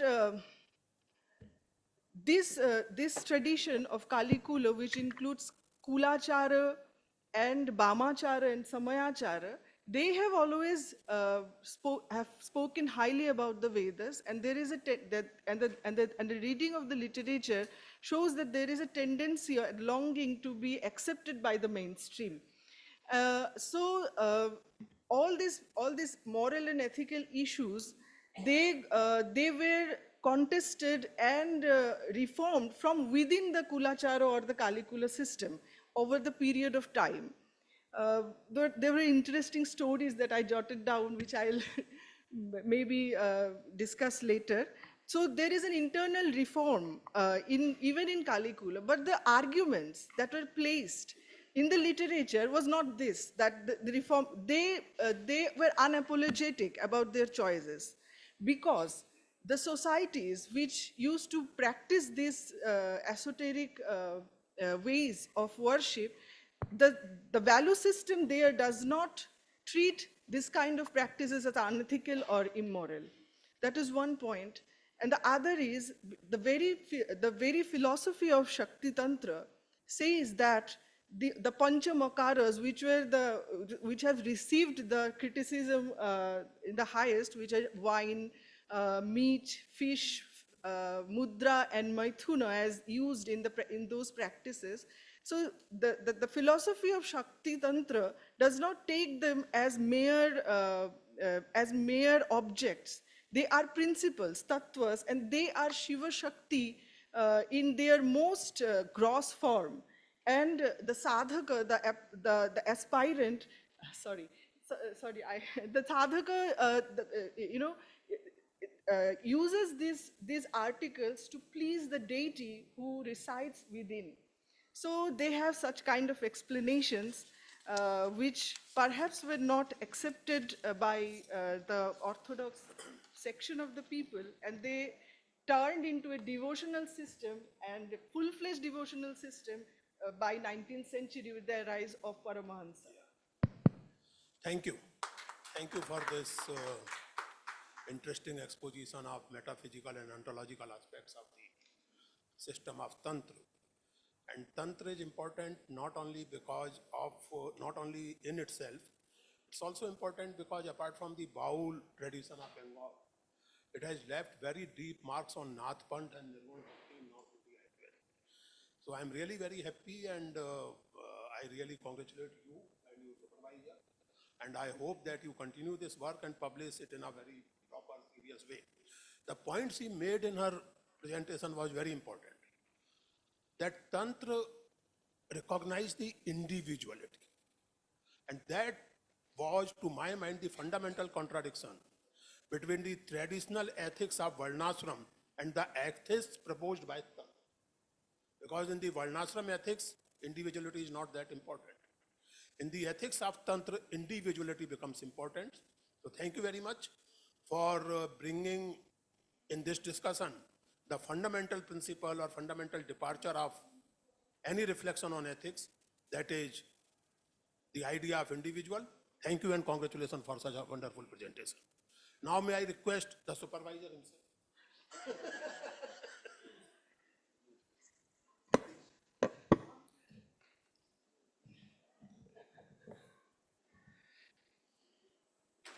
ओम वागर्थाविव संपृक्तौ वागर्थ प्रतिपत्ते जगतः पितरौ वंदे पार्वती परमेश्वरौ।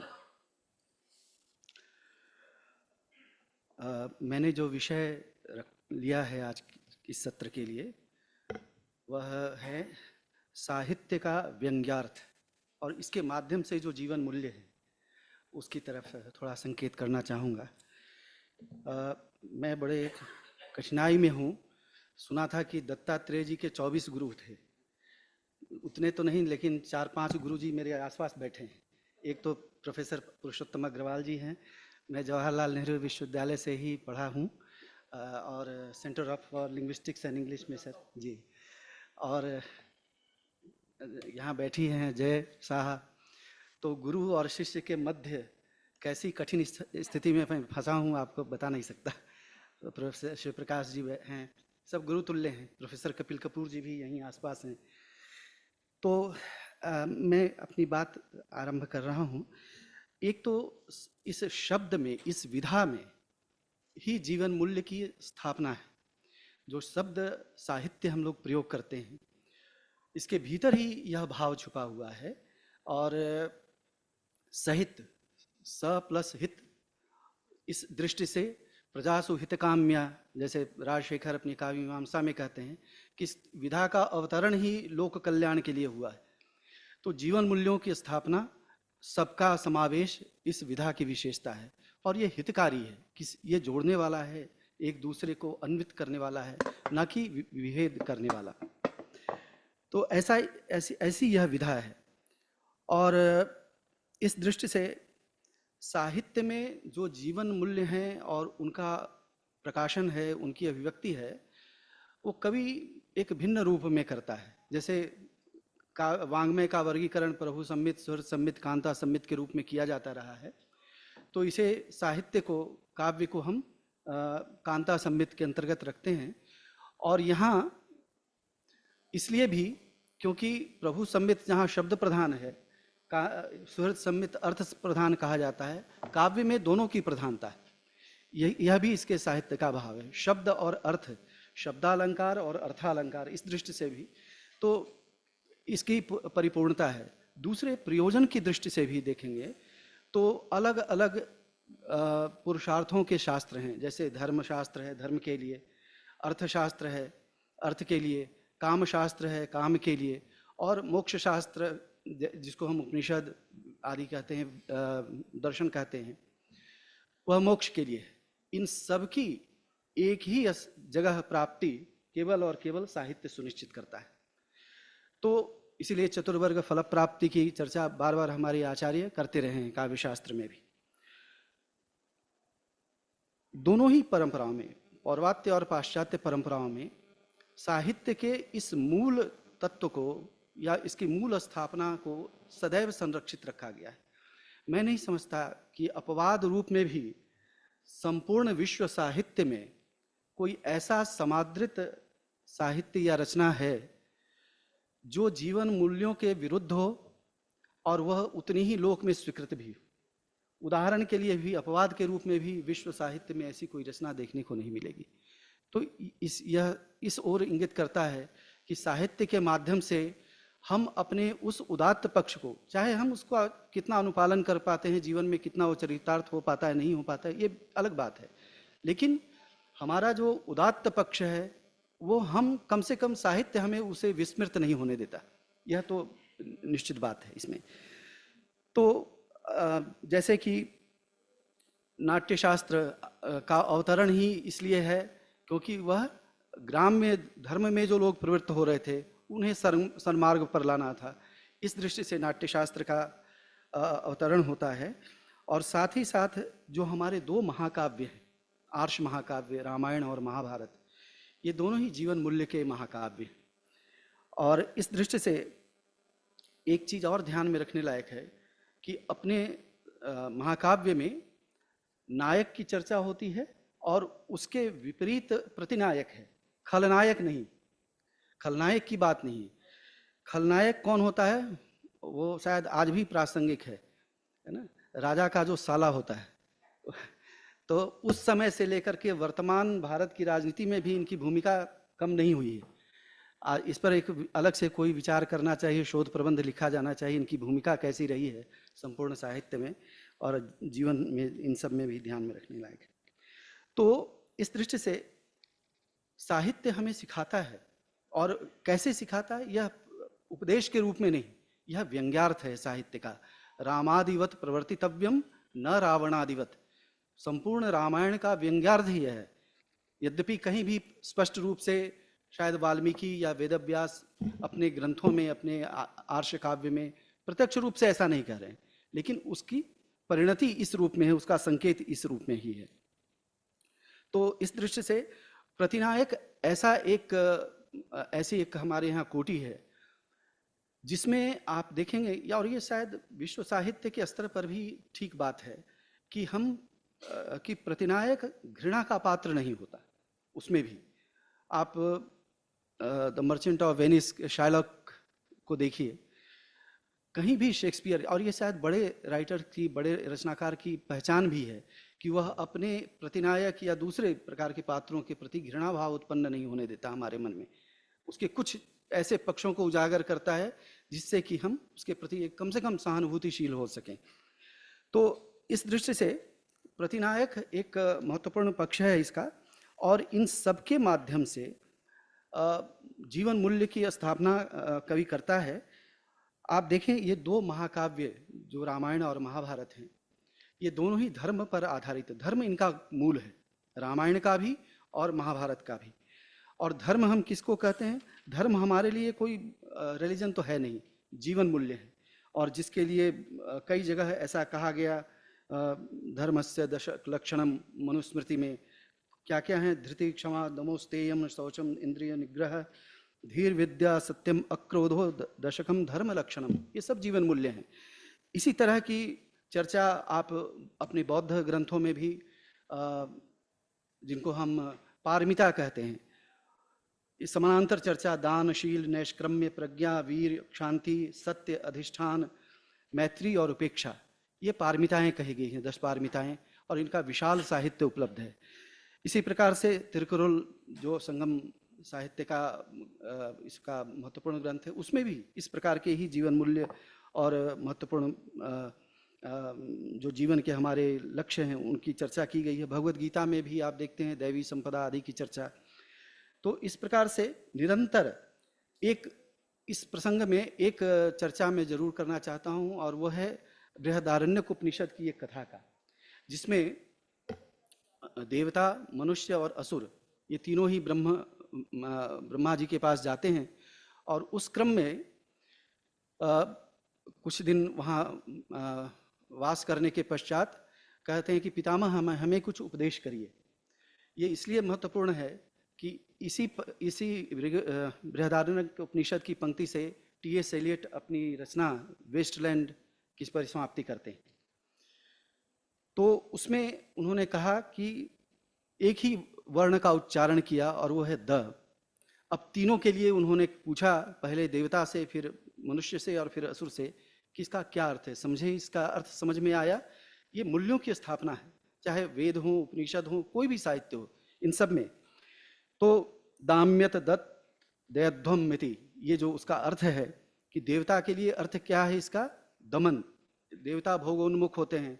बहुत अच्छी अवधारणा नहीं है देवताओं के बारे में, क्योंकि नाट्यशास्त्र में स्वयं ही भरत मुनि कहते हैं कि ये देवता नाट्य के उपयुक्त नहीं है और न ही सामान्य मनुष्य। तो उसके लिए फिर ऋषियों की चर्चा आती है कि ऋषि इसके लिए उपयुक्त हैं आदि।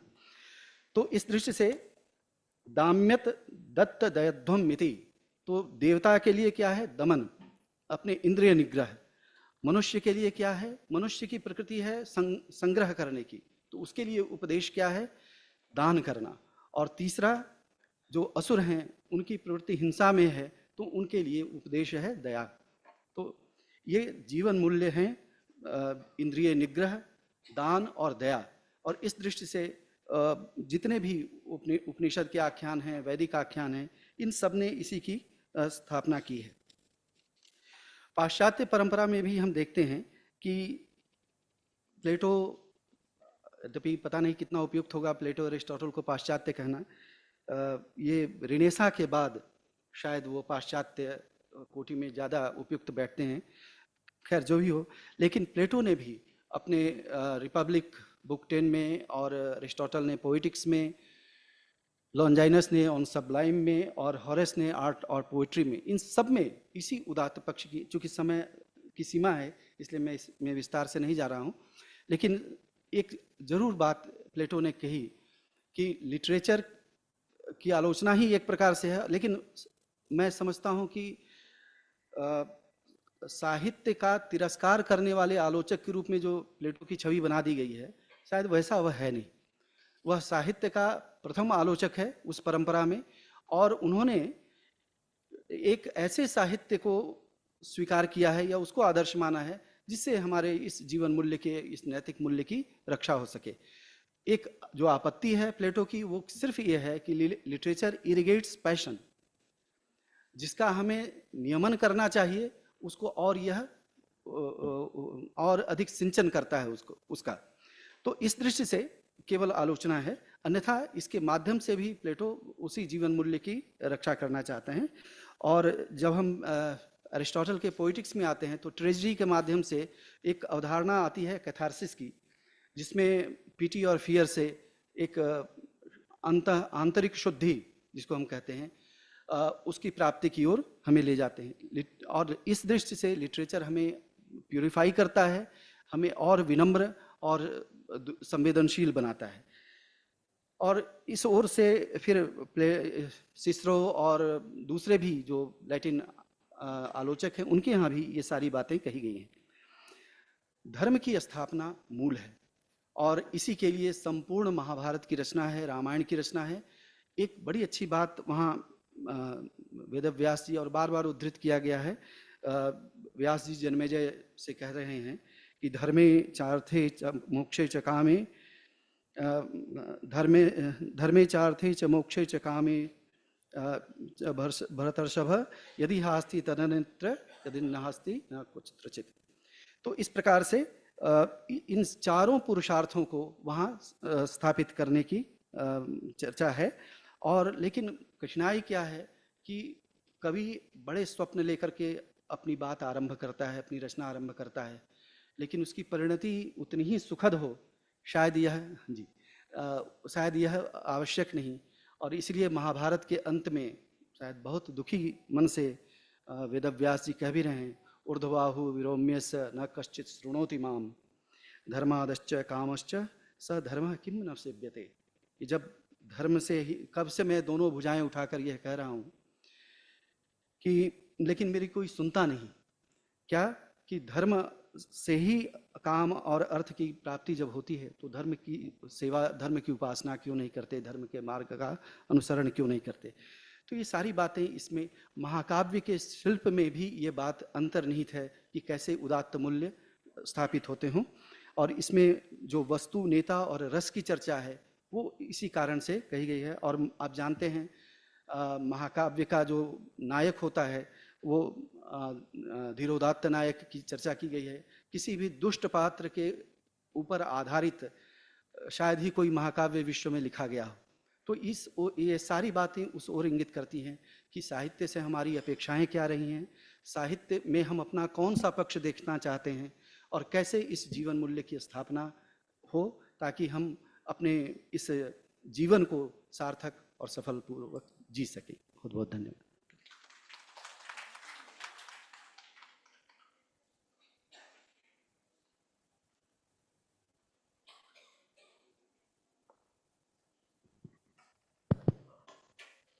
धन्यवाद रजनीश जी। वैसे एक बात मुझे याद आई कि राजा का साला केवल एक ही नाटक में खलनायक है, मृचकट्टिकम में। बाकी तो बेचारा खलनायक होने लायक भी उसकी हैसियत उस जमाने में नहीं थी। आजकल की बात और है, आजकल तो साले क्या मतलब यार दोस्त भी खलनायक हो सकते हैं, वो अलग बात है।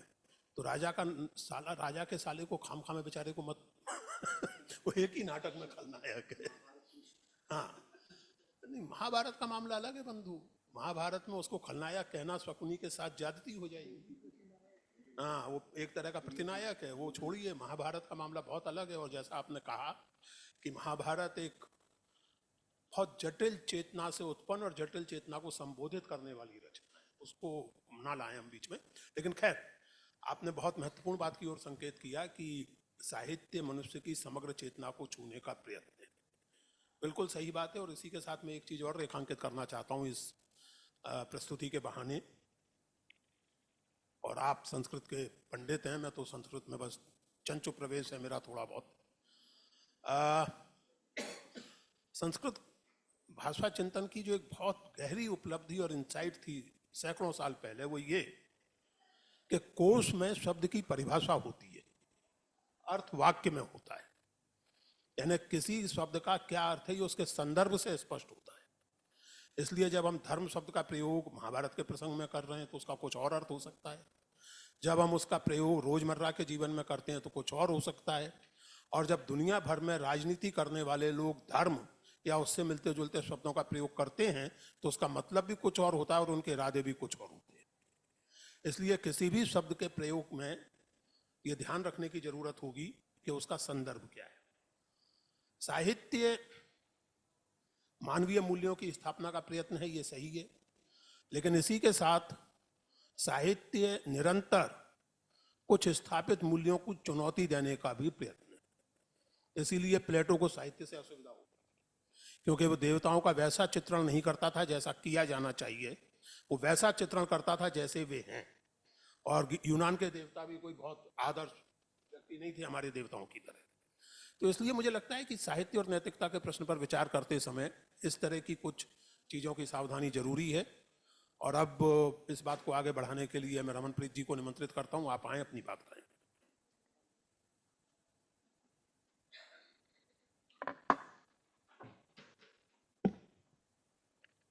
बहुत आदरणीय चेयर, रिस्पेक्टेड डेलीगेट्स और सभागार में उपस्थित सभी श्रोताजन, सभी को मेरी सत श्री अकाल, नमस्कार। मेरा जो विषय है वो है मध्यकालीन पंजाबी साहित्य में नैतिकता। तो थोड़ा सा मैं मध्यकालीन जो साहित्य है उसके बारे में बात करना चाहती हूँ कि उसमें क्या क्या आता है। तो जब हम पंजाबी साहित्य की बात करते हैं तो सबसे पहला नाम नाथ योगी साहित्य से का आता है। 8वीं-9वीं शताब्दी में उन्हीं से ही पंजाबी साहित्य का आरंभ भी माना जाता है। तो उसके बाद जो पहले पंजाबी के जो शायर हैं वो बाबा फरीद, जिनकी हमारे पास शायरी मिलती है, सूफ़ी पोइट हैं। तो उनके बाद ऐसे तो नहीं है कि इस बीच में कुछ भी रचा नहीं गया, रचा तो गया होगा मगर वो हमारे पास मौजूद नहीं है। तो अलग अलग हमारे पास काव्यधाराएँ हैं, परंपराएं हैं। एक नाथ जोगी साहित्य की परंपरा है, दूसरी जो परंपरा है वो है सूफी साहित्य की परंपरा। तीसरी परंपरा है जो इसके सूफी साहित्य से भी पहले है, वो है भक्ति परंपरा। भक्ति परंपरा में खासकर जो बड़े 3 नाम हैं हमारे पास, भक्त कबीर जी, भक्त नामदेव जी, भक्त रविदास जी, वो आते हैं, और भी बहुत नाम हैं। तो इसके बाद आती है गुरमत परंपरा। तो गुरमत परंपरा में गुरु नानक साहिब से लेकर श्री गुरबाणी में, गुरु ग्रंथ साहिब में 36 बाणीकारों की बाणी दर्ज है।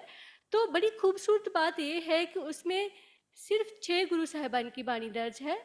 6 गुरु साहिबान के अलावा 15 जो सूफी संत भक्त हैं, तो उसमें सूफी भी आते हैं, उसमें भक्त भी आते हैं, उसमें गुरु साहिबान भी आते हैं। तो आज मैं जो अपनी बात करूंगी वो श्री गुरु ग्रंथ साहिब के परिपेक्ष में ही करूंगी। इसके अलावा भी पंजाबी साहित्य में, मध्यकालीन पंजाबी साहित्य में 2 धाराएं और आती हैं। वो है किस्सा साहित्य, किस्सा काव्य, और जो अगली है वो है बीर साहित्य, बीर काव्य।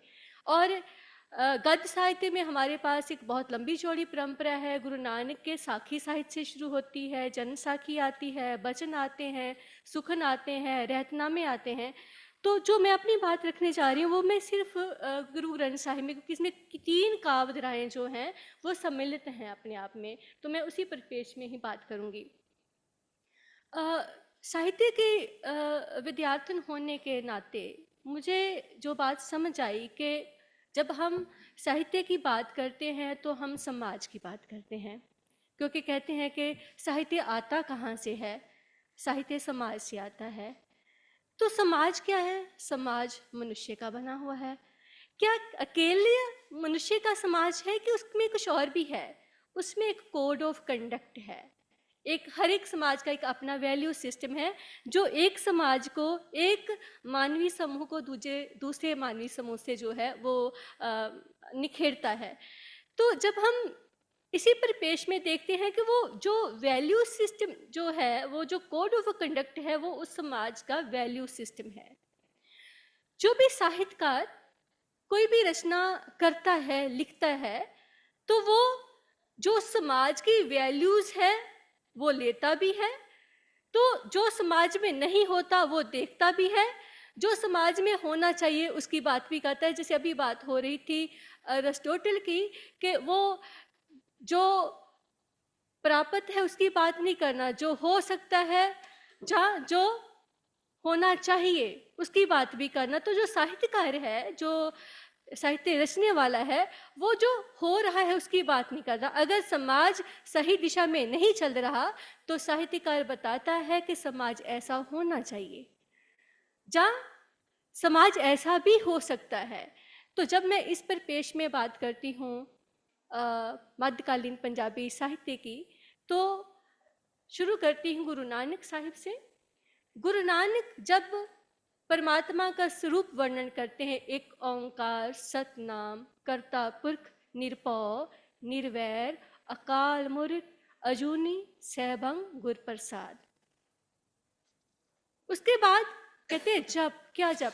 आदि सच जुगादि सच है भी सच नानक होसी भी सच। और बहुत ही इंटरेस्टिंग बात है कि जो मध्यकालीन पंजाबी साहित्य है उसका सार तत्व सच है। और कर तो रहे वो ब्रह्म की बात, परमात्मा की बात कर रहे हैं, मगर जहां से वो आगे स्टार्ट करते हैं किव सचियार, वो पहला क्वेश्चन है जो गुरबानी में गुरु नानक उठाते, किव सचियारा होविए, के क्योंकि हम बात कर रहे हैं नैतिकता की, तो पंजाबी में नैतिकता के जो समान शब्द है वो है सदाचार। सदाचार जो है वो सच आचार से आया है, सचियार से आया है। तो गुरु नानक कहते हैं किव सचियारा होइए, तो क्यों? किव कूड़े टुट्टे पाल। अभी ये कूड़ क्या है? ये कूड़ है अहम, अहंकार। तो ये बुनियादी प्रश्न है। एक तरफ सच है, दूसरी तरफ अहम है।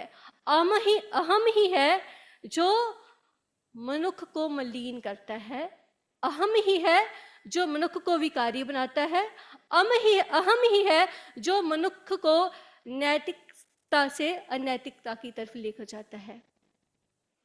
और आगे जाकर सारी गुरबानी मुझे लगता है इसी सच की व्याख्या है। इसी सच को भक्त कबीर जी ने अपने तरह से बयान किया है, भक्त बाबा फरीद जी ने अपनी तरीके से किया है, भक्त रविदास जी ने अपने तरीके की। मगर वो जो अचीव है, जो आपने करना है, समाज में रहना है, तो आपको एक ऐसा जीवन जीना होगा जो हौमे से रहे। तो हौमे क्या, मुझे ऐसे लगता है कि मनुष्य जब संसार में आता है तो वो निर्लेप होता है। समाज उसको कहता है कि तू है। धीरे धीरे ये जो मैं है ये इतनी हावी हो जाती है, उसको सिर्फ मैं ही दिखाई देती है, तू उसको भूल जाता है। चाहिए तो था कि वो जो मैं और तू का भक्त रविदास कहते हैं, तो ही मोही मोही तो ही अंतर कैसा। वो अवस्था कैसे अचीव होती है? वो अवस्था अचीव करने के लिए, जैसे धर्म की बात हो रही थी, गुरु नानक धर्म की व्याख्या करते कहते तौल धर्म दया का पूत। अभी अगर दया नहीं है तो धर्म कैसे होगा? तो हमें सोचना चाहिए कि जिस धर्म की बात हम कर रहे हैं, बहुत ज़्यादा फोर्सफुली कर रहे हैं, अगर उसमें दया नहीं है, क्योंकि दया में से ही धर्म पैदा होता है। और आगे भी सुनिए, कहते हैं संतोख थाप रख्या जिन सूत। संतोख, और हम कितने संतोखी हैं। हमारी आज की क्यों हम नैतिकता में बात कर रहे हैं? क्योंकि मध्यकालीन युग में मुझे लगता है कि जो जिंदगी थी, जो जीवन था, बुराइयां तो तभी थी, कुरीतियां तभी भी थी, हम स्वयं के करीब थे, स्वयं के पास थे। जो हमारी डेवलपमेंट है, दो वर्ड है, एक है विकास यात्रा, एक है विकास यात्रा। मनुष्य की जो विकास यात्रा है वो उसकी विनाश यात्रा है असल में। जो मुझे ऐसा लगता है, जो हमारी मटेरियल ग्रोथ है वो असल में उसके अंदर की अंतःकरण की मौत है। तो गुरबानी, सारी की सारी गुरबानी, भक्त साहिबान हो, गुरु साहिबान हो, सूफी कवि हो, वो विकास की बात करते हैं, खेड़े की बात करते हैं, आनंद की बात करते हैं। तो आनंद कैसे आएगा? बाबा फरीद वो तो नम्रता के चरम सीमा की बात करते हैं, कहते फरीदा जो तय मारन मुकियां तिना न मारे कुम। अगर आपके कोई जब थप्पड़ लगाता है ना, तो फिर से उसको मत चोट लगा, आप नड़े कर जाइए पैर तिना दे चुम। वो लेवल कैसे अचीव होगा? वो लेवल अचीव होगा जब आप ये मान जाओगे कि वो गट में व्यापक है, वो सरबंतर है। और मैं भक्त कबीर जी को सर के सामने उनकी बात करना बहुत मुझे लगता है कि छोटी बात है। वो तो ये भी कहते निंदो निंदो मोको लोग निंदो। समाज में कोई निंदा चाहता है अपनी? नहीं चाहता। वो कैसी अवस्था होगी जिसमें भक्त कबीर जी कह रहे हैं कि आप मेरी निंदा करो। सिफ्त में, तारीफ में क्या है कि मनुष्य के अंतर होम में परिवर्त होती है, अंतःकरण मलिन होता है, अहम बढ़ता है। तो जब आपके सामने कोई बताता है भाई आप में ये अवगुण है, तो फिर हम अपने अंदर छाती मारते हैं, अपने अंदर देखते हैं। निंदा जन को खरी प्यारी, कहते हैं उसको बहुत अच्छी लगती है निंदा, क्योंकि बेसिकली जो मेडिवल लिटरेचर है हमारा, वो सब ब्रह्म की बात करता है। और वो जिस तरीके से हम उसको देखते हैं ना, वो ब्रह्म बाहर नहीं है। जो ब्रह मिंडे सोई पिंडे, जो खोजे सो पावे। सो जो निंदा है, निंदा से मुक्त जीवन धारण करना, वो गुरबानी उसकी बात करती है। संतोखी जीवन की बात करती है। मैं संतोख की बात कर रही थी। संतोख क्या है? मेरे पास बंगला गाड़ी है तो वो संतोख नहीं है। संतोख है आपके पास जो है, क्या आप उसमें संतुष्ट हो? एक है सब्र, एक है संतोख। हम कई बार इनको एक कनेक्टेड हैं दोनों। क्या आपको भगवान ने, और इसका मतलब ये भी नहीं है कि आपने कर्म नहीं करना है। गुरबानी कर्म थ्योरी की बात करती है, जैसे भगवत गीता। जी अभी तो मैं जहाँ पे सबमिट करना चाहती हूँ, जो सार तत्व है वाणी का, वो सच है, सचियार जीवन है। और सचियार जीवन से कैसे निकलना है, वो जब हम हौमे से ग्रस्त जीवन से दूर होंगे। और कैसे दूर होंगे? गुरबाणी गुरु नानक कहते हैं, जिन प्रेम कियो तिन ही प्रभ पायो। प्रेम सबसे बड़ा शस्त्र है। और मुझे लगता है कि जिसने प्रेम किया है, अगर आपके अंदर प्रेम है तो आपको वो सभी जगह से, कितना भी कोई आपका दुश्मन क्यों ना हो, आपको आप एक अच्छा सा स्माइल ही दे दो उसको, एक पॉजिटिविटी क्रिएट होती है। तो मुझे लगता है जो हमारा जो मध्यकालीन साहित्य है वो त्रैकालीन साहित्य है। और क्लासिकल साहित्य की खासियत ही यही होती है कि वो एक समय के साथ नहीं जुड़ा होता। वो आज भी उतना मूल्यवान है जितना उस समय थे, आज तो ज़्यादा मूल्यवान है। और आज के मनुष्य में जो भाग दौड़ में पड़ा हुआ है, जिसको दूसरा ही दिखाई देता है, उसके लिए मध्यकालीन पंजाबी, मैं पंजाबी का आधुनिक साहित्य भी पढ़ती हूँ, मुझे उसमें थोड़ा सा, जैसे क्योंकि आज का मनुष्य बहुत भटकना का आदी है, भटनाशील है, क्योंकि वही आएगा ना जो समाज में होगा। तो मुझे ऐसे लगता है कि भक्त हों, गुरु साहबान हों, वो सच आचार की बात करते हैं और धौल धर्म संतोष की बात करते हैं, ऐसे जीवन की बात करते हैं जिसमें सभ्य सांझीवाल सदाए तो किसी न दिसे बहराजी हो। इन्हीं शब्दों के साथ मैं विदा लेती हूँ। सभी को एक बार फिर से नमस्कार। धन्यवाद। अब टिप्पणी करने का लोभ संवरण करते हुए मैं ओम जी को बुलाऊंगा। केवल एक बात, केवल मध्यकालीन ही नहीं, आधुनिक साहित्य भी, चाहे वो पंजाबी का हो या किसी भी भाषा का, अंततः जीवन के अर्थ की ही खोज है। और इसलिए मध्यकालीन साहित्य की महिमा कहने के लिए आधुनिक साहित्य की महत्ता पर प्रश्न उठाना एनीवे ओम जी, नहीं वापस नहीं, ये वैसे तो होती रहती। ओम जी आइए।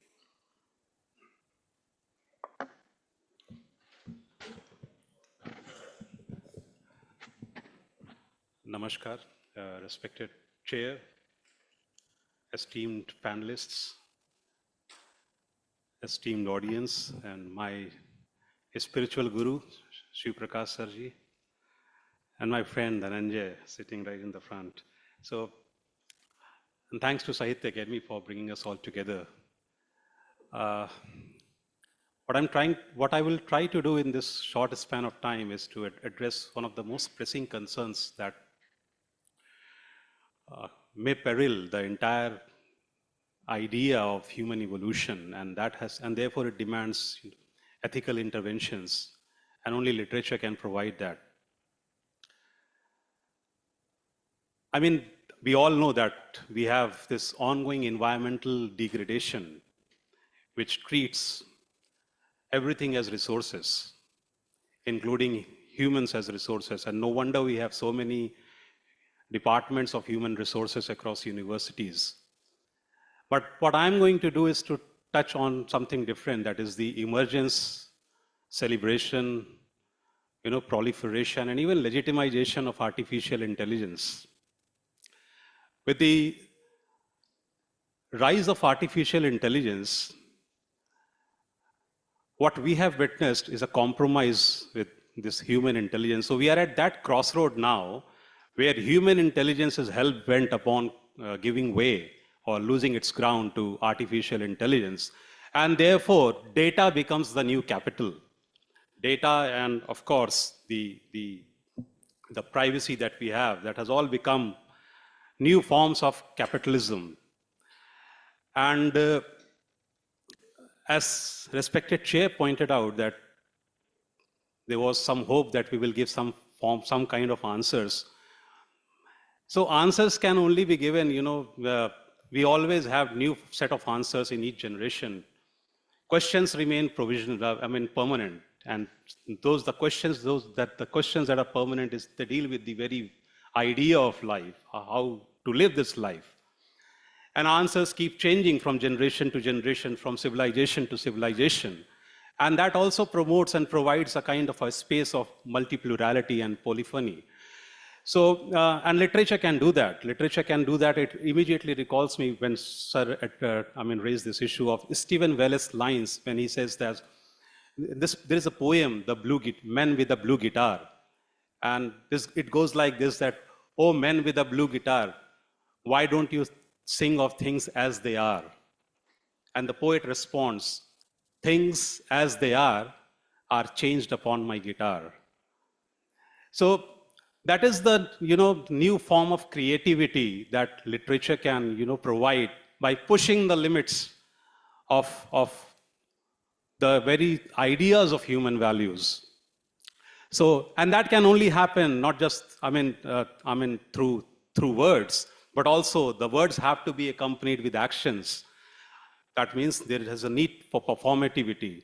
Otherwise, as Troilus, as it goes in this famous play of Troilus and Cressida, Troilus receives the letter and he just reads that letter and tears it and throws it away, saying words, words, words, not a single matter from the heart. Now, having contextualized this, I'm now going to put before you the real problem of artificial intelligence. I mean, I'm not debating the fact that artificial intelligence is all, wrong. But like any other aspect, like any other entity, artificial intelligence is also neither foolproof nor fail-safe, for that matter.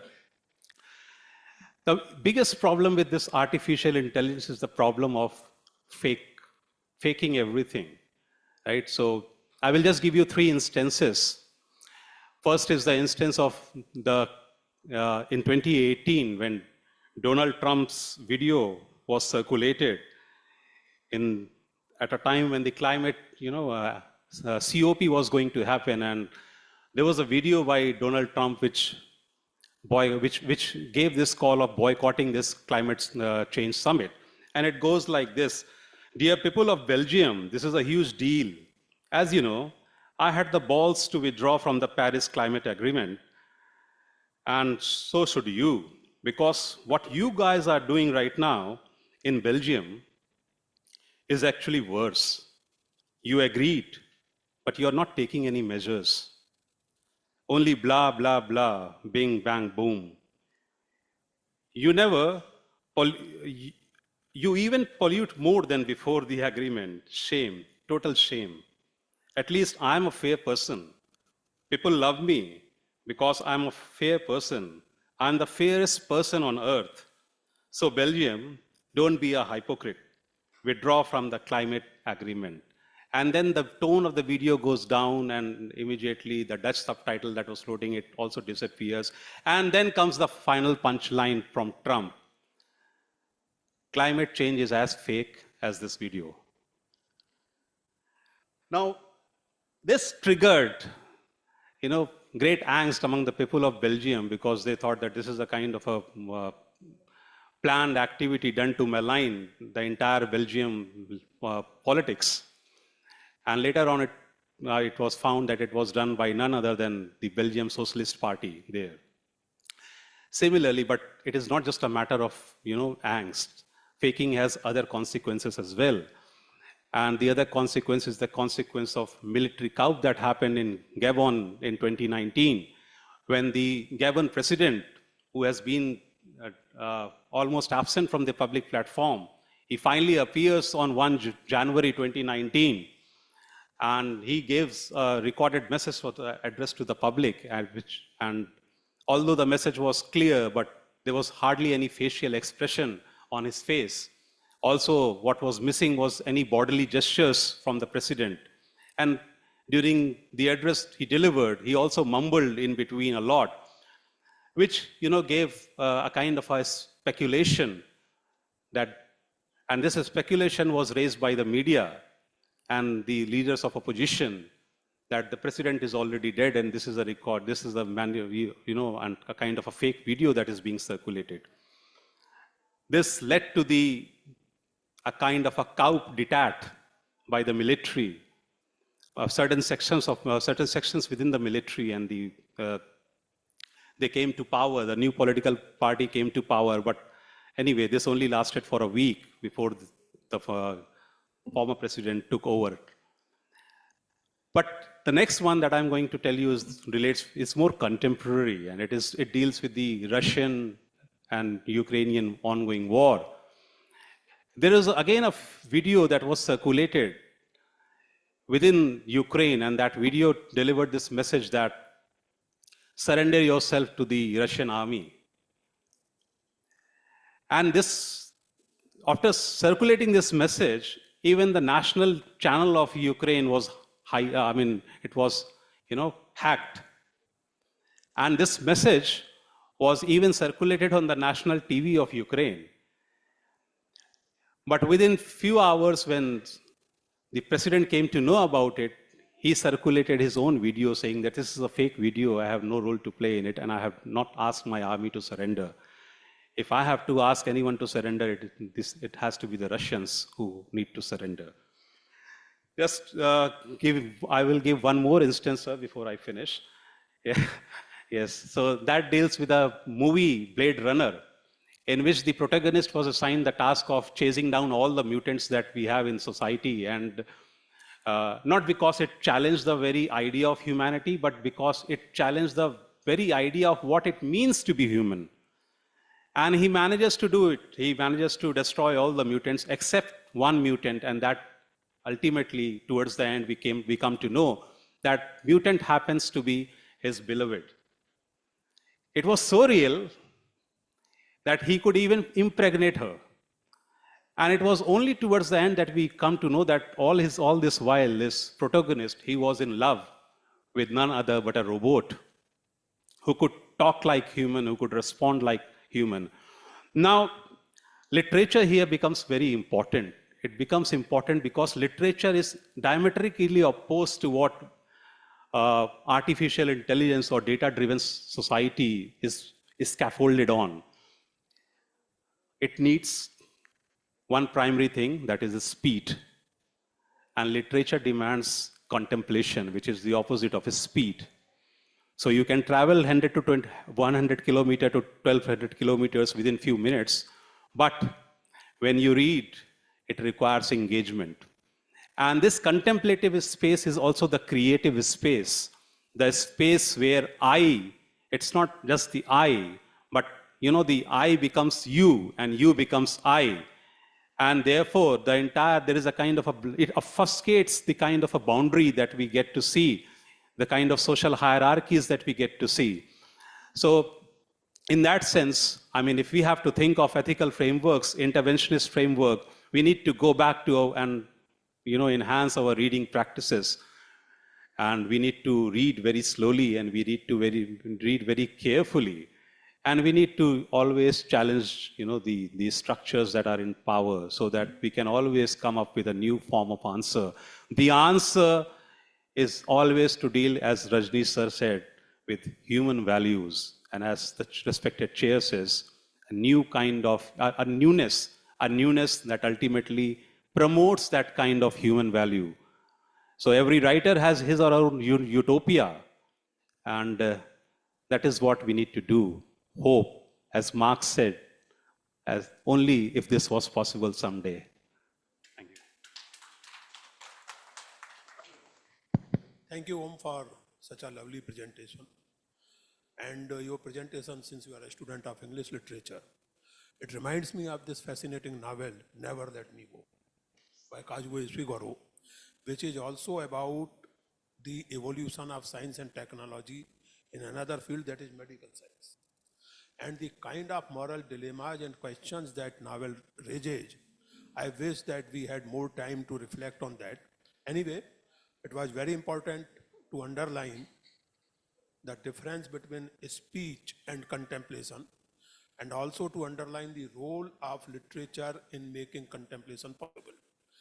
I would, in spite of all the fear generated by artificial intelligence, I would still like to side with Noam Chomsky, who says, and rightly so, that artificial intelligence in the ultimate analysis can only use the bits and pieces of the available information and knowledge. And therefore, it never becomes a challenge to human creativity. The point Chomsky is making, and I think there is a hope, as you mentioned, hope at the end, that whatever artificial intelligence is capable of doing, human intelligence, because it is essentially creative, and creativity is universal, irrespective of culture and whatever, human creativity will ultimately somehow get rid of the dangers of artificial intelligence, and more importantly, to my mind, the more dangerous is the mass media these days, particularly controlled by various kind of vested interest, not only in our society but throughout the world. Anyway, thank you very much for putting this question of ethics in the era of artificial intelligence. It was very interesting. Now, sir, may I request you to please. And excuse me, I think I have done my job as chair already. I have made whatever comments I had to make on various speakers. So if we are left with a couple of minutes, maybe I hope we will be left with 5 or 7 minutes, I would like to ask the audience to put very brief, pointed questions to any of the speakers they want, and no comments and absolutely no counter speeches. Please. Thank you. Respected Chair Shri Purushottam Agarwalji, my fellow panelists and friends, good evening to all. So I would start with thanking Sahitya Academy for bringing us together and then giving me an opportunity to speak on the dharmic principles in Tirukkural. Right? Now, I hope all of you know about Tirukkural, but just in case if we don't have the context, I just want to bring some introduction about why this text came about. If we take the history of Tamil literature, the oldest books are from the Sangam texts, which are divided into two groups, basically the 8 anthologies and 10 idols. Ettudugai and Pathupattu is what we call. Now, they basically give a outline of the society during the Sangam period, which is kingship, wars, battles, romance, family, rituals, so on and so forth, which is basically the materialistic aspects of the society during that time.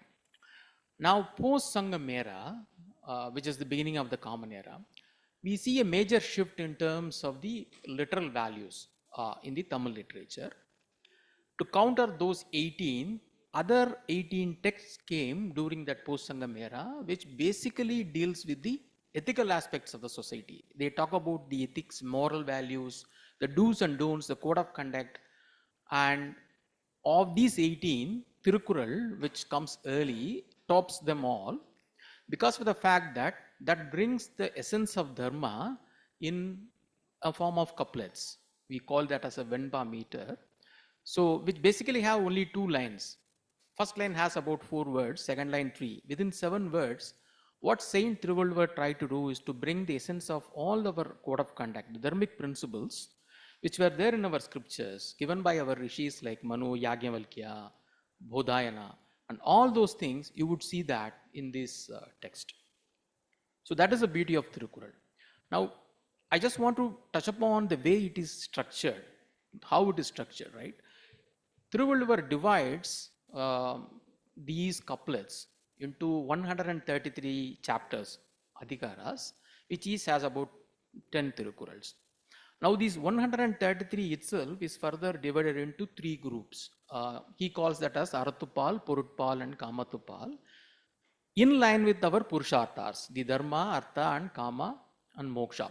He doesn't touch upon Moksha because he thinks that Moksha is something which can be only experienced. He doesn't want to give a code of conduct for Moksha. So he brings the dharmic principles in all the other 3 Purusharthas, the Dharma, Artha, and Kama.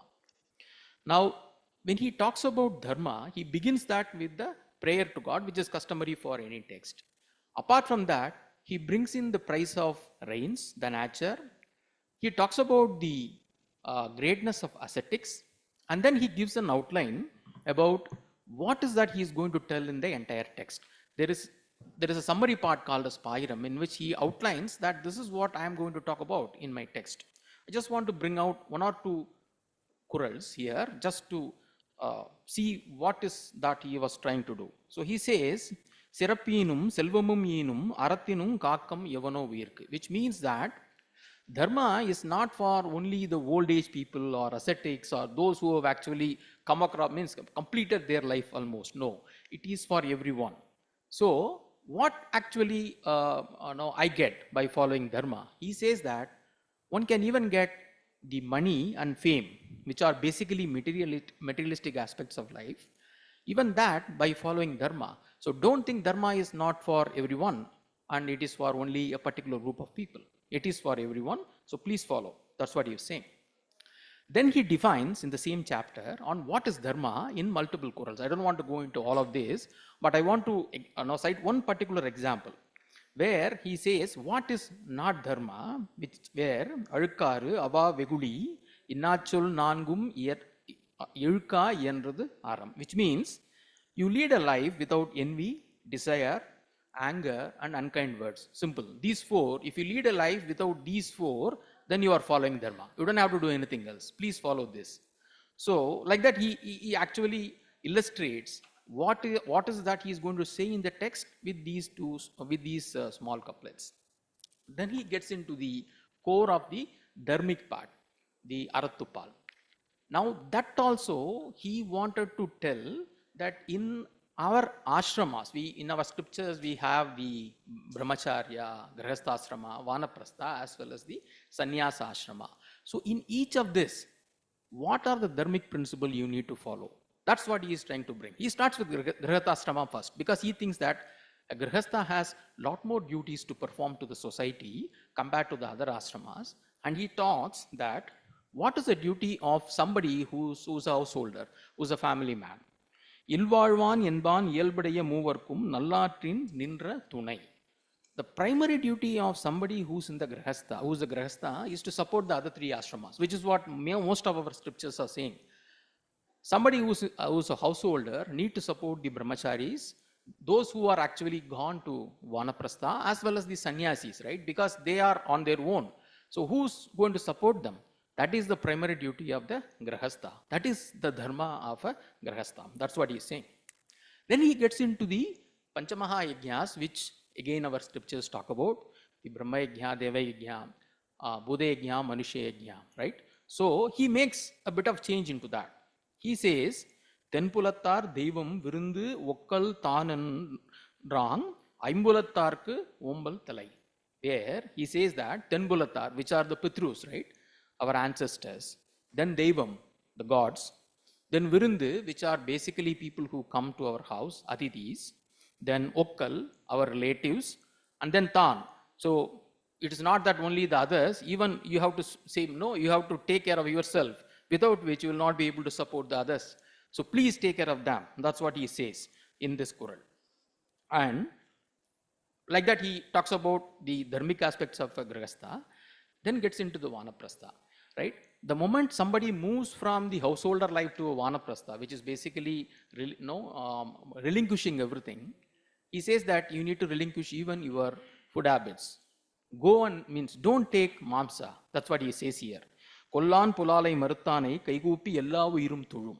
So there is a misconception that Thiruvalluvar advocates vegetarianism, but that's not for all. He is very clear in his dharma. He says that it is only for people who are actually getting into an ascetic form of life. It's not for everyone. Right. Now, apart from that, there is, then he gets into the sannyasasrama and then talks about that. These are all basically the dharmic aspects of that. Just in the interest of time, I'll get into the Purudpal, which is the societal aspects of dharma, right? So here, Thiruvalluvar talks basically about the kingship, how a king can rule it, and then how a society can support a king, right? So, couple of important examples here. What does a king do? He punishes people who are actually going away from the righteous path. But before that, he needs to follow the righteous path. That's what he says. Tan kutram niki pirar kutram kaangirpin en kutramavum iraikku. You have to first ensure that you don't follow the wrong path. You need to be very straight. Then you can start talking about others and then punishing others.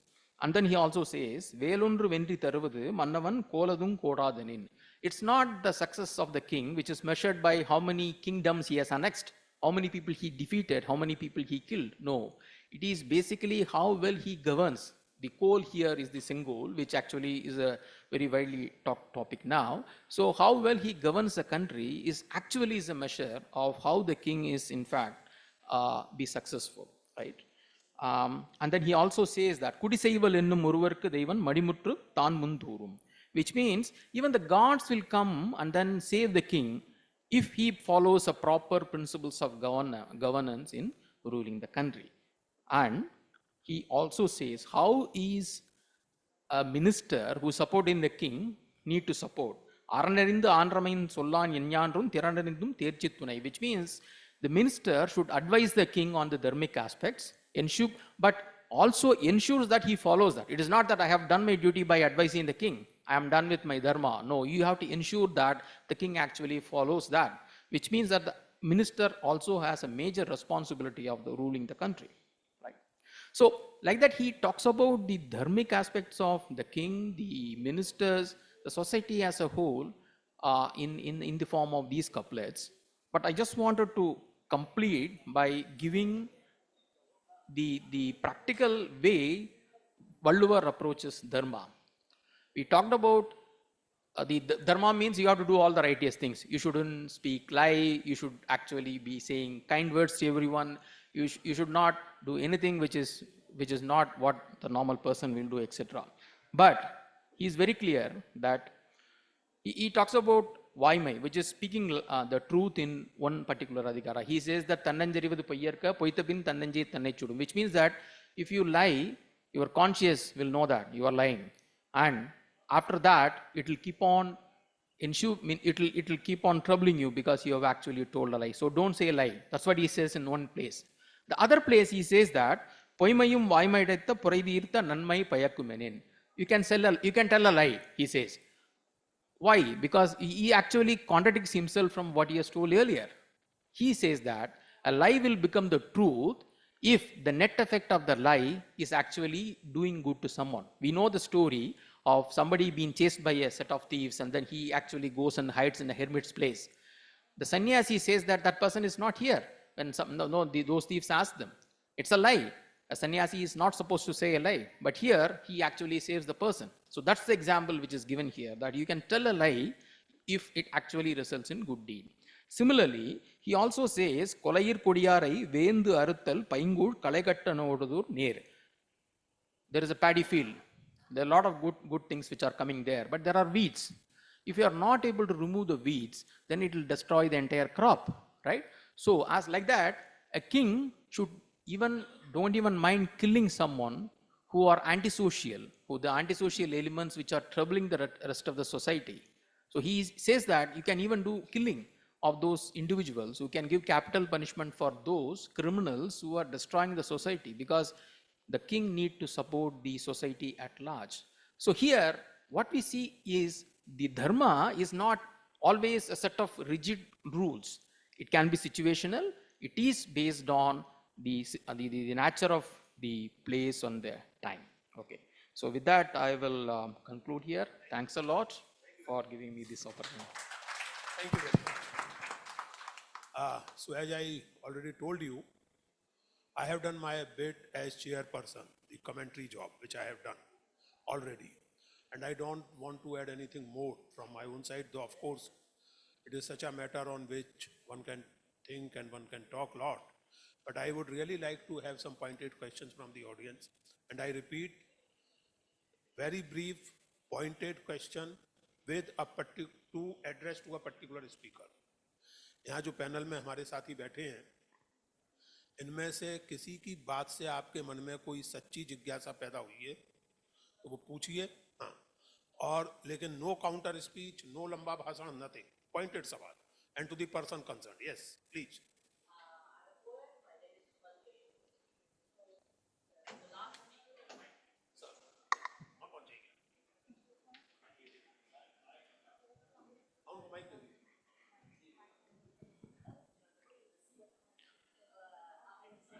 समझते हैं.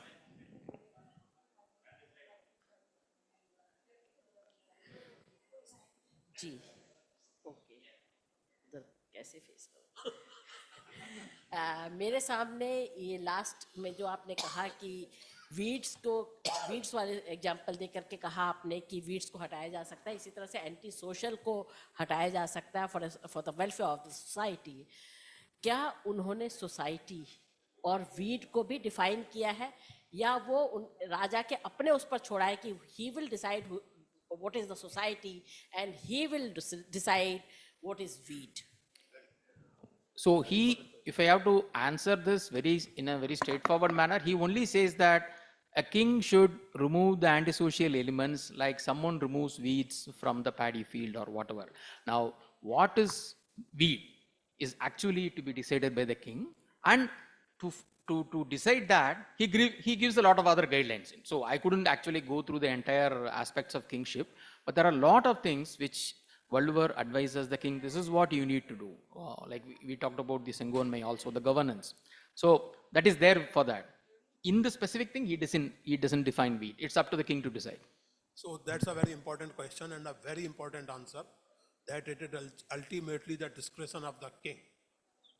The scripture, so to say, gives a general direction or description. King has to decide कि क्या करना है. Anyway, any other question? In the similar way, pointed, addressed to a particular speaker. Yes, sir.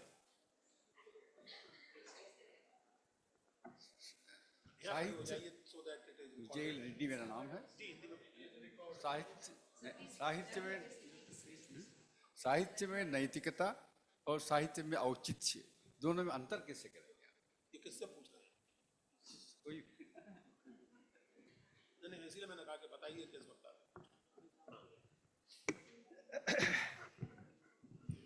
साहित्य में नैतिकता और साहित्य में औचित्य में कैसे अंतर करेंगे?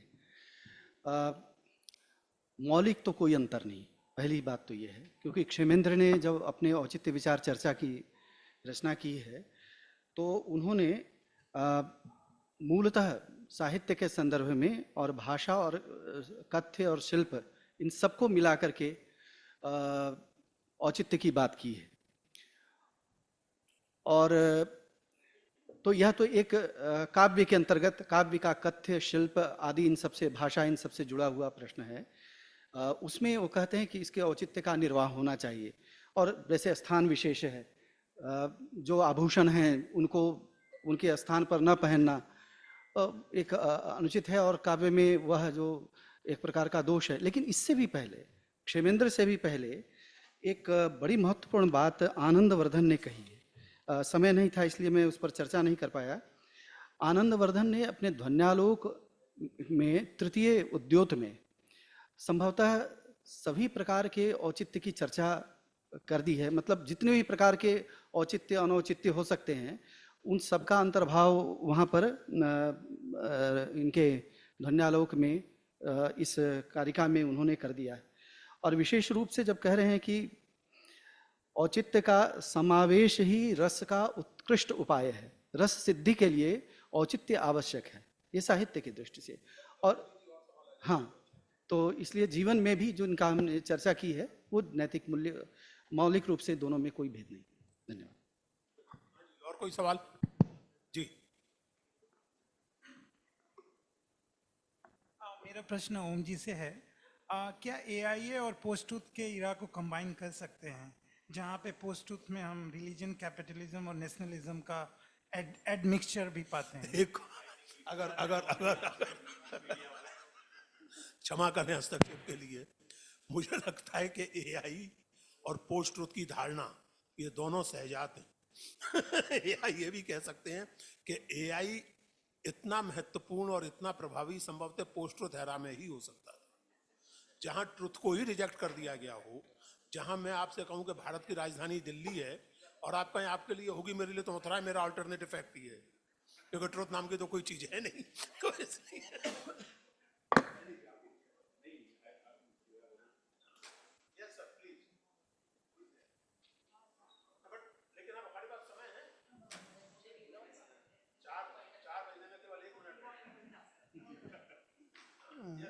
साहित्य में नैतिकता का चयन कैसे हो सकता है? साहित्य में नैतिकता का चयन कैसे हो सकता है? यहाँ माधव जी बैठे हैं सौभाग्य से. माधव जी, आपकी अगली गोष्ठी के लिए विषय मिल गया. साहित्य में नैतिकता का चयन कैसे हो, सवाल वाकई बहुत महत्वपूर्ण है. लेकिन आप लोग 1.5 घंटे में 5 वक्ता बुला लेते हैं और फिर अध्यक्ष बना देते हैं किसी को, तो वो बेचारा सबकी गालियां खाता है, मनीमन सब कोसते हैं उसे. बहुत ही महत्वपूर्ण सवाल है, इस पर वाकई बात होनी चाहिए. लेकिन एनीवे, बहुत आभार आप लोगों का, बहुत धन्यवाद अपने साथी वक्ताओं का. और फिर से नहीं अभी मैं जवाब दे सकता हूं लेकिन अभी नहीं दूंगा, माधव जी मारेंगे। माधव जी अगर मैं अभी जवाब देने लगा तो माधव जी मुझे हाथ पकड़ के यहाँ से भगा देंगे। तो इसलिए बहुत धन्यवाद आप लोगों का, अपने साथी वक्ताओं का धन्यवाद। बीच में मैंने सभी को टोका एक एक बार, उसके लिए क्षमा प्रार्थना, लेकिन वो मेरी मजबूरी थी। बहुत धन्यवाद सर। मैं एक बात ज़रूर कहना चाहूँगी कि हमारे साथी माधव कौशिक जी इस साहित्य अकादमी के प्रेसिडेंट हैं, अध्यक्ष हैं, और अपनी इतनी व्यस्तताओं के बाद यहाँ आए और बैठे, तो मैंने उनसे पूछा कि क्या कोई पुस्तक लोकार्पण या ऐसी कोई भूमिका है, तो उन्होंने कहा कि मैं पुरुषोत्तम अग्रवाल जी को सुनने आया हूँ। मुझे लगता है साहित्य और नैतिकता को इससे ही जोड़ लिया जाए, ये बहुत है। और पुरुषोत्तम अग्रवाल जी अगर कुछ और थोड़ा कहें, क्योंकि उनके ही सुनने के लिए आए थे। मैं इस पूरे मंच का बहुत बहुत धन्यवाद करती हूँ, आभार करती हूँ कि इतने अनुशासित ढंग से बिल्कुल समय पर सत्र को पूरा किया गया है और आप यहाँ पधारे। सर, आप सभी लोगों का, सुमन केसरी मैम यहाँ पर हैं, इतनी सशक्त हस्ताक्षर है कविता में, आप सभी लोग हैं, जनार्दन द्विवेदी जी हैं, मैं आप सभी का बहुत बहुत आभार व्यक्त करती हूँ।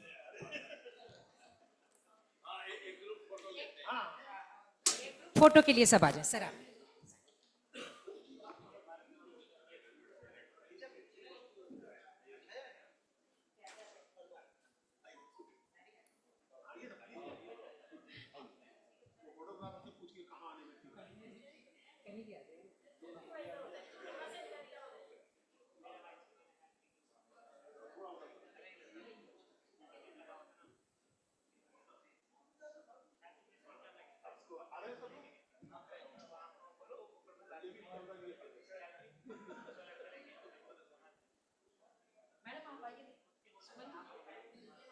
आप आइए ऊपर आइए,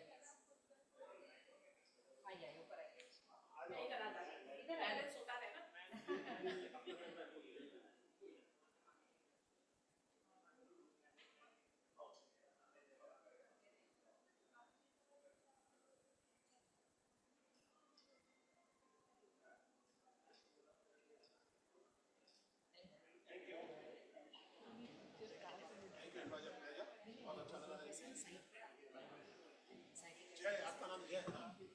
I would be looking forward to your paper whenever it is published. You can send me a soft copy on my email. I would be very much interested in reading it.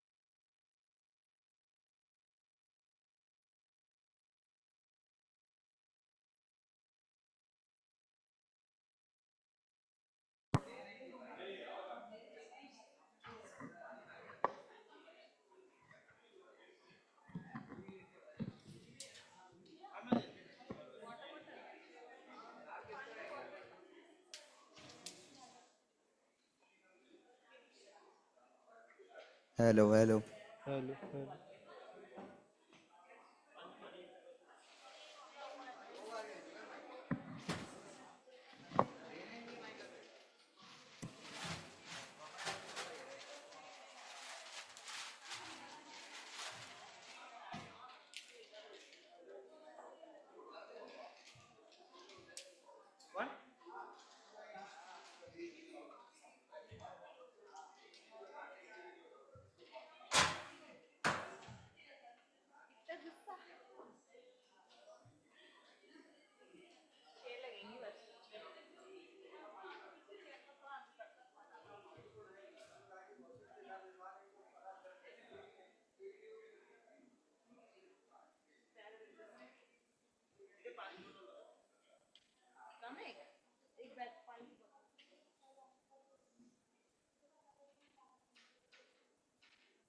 छह लगानी है फिर से, अभी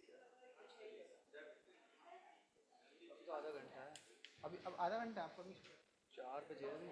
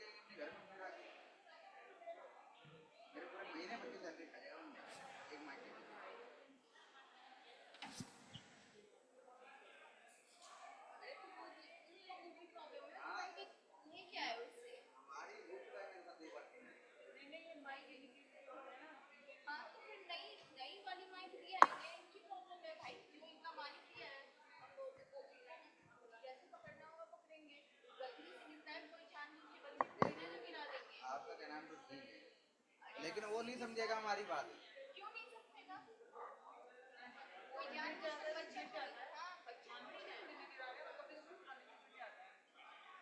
माई के पेड़ में ये दिक्कत नहीं है, माई के अंदर जो कैप्सूल डलती है ना वो बड़ी महंगी है, 15,000 रुपए की एक कैप्सूल मैं नहीं भर पाऊंगा।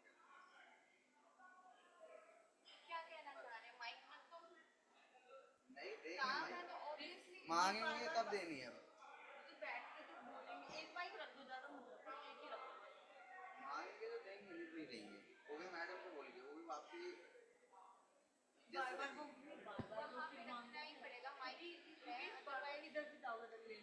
मैडम अपने आप देगी जो यहाँ बैठी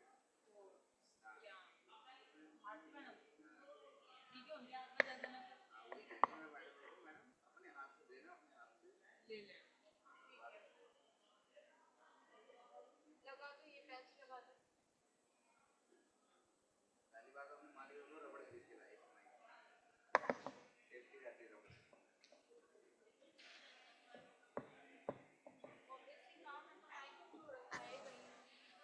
माइक ये नहीं बनानी है ये आग लग जाता है ना टेबल में टेबल भी तो वैसे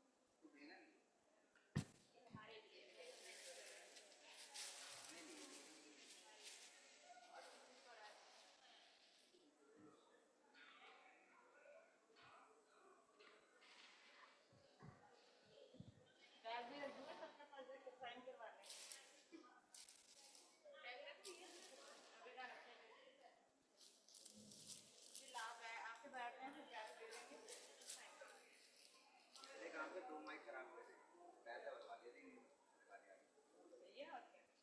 वीडियो बना ली तो फोटो कैसे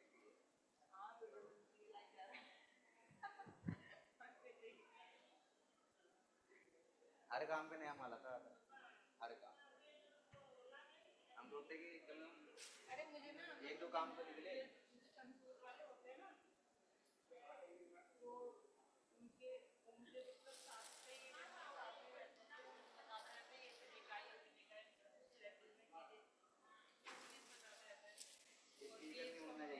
स्पीकर नहीं उड़ना चाहिए अगर लाइट कट होगी तो हमें 2 मिनट में उसको ऑफ भी करना है फिर ऑन भी करके देना है ऐसा उड़ गया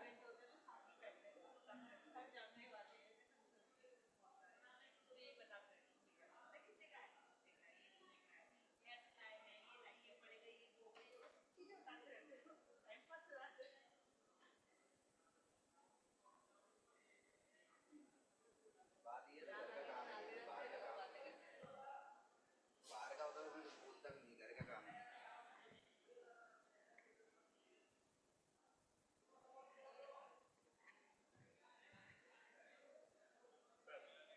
नहीं तो मेरा कोई नौकरी ही नहीं सही कह रहा हूँ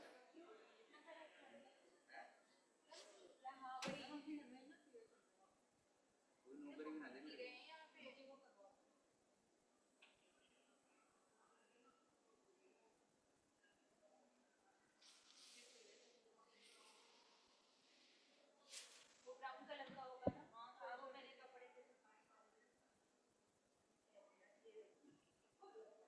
मेरे ऊपर से यार सैलरी देते हैं हमारी ठीक है प्लस मेरे 500 डेली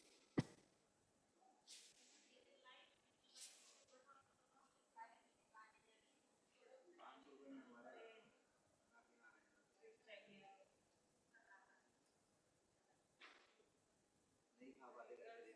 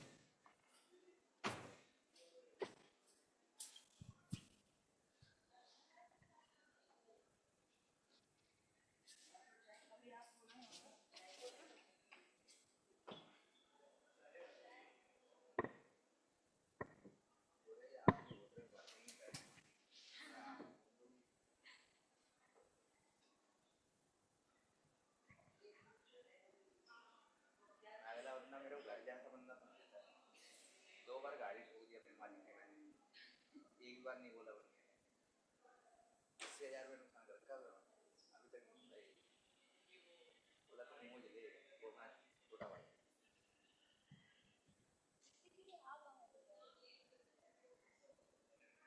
जितने दिन मेरे ना मैं किसी के साथ भी घूम सकता हूँ आराम से लेकिन कोई भी लड़का नहीं जा सकता मेरे साथ शुरू से इन्हीं के पास काम कर रहा हूँ कुछ जिम्मेदारी ना चाहिए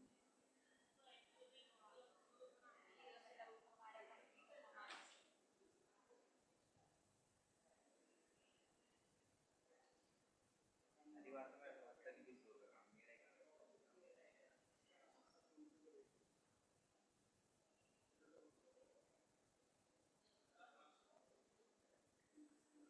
जिसके अंदर बार में उनमें एंट्री करने की सोचते हैं ना मैं वहाँ घुसता हूँ आराम से बैठता हूँ 3 घंटे वापस जाता हूँ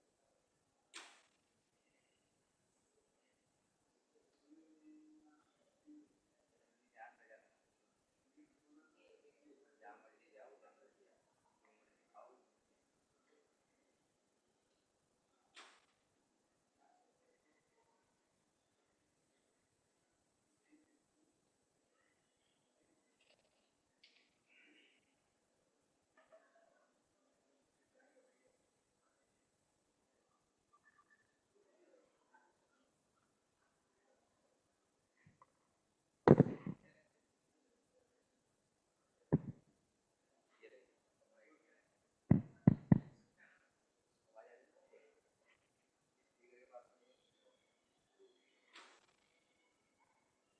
इससे गिरने से इसका नुकसान होगा निरंतर के स्पीकर है उसका एच एफ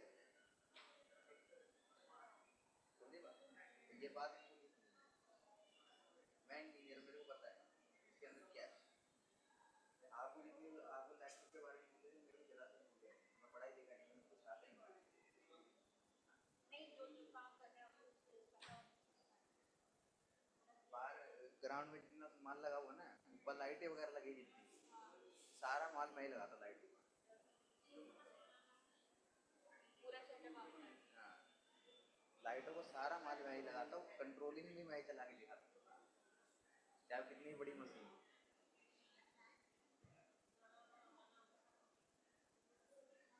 बस यही है बस दिमाग से लगाता है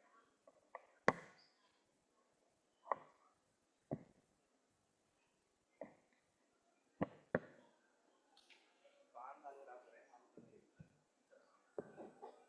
इंजीनियर बुला बुला के हाथ पकड़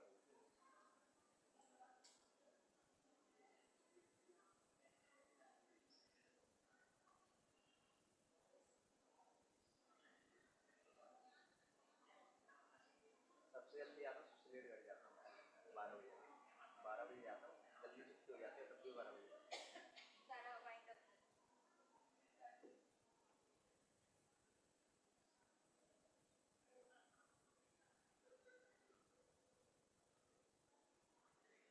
अगले महीने लैपटॉप लगाएंगे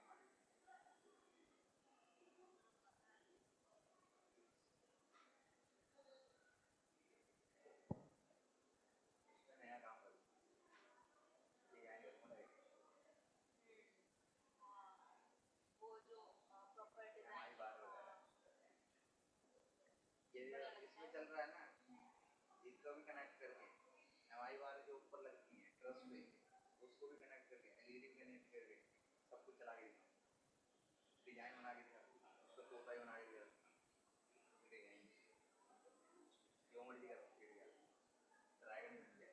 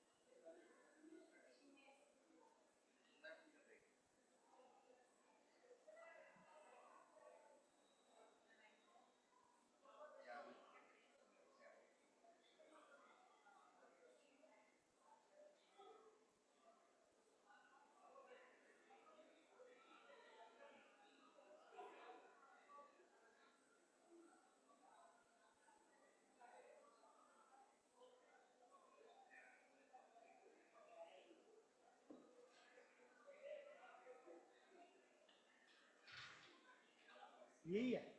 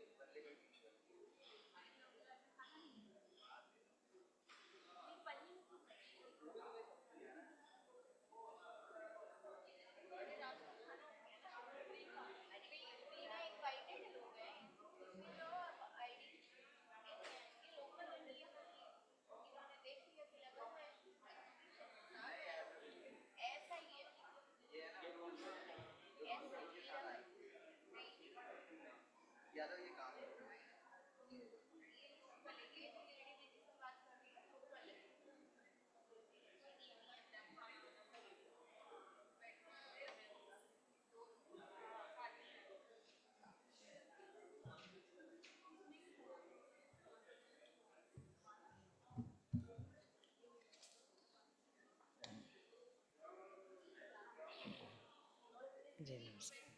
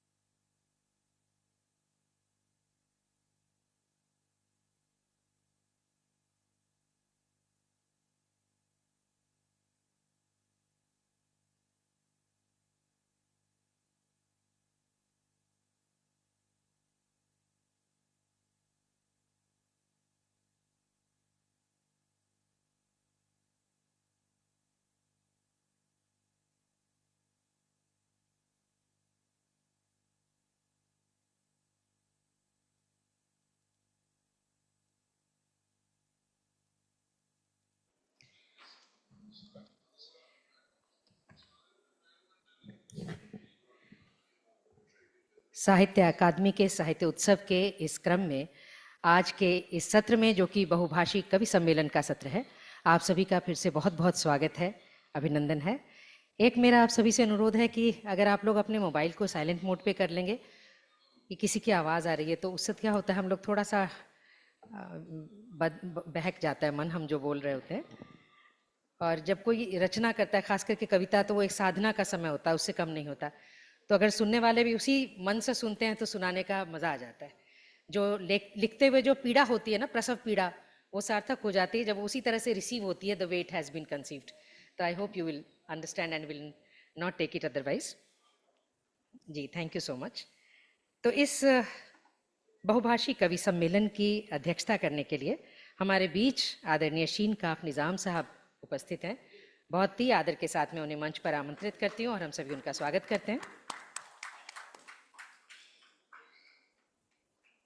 शीन काफ निज़ाम साहब प्रख्यात उर्दू कवि, आलोचक, लेखक और विद्वान हैं। आपकी 19 पुस्तकें प्रकाशित हैं, जिनमें 9 कविता संग्रह, 5 आलोचना और 5 संपादित पुस्तकें शामिल हैं। इसके अलावा आपने हिंदी में 5 पुस्तकों का सह संपादन किया है।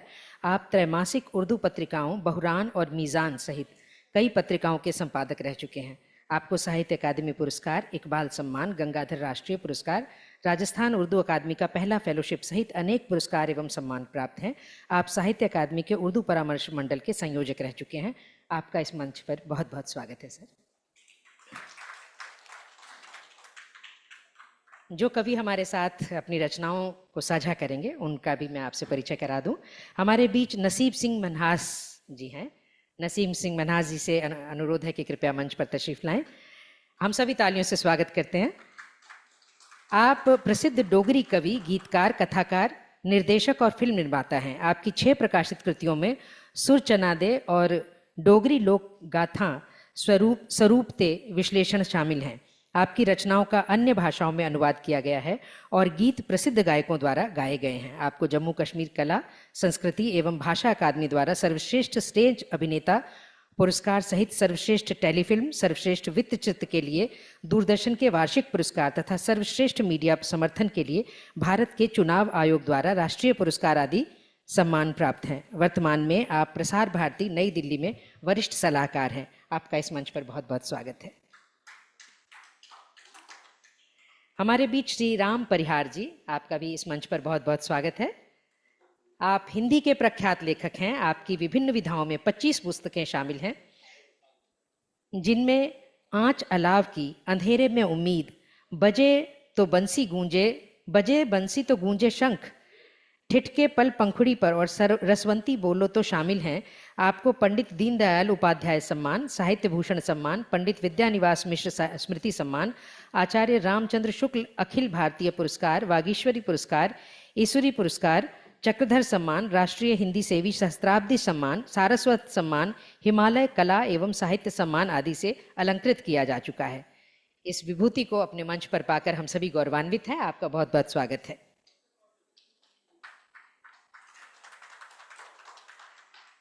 हमारे बीच आमंत्रित करना चाहती हूँ परेश कामत जी को। आप प्रख्यात कोंकणी कवि और अनुवादक हैं। आपके 5 कविता संग्रह के अलावा एक अनुवाद की कृति प्रकाशित है। आपकी कविताओं का कई भारतीय भाषाओं में अनुवाद किया गया है। उन्हें विभिन्न विश्वविद्यालयों के पाठ्यक्रमों में शामिल किया गया है और अनेक महत्वपूर्ण संचयनों में संकलित किया गया है। आपको साहित्य अकादमी पुरस्कार, कोंकणी भाषा मंडल पुरस्कार 2 बार मिल चुका है। कविवर्य बी बोरकर स्मृति पुरस्कार, गोवा राज्य कला अकादमी साहित्य पुरस्कार सहित कई पुरस्कार प्राप्त हुए हैं। आपका इस मंच पर बहुत बहुत स्वागत है। हमारे बीच सुशांत कुमार नायक, प्रख्यात ओडिया कवि। सुशांत कुमार नायक जी यहाँ हैं? आप हैं? हाँ, आपका बहुत बहुत स्वागत है। आप प्रसिद्ध ओडिया लेखक हैं, कवि हैं। आपके कविता संग्रहों में शेष ठिकाना, समया नीरव दृष्टा, देहा विदेहा, शेषा दृश्या और ईश्वरांका डोली खेला शामिल हैं। इसके अलावा आपने कुछ विनिबंध लिखे हैं, जैसे कि जीवन बंधु गंतायत शिवा प्रसाद। आप आमा पंचवती, आबेगा और ओडिशा साहित्य अकादमी समाचार, ये सभी पत्रिकाओं के संपादक रह चुके हैं। आपने साहित्य अकादमी के ओडिया परामर्श मंडल में सेवाएं दी हैं। आप नायक सुब्रत रथ कथा सम्मान, राजधानी पुस्तक मेला सम्मान, तीर्थरंगा कविता सम्मान, गोप कर्णिका कविता सम्मान और कई अन्य पुरस्कारों से सम्मानित हैं। आपका इस मंच पर बहुत बहुत स्वागत है। हमारे बीच अगले कवि के रूप में GSR कृष्णमूर्ति जी हैं। आपका बहुत बहुत स्वागत है मंच पर। आप प्रख्यात संस्कृत विद्वान और लेखक हैं। आपको लगभग 40 वर्षों का शिक्षण और अनुसंधान का अनुभव है। आपकी 10 मौलिक तथा 7 अनुदित कृतियां प्रकाशित हैं। आपके प्रतिष्ठित पत्रिकाओं में 40 से अधिक लेख प्रकाशित हुए हैं। आपको उत्तर प्रदेश साहित्य अकादमी तथा उत्तर प्रदेश संस्कृत संस्थान द्वारा महामहोपाध्याय की मान्यता प्रदान की गई है। संप्रति आप राष्ट्रीय संस्कृत विश्वविद्यालय तिरुपति आंध्र प्रदेश के कुलपति तथा साहित्य अकादमी के संस्कृत परामर्श मंडल के सदस्य हैं। आपका बहुत बहुत अभिनंदन है। हमारे बीच आदित्य कुमार मांडी, आपका भी बहुत बहुत स्वागत है आदित्य जी। आप पश्चिम बंगाल के बांकुड़ा जिले से हमारे बीच में हैं। आप कवि और कथाकार हैं। आपकी कविता, निबंध और कहानियों की लगभग 2 दर्जन पुस्तकें प्रकाशित हैं। वर्ष 2011 में आपने कविता संग्रह के लिए प्रतिष्ठित साहित्य अकादमी पुरस्कार से सम्मानित हुए। आपने भारतीय भाषा परिषद कोलकाता का युवा पुरस्कार प्राप्त किया है। इसके अलावा आपको कई पुरस्कारों और सम्मानों से अलंकृत किया गया है, जैसे AISWA रामादास टुडू अवार्ड, बिरसा मुंडा पुरस्कार, मां सरस्वती सम्मान आदि। आपका इस मंच पर बहुत बहुत स्वागत है। ये हमारा जो पैनल है बहुभाषी कवियों का, अलग अलग क्षेत्रों की कविताएं, अलग अलग क्षेत्रों का जीवन, अलग अलग क्षेत्रों की समस्याएं किस तरह की होती हैं और किस तरह वो कविताओं के रूप में ढलती हैं। मुझे लगता है कि अपनी बात को, अपने विरोध को भी बल्कि जताने का जो सबसे अच्छा तरीका हो सकता है, सब सुसभ्य और सुसंस्कृत तरीका हो सकता है, वो कविता हो सकती है, गज़ल हो सकती है, साहित्य की कोई विधा हो सकती है। तो आज जो ये मंच हमारे सामने विभूतियों से सजा हुआ है, कई कई सम्मानों से अलंकृत विभूतियाँ, ये साहित्य अकादमी है कि जिसने हम सभी को इतने नज़दीक ला दिया है, दुनिया को एक कुटुंब में बदल दिया है और विश्व का सबसे बड़ा कीर्तिमान स्थापित किया है। कल ही मैं आज अखबार में पढ़ रही थी कि एक रिले रीडिंग कहला सकते हैं अगर हम, कि नॉन स्टॉप रीडिंग जिसको कह सकते हैं, उसमें आपने एक विश्व रिकॉर्ड बनाया है साहित्य अकादमी ने। मेरे ख्याल हम इस पर तालियां बजा सकते हैं, बहुत ही बड़ी बात है ये।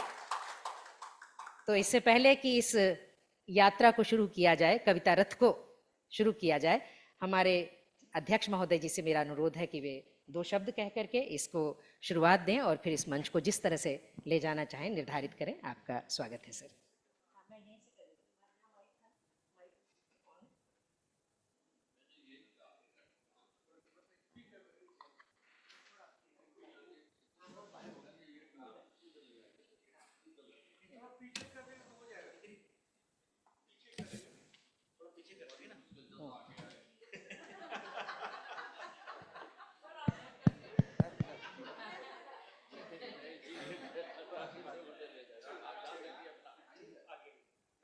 आप कविता बात चलिए,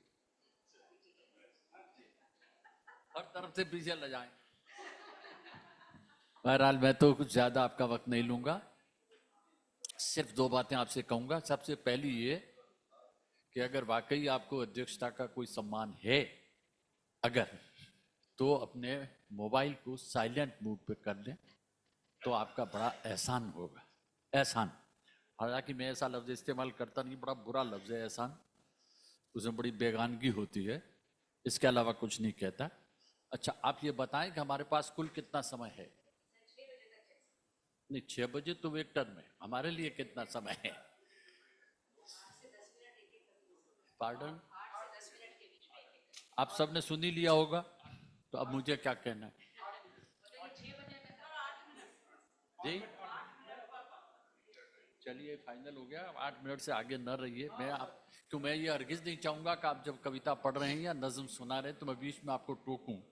तो आप अपनी बेहतरीन नज्म वही सुनाइए जो 8 मिनट के वक्त में ख़त्म हो जाए। अब मैं 8 मिनट के बाद में अपने 2 सेकंड भी ज़ाया नहीं करता। नाम आपने फहरिस्त नहीं दी मुझे।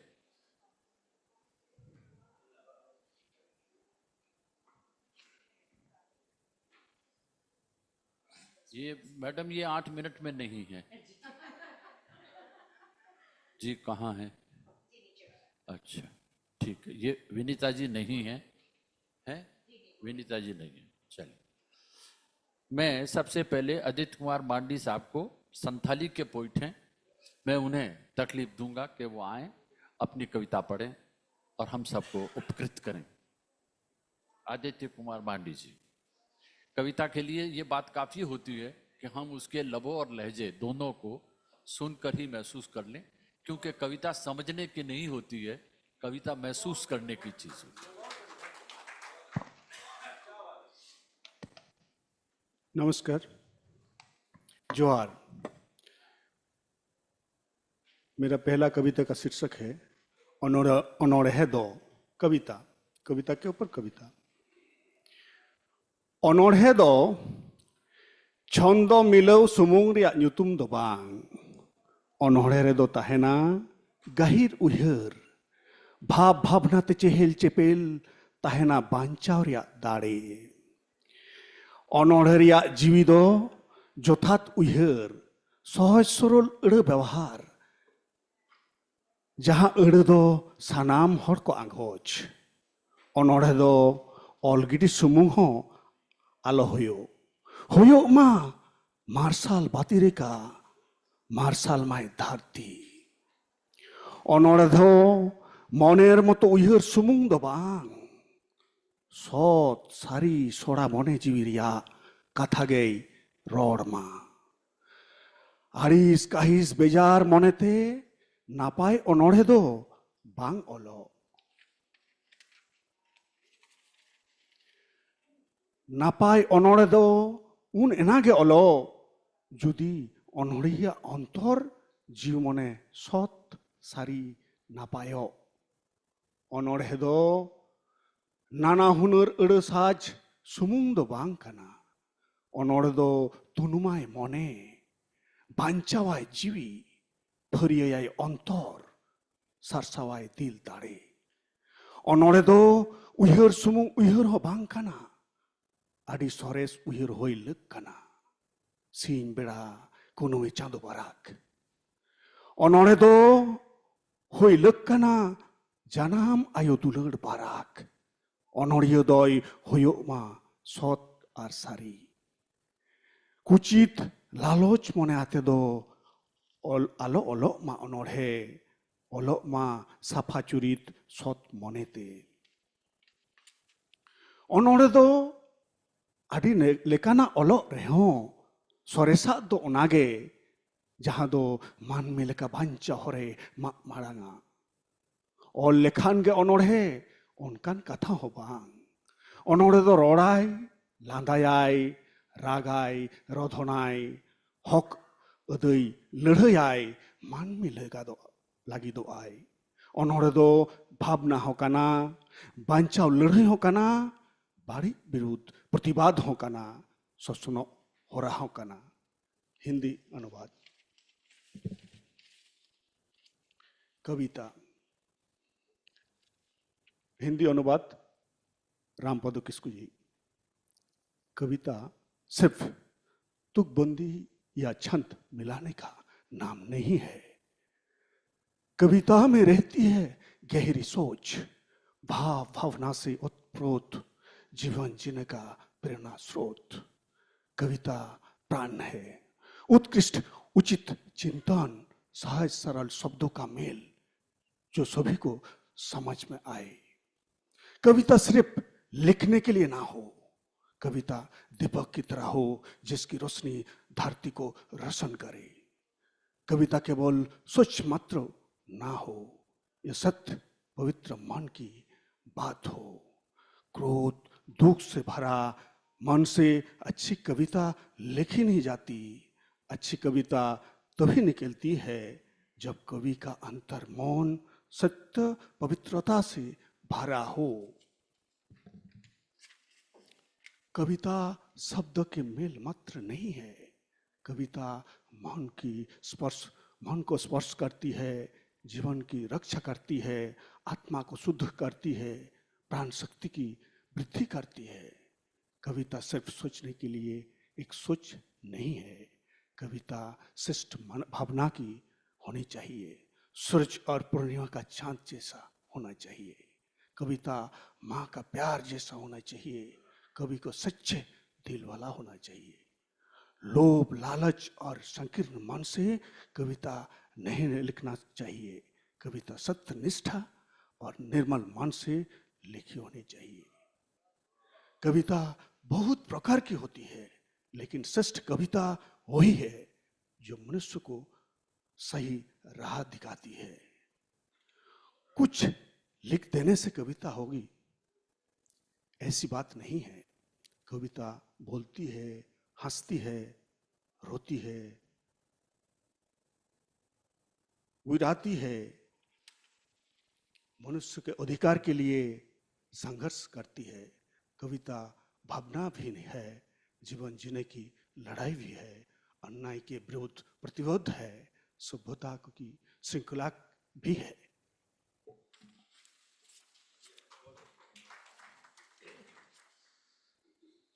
दूसरा छोटे कविता है, सर इसका ट्रांसलेशन ही कर लेता हूँ, पढ़ लेता हूँ। हाँ, ओनली ट्रांसलेशन।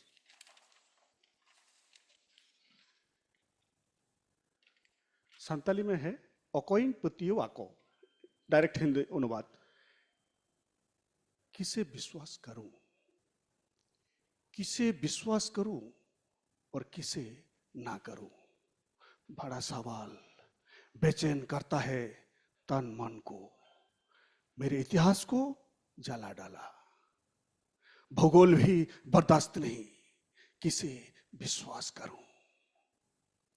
प्रकृति के गोद में जीने वाले वह तमाम जीवों ने हर समय डर, तमाम जीवों को हर समय डर सताती है, क्या वह बच पाएंगे? लालच हावी है यमराज की तरह, वे जुबा हमें पुकारते हैं जीने के वास्ते। वह सवाल करते हैं, क्या हमें इतना भी हक नहीं है दुनिया में?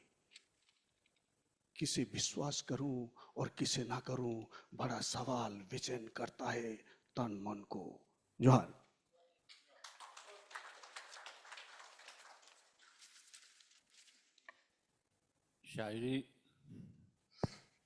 शायरी और कुछ हो न हो, वो बुनियादी तौर पर शायरी जिसे कहते हैं, वो शायरी तो शहद होती है जिसमें कई फूलों का रस होता है, और कोई ख्याल जब शहद में ढल जाता है तो ये पता लगाना बड़ा मुश्किल है कि इसमें चमेली का रस कहाँ है, जूही कहाँ है, गुलाब कहाँ है।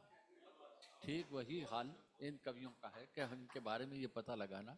दूसरी बात जो मैं अर्ज करूँ आपसे, जो इनकी कविताएं सुन के लगा कि शायरी इल्म नहीं है, वो इल्म का इत्र है, इसलिए आप उसे उसी तरह लें। अब मैं संस्कृत के जाने माने कवि GSR कृष्णमूर्ति साहिब को तकलीफ दूंगा कि वो आएं और अपना कविता पाठ करें। कवि और सहृदयों का मेरा प्रणाम, अभिनंदन। मेरा कविता का शीर्षक है, जैसे आपने विश्वास की बात कही, किससे विश्वास करूं ना करूं, उसी विश्वास के ऊपर ही मेरी कविता है। पहले संस्कृत में सुनाता हूँ। विश्वासों में स्थिरता श्वासः, विश्वासों में स्थिरता श्वासः, श्वासेनैव हि भूति विकासः, श्वासेनैव हि भूति विकासः, भूति विकासे हि विश्वं चलति, विश्वे जीवति प्राणि प्रपंचः, बाला वृद्धा जननी जनकाः, पतगाः पशवः वन समुदायाः, मणयः सर्वे तरुगुल्माश्च, गवेषणीयः गुणगरिमा। जगति लसन्ति हि नाना देशाः, नाना धर्मा नाना भाषाः, भाषा भेदे समे हि भावः, समान रूपाः चकासति, तैः तैः भावैः भरिता कविता, तासु समासु च रस एकलः, सर्वजनानाम् अनुभव भेदे तेषां नैव हि समता भवति, समता एव हि मानवता। समता एव हि मानवता। मानवताया अनुसंधाने सर्वा जनता विगतप्राया युग युगानि च विगतानिह भारत जगति जनतायां समता ममता विलसतः। विश्वासों में स्थिरता श्वासः भारत जननी चित्र विचित्रे भेदे सत्यपि समता भवति। देशानां खलु समुदाये इयं भावना दृढ़ता नास्ति। भाषा भेदे जाति विभेदे धर्म विभेदे भेद विभेदे भारत जनता समतां रक्षति एतेनैव हि कृतकृत्याश्च। अस्मिन् वर्षे भूरि साधिता खगोलशास्त्रं गगनचुम्बितम्। खगोलशास्त्रे खलु चन्द्रयानकं चन्द्रं स्पृशति दक्षिणध्रुवतलम्। पदगति विषये भारत माता प्रथमचुम्बिका। ज्ञानसेमुषी परंपरा भारत जनता हृदयेषु ज्ञानपर्वतो भवति भाति सर्वदा। वैदिक धर्मो भृजं रक्षितः भावि भारते भाग्यपटे छात्रा एव हि तन्तवः। विकसित भारत कल्पनातले भारत देशः पुरो वर्तते। अर्थव्यवस्था सुदृढ़ा जाता आत्मनिर्भरो उत्तम फलकः। कोसल राज्ये राम मंदिरं सर्वजनानां बहु विश्वासः। तथापि सम्प्रति जनतायां संशयलेशो नैव दृश्यते। हिंदू मुस्लिम क्रैस्तव संघे समता एव हि विराजते। ममता नैव हि पलायते। विश्वासो में स्थिरता श्वासः। सम्प्रति भारत देशे हि अस्या एव हि भावि परीक्षा। प्रतीक्षणं खलु प्रतीक्षणं साफल्यं नो विवर्धतां। विश्वासो में स्थिरता श्वासः। श्वासेनैव हि भूति विकासः। भूति विकासैः विश्वं चलति। विश्वे जीवति प्राणि प्रपंचः। समये समये स्वातंत्र्यार्थं प्राण विमुक्तिं कृतवन्तः। स्वातंत्र्ये हि शान्तिः भवति। स्वातंत्र्ये हि शान्तिः भवति। एषा शान्तिः कुत्र लभ्यते? भारतदेशे समता भावः सदातनो यदि जनतायां भारतभूमिः जगति ख्याता विश्वगुरुः खलु भविष्यति। प्रगतिपथे हि पुरोभिगन्तुम् अस्य संस्कृतिं प्रीणीयात्। बन्धुभावः स्नेहशीलता अन्योन्यं बहु विवर्धतां। भारतभूमेः समतायां नास्ति कदापि विसङ्गतिः। यावत् विचलति श्वासकोशः तावत् भारत समता स्थिरता। विश्वासो में स्थिरता श्वासः। श्वासेनैव हि भूति विकासः। भूति विकासैः हि विश्वं चलति। विश्वे जीवति प्राणि प्रपंचः। समता एव हि विश्वासः। इसी का हिंदी अनुवाद नहीं। अभी बहुभाषा संगम में एक कविता कई भाषाओं के पदों से जोड़ करके, जैसे भोजराज के समय में ऐसा मणिप्रवाल शैली में होता था। वो भी एक जवान, वो किसी से प्यार हो गया। तब सैट में डिलाइट ट्वांच स्कैच नपश्यतः क्वैट रचड फ्लैट। फुल मून विना नाइट किला जास्मिन बैट किला। मूनुतश्च कुंदतश्च तव वदनं ब्रैट किला। राट फूल तव कृते लास्ट टाइम मिस किस। इसी कविता से के साथ इसका अनुवाद की जरूरत नहीं हो तो मैं समाप्त करता हूँ। धन्यवाद ये अवसर दिया। इसके लिए मैं साहित्य अकादमी के सभी सदस्यों को प्रणाम करते हुए कृतांजलि समर्पित करता हूँ। धन्यवाद। कृष्णमूर्ति साहिब का बहुत बहुत शुक्रिया। साहित्य अकादमी का इन्होंने जिक्र किया। यहाँ एक खास जुमला, एक वाक्य खास तौर से मैं उसे कबीर के दोहे में ढूंढ रहा हूँ कि कबीर पानी एक है, भरने वाले अनेक। कबीर पानी एक है, भरने वाले अनेक, जिसका जितना घड़ा उसमें पानी सब में एक है। तो बहरहाल घड़े अलग अलग हैं हम सबके, पानी सब में एक ही, और उसका नाम साहित्य है। बहरहाल अब मैं आपके सामने ओडिया से आए हुए सुशांत कुमार नायक साहब को तकलीफ देता हूँ कि वो आ जाएं और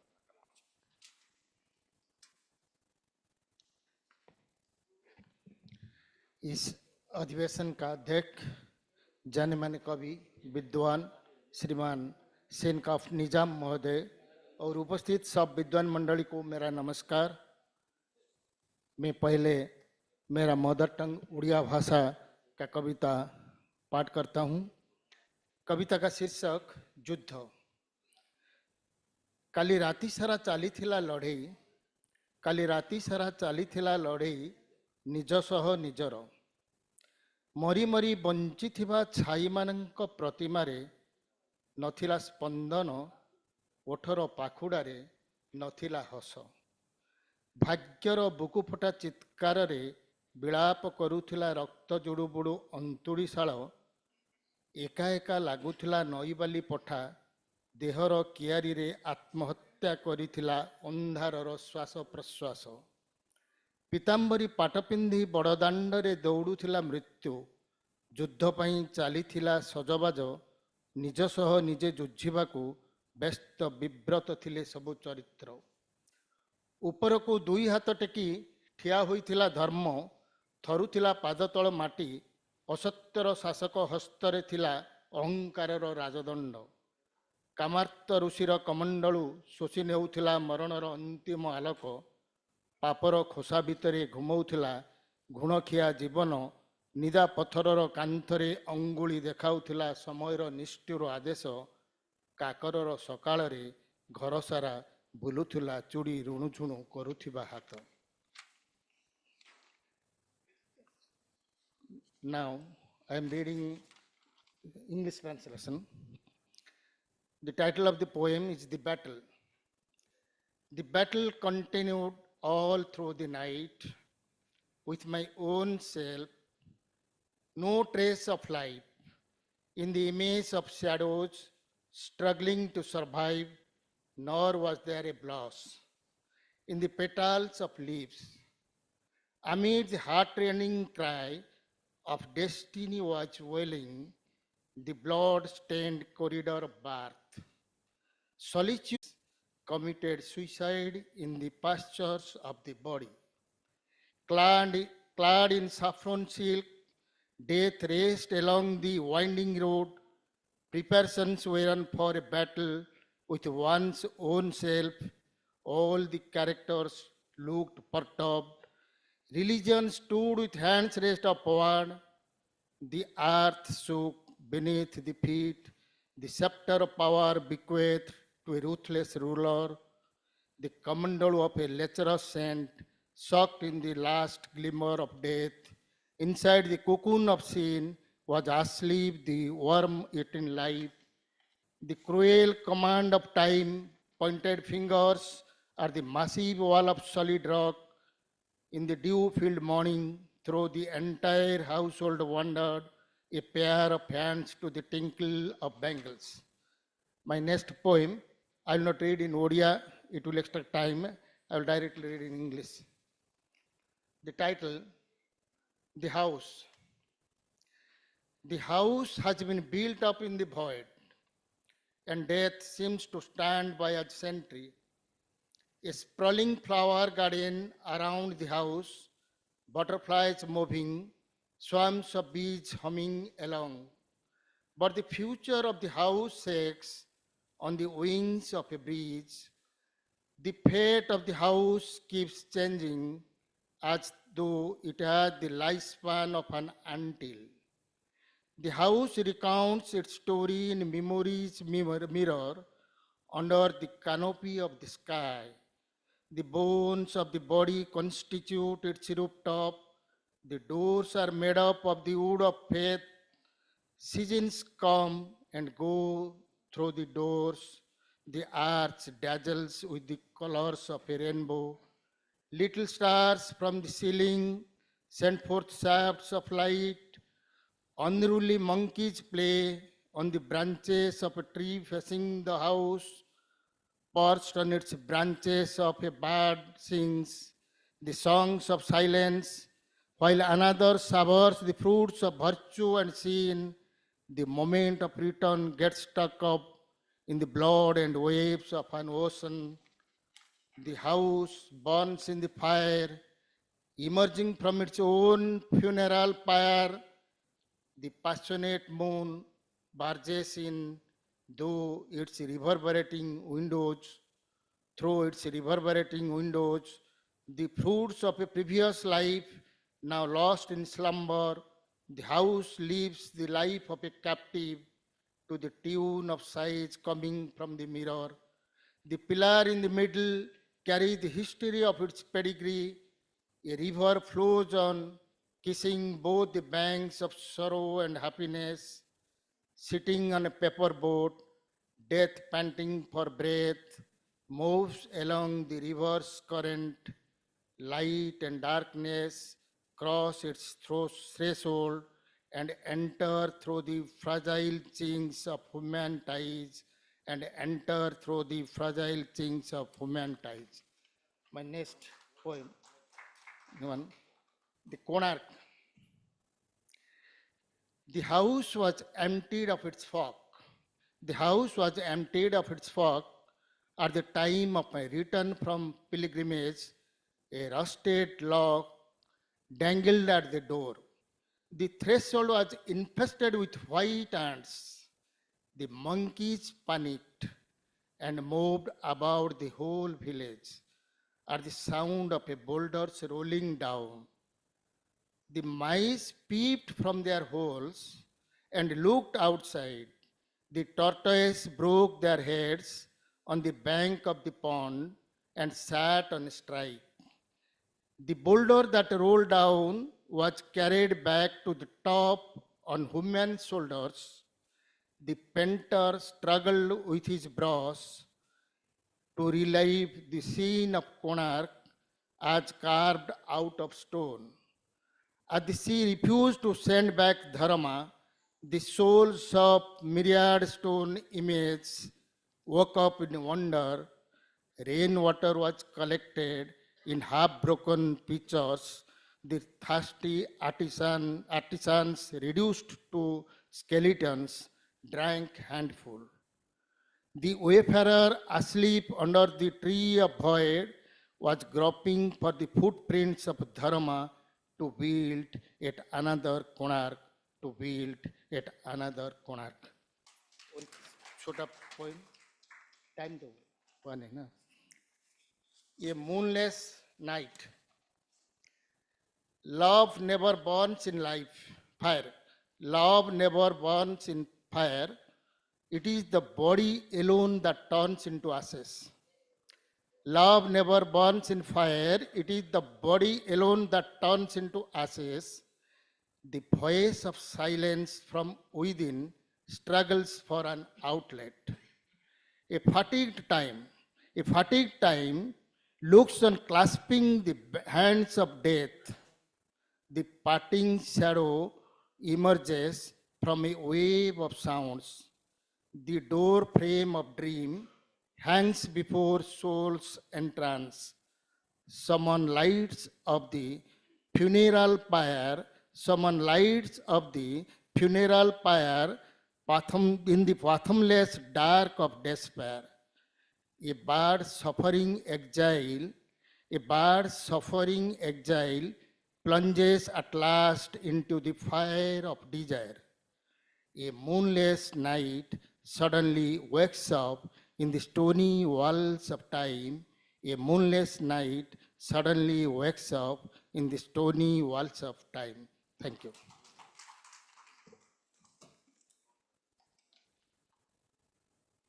नायक साहब के बाद में कोंकणी के कवि प्रवेश कामत साहब को तकलीफ दूंगा। अभी अभी उनकी एक किताब का तर्जुमा मेरे सामने आया। मैं उन्हें मुबारकबाद देता हूं और उनसे गुजारिश करता हूं कि तशरीफ लाएं और अपने कविता पाठ से हमें लाभान्वित करें।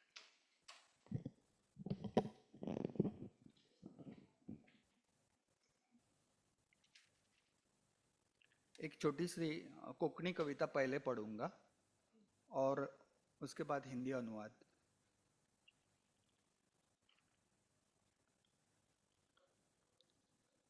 कविता का शीर्षक है वडे। रातीच्या ह्या तुडुंब भरिल्ल्या काळख्या उदकांत उदेल्ली ही चंद्रकोर म्हाका वडे कशी दिसता। चल बसूया आमी ह्या वड्यांत, दोगांय धोलत सपनेवया, पळयत रावया एकामेकांच्या दोळ्यांत अनंत काळाची सपना। इसका हिंदी अनुवाद।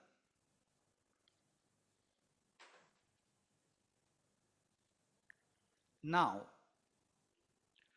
रात के इस लबालब भरे पानी में आविर्भूत चंद्र रेखा मुझे नाव समान दिखती है। रात के इस लबालब भरे पानी में आविर्भूत चंद्र रेखा मुझे नाव समान दिखती है। चलो सवार होते हैं हम इस नाव में। चलो सवार होते हैं हम इस नाव में। दोनों डोलते हुए सपने देखते देखते रहेंगे एक दूजे की आंखों में चिरकालीन सपने। अगली कविता है, शीर्षक तरंगते समय। नावें तरंग रही है दरिया में। नावें तरंग रही है दरिया में और यह काल बह रहा है पानी की तरह। मैं तरंग रहा हूं तुम्हारी बाहों में। मैं तरंग रहा हूं तुम्हारी बाहों में। दरिया की बाह में नाव की तरह उसका तनिक भी पता नहीं चल पाता तरंगते समय। पत्थर। मन में कहीं गहनता लिए है पत्थर।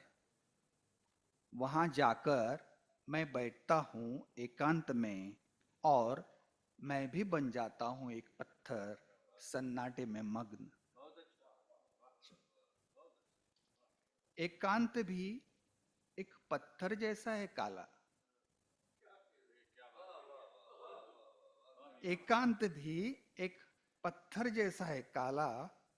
उस पत्थर के नीचे से सुनाई देती है सुनी अनसुनी कभी कभार शुभ्र शुभ्र पानी की आवाज। पानी की आवाज।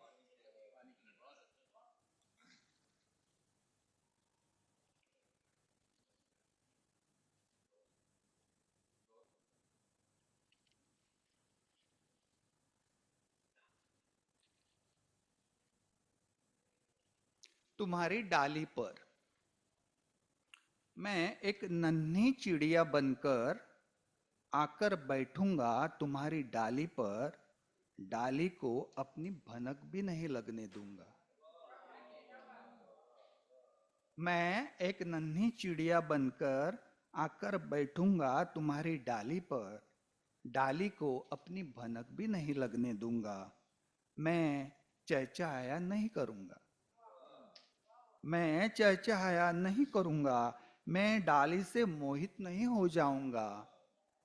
नहीं डाली पर घोंसला बनाऊंगा।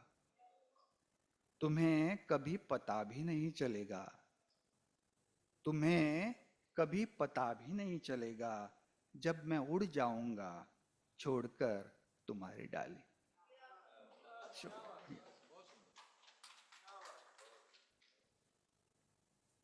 पानी की प्रतिमा। सब पानी पानी हो गया। सब पानी पानी हो गया, सबका पानी हो गया, सब कुछ बह गया पानी में। तुम और मैं भी बन गए पानी, तुम और मैं भी बन गए पानी, रक्त भी हुआ पानी, पानी हुआ मछली और मछली का हुआ पानी। सारा जीवन पानी में, सारा जीवन पानी में, सारे सपने पानी में, अंत में शेष रहा पानी ही पानी। पानी में डूबती, पानी में तैरती, पानी पर तरंगती रही पानी की प्रतिमा। और समय है तो?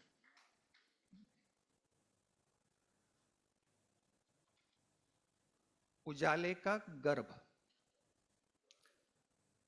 शब्द तैरते तैरते आते हैं कविता में, शब्द तैरते तैरते आते हैं कविता में, वीर्य के शुक्राणु की तरह। शब्द तैरते तैरते गर्भाशय के अंधेरे में उतरते हैं और होते हैं अंधे।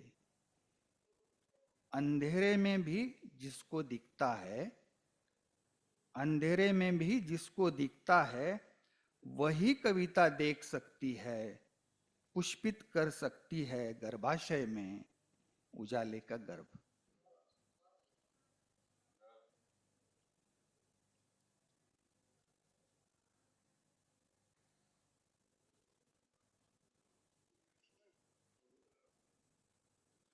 साए की एक भाषा।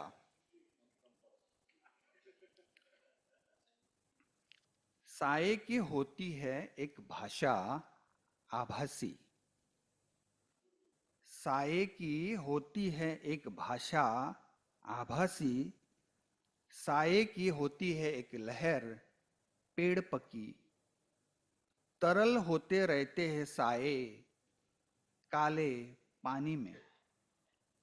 जैसे तुम वैसे साए भी देखते रहते हैं अपना रूप पानी के आईने में। लुका छिपी खेलते हैं साए उजाले के साथ घुंघराले।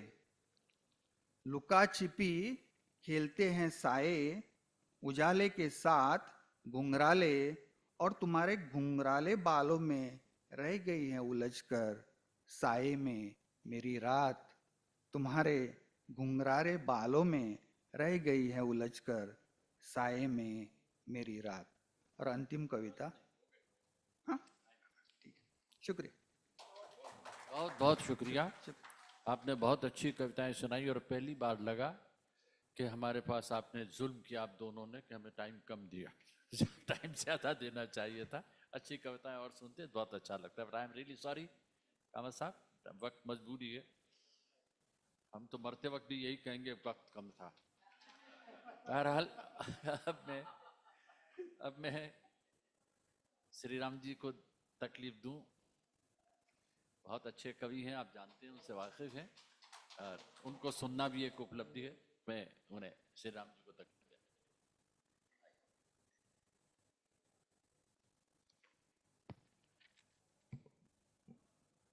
आदरणीय मंच, समादरणीय सदस्य,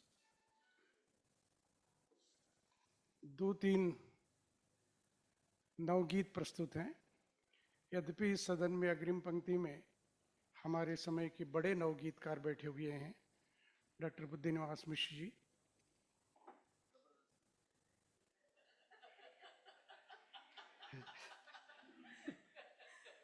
हमारा रिश्ते ऐसे ही है।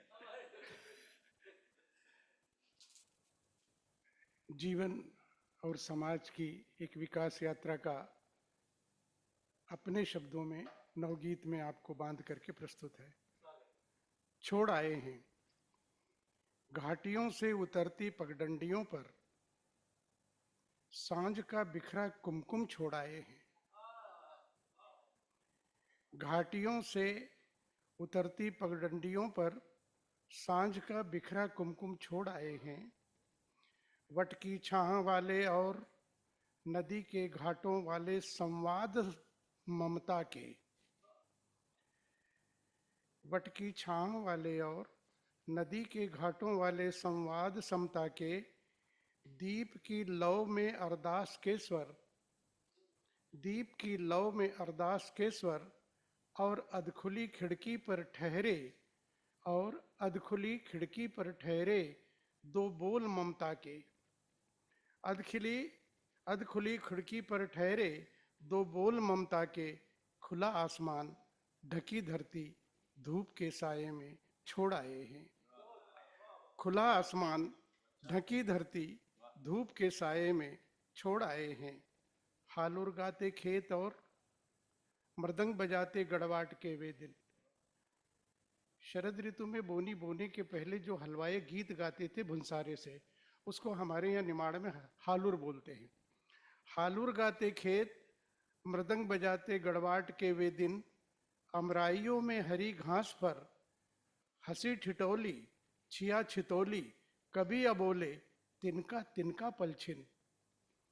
अमराइयों में हरी घास पर हंसी ठिठोली छिया छितोली, कभी अबोले तिनका तिनका पलछिन। पछुआ की गागर, पछुआ की गागर से मुंह धोते प्यास बुझाते गांव छोड़ आए हैं। पछुआ की गागर से मुंह धोते प्यास बुझाते गांव छोड़ आए हैं। घाटियों से उतरती पगडंडियों पर सांझ का बेरखरा कुमकुम छोड़ आए हैं। एक नवगीत है, तम छटेगा। माना कि जो रोशनी है मेरे पास दूर तलक नहीं जाएगी, माना कि जो रोशनी है मेरे पास दूर तलक नहीं जाएगी, पर मेरे पैरों की जमीन दिखती है साफ, पर मेरे पैरों की जमीन दिखती है साफ, यही मुझे मंजिल तक ले जाएगी। पर मेरे पैरों की जमीन दिखती है साफ, यही मुझे मंजिल तक ले जाएगी। बूंद ने कब किया दावा कि वह समंदर की बेटी है, बूंद ने कब किया दावा कि मैं वह समंदर की बेटी है, बावजूद इसके समंदर छिपाए धूल में लेटी है। बावजूद इसके अपने में समंदर छिपाए धूल में लेटी है। माना कि अकेले बादल से सावन की लहक लरज नहीं आएगी, माना कि अकेले बादल से सावन की लहक लरज नहीं आएगी, पर जितनी जगह बरसकर, पर जितनी जगह बरसकर वह खेत रहेगा, यही ढुरन दानों में चिलक बन जाएगी। वही ढुरन, यही ढुरन दानों में चिलक बन जाएगी। राह में अकेले हो दुकेले क्या फर्क पड़ता है, राह में अकेले हो या दुकेले क्या फर्क पड़ता है। दरअसल आदमी बाहर से कम भीतर से डरता है, दरअसल आदमी बाहर से कम भीतर के डर से ही अधिक डरता है। माना कि समूह नहीं है मेरे पास, माना कि समूह नहीं है मेरे पास, भीड़ नहीं दिख पाएगी, पर समूह मन के साथ, पर समूह मन के साथ रास्ता कटेगा तम छटेगा फिर सुबह हो आएगी। पर समूह मन के साथ रास्ता कटेगा तम छटेगा फिर सुबह हो आएगी। एक छोटा गीत और। सीप भरने हैं, तुम हमें समुद्र जितना प्यार भले न दो, तुम हमें समुद्र जितना प्यार भले न दो, सीप भरने काफी है उम्र भर के लिए। समय बहती नदी है घाटों पर, कब तक खड़े रहेंगे हम, रोशनी के उजड़े बसेरों में कब तक पड़े रहेंगे हम। तुम हमें मध्याह्न का सूरज भले न दो, तुम हमें मध्याह्न का सूरज भले न दो, भोर की किरण काफी है उम्र भर के लिए। भोर की किरण काफी है उम्र भर के लिए। विश्वास विश्वास शेष रहा जैसे जल की ठहरी पत्तों पर बूंदें। आज का समय देखिए, विश्वास शेष रहा जैसे जल की ठहरी पत्तों पर बूंदें, अपनेपन के खंडहरों में भटक रहे हम आंखें मूंदे, अपनेपन के खंडहरों में भटक रहे हम आंखें मूंदे। तुम हमें क्षितिजों तक का दुलार भले न दो, तुम हमें क्षितिजों तक का दुलार भले न दो, निश्चल पुकार काफी है जब उम्र भर के लिए। निश्चल पुकार काफी है उम्र भर के लिए तुम हमें समुद्र जितना प्यार भले न दो, सीप भरने हैं काफी है उम्र भर के लिए। अंतिम अपना नवगीत पढ़ रहा हूं, एक नई बनावट का गीत। शीर्षक है मां। मैंने मां को कैसे देखा है। तुम धरती सी बिछी हुई नबसी छाई सर आंखों पर, तुम धरती सी बिछी हुई नबसी छाई सर आंखों पर, भोर किरण की पहली ममता मधुलेपन की पांखों पर, भोर किरण की पहली ममता मधुलेपन की पांखों पर। तुम शरद की दूधिया चंदनी कार्तिक की पूनो, तुम शरद की दूधिया रजनी कार्तिक की पूनो, दूध दही अक्षत दुर्बा से महके घर दूनो, दूध दही अक्षत दुर्बा से महके घर दूनो। धवल केस, धवल केस, माँ के धवल केस, माँ के धवल केस कांस वन फूले मेड़ों खेतों खेतों, धवल केस कांस वन फूले मेड़ों खेतों खेतों, आंचल का हरापन फैला लहरों रेतों रेतों, आंचल का हरापन पहला लहरों रेतों रेतों।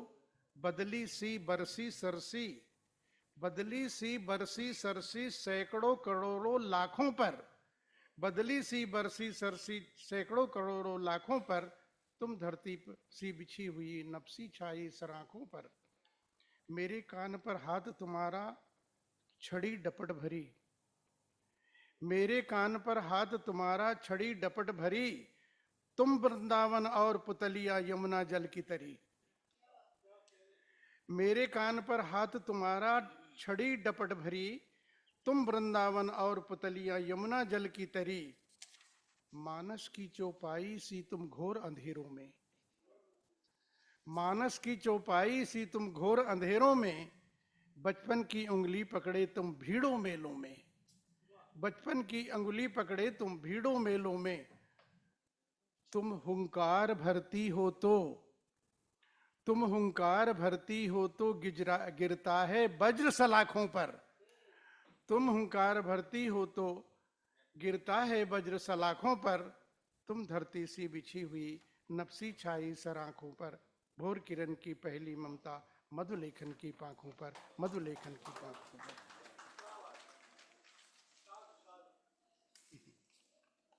धन्यवाद। श्री राम परिहार साहब का शुक्रिया कि उन्होंने अपना कविता पाठ किया। और उसके बाद में डोगरी के कवि नसीम सिंह मिनहास साहब से, ये मिनहास है कि मनहास है? मनहास, मनहास, मन का हास्य। Man has some qualities also, man has, MANHS, man has. मैं आपसे ये वादा करता हूँ कि मैं ज़्यादा समय नहीं लूँगा, क्योंकि मुझे खतरा मंडरा रहा है कि वो नगाड़े की आवाज़ें आ रही हैं, ऐसा नहीं कि सारा खलल पड़ जाए। तो खलल पर नहीं, फिर हमें वो सुन नहीं पाएगा कोई भी, वो आवाज़ें आ रही हैं। तो अध्यक्ष महोदय आपकी आज्ञा से, और मुझे ये इत्मीनान है, खुशी है कि मिश्रा जी बैठे हैं और हमारे पद्मश्री मोहन सिंह जी बैठे हैं, जो डोगरी के वरिष्ठ लेखक हैं। हाल ही में जिनको साहित्य अकादमी का अवार्ड मिला, मेरे मित्र विजय वर्मा बैठे हैं, और ये अरोमी बड़ी अच्छी एक्ट्रेस हमारी टीवी की बैठी हैं। जमान उजुर्दा साहब बैठे हैं कश्मीरी के, और गौरी शंकर जी बैठे हैं स्मरणीय मंच। किस किस के नाम लूँ, बलजीत रैना जी हैं पंजाबी के बड़े, इत्मीनान है कम संख्या में लेकिन सभी बुद्धिजीवी हैं।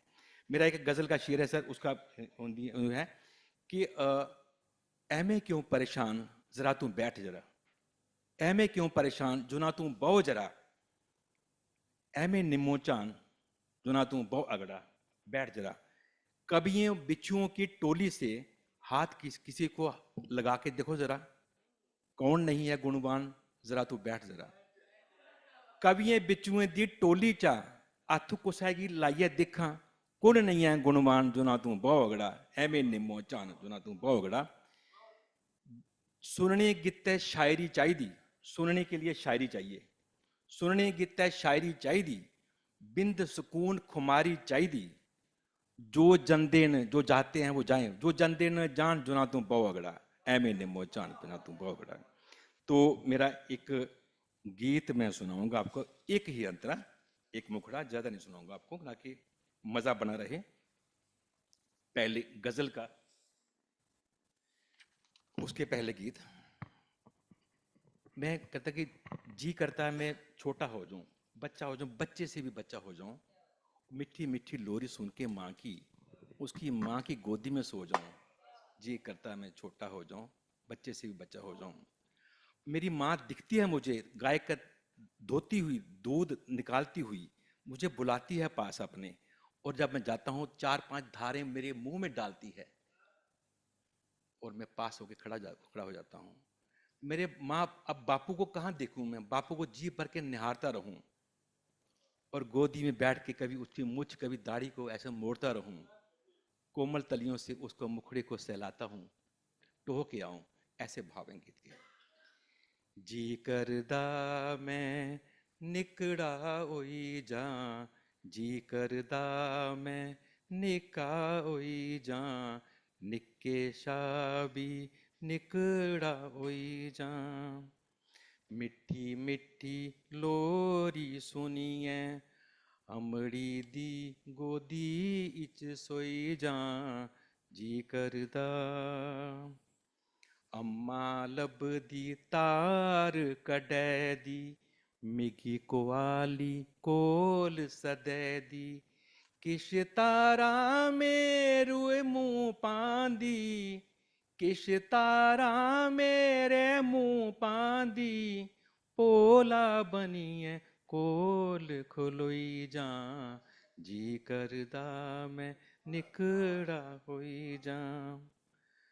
जी परिय अध्यक्ष महोदय, निजाम साहब, जी परिय बापू गी न्यारा, जी परिय बापू गी न्यारा, बचपन में उन्दे पर बारा, गोदी बेइये मुछ मरोड़ा, गोदी बेइये मुछ मरोड़ा, कोमल तलिए मुखड़ा टोई जा, जी करदा मैं निकड़ा होई जा, निके शाबी निकड़ा होई जा। गजल के 2-3 शेर।